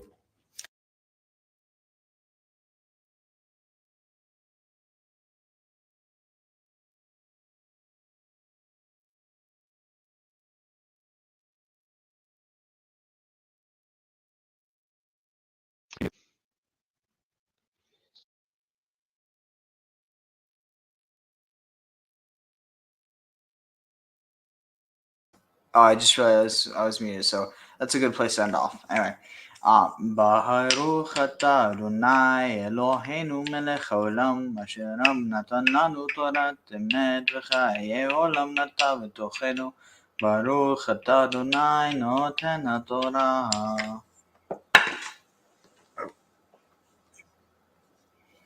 Yeah, I was going to say I did have a couple of comments on his. Oh yeah. I was going to say I was glad he finally worked around to the punchline. If that's why Jews have big noses, I was expecting it. You know? But as far as this goes, he needs to study a little more on his brain physiology, because the fact that it's a bulb at the base of the brain talks about how important and primal it is. That means it's one of our earliest parts.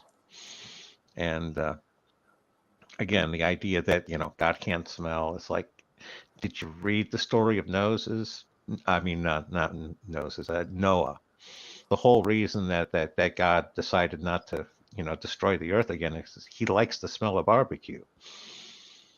And the last point is, if you're going to be, if you're going to get the title of most famous Jewish singer, you got to pass the Sammy Davis Jr. and Neil Diamond hurdles tag. Yeah. I mean, the only thing that I would say though is that is there something about the, like, why couldn't God just make another barbecue world? Well, again, that's a lot of effort. He already had this one created, and there's, the barbecue's already getting delivered. Why expend the extra effort? Yeah, fair. Anyway, on that note, this is nice. We ended off with 4 out of 7. So we will be ready to pick up next time. And anyway, on that note, this was fun. If you all like this, like and subscribe, and I will see you all next time. And on that note,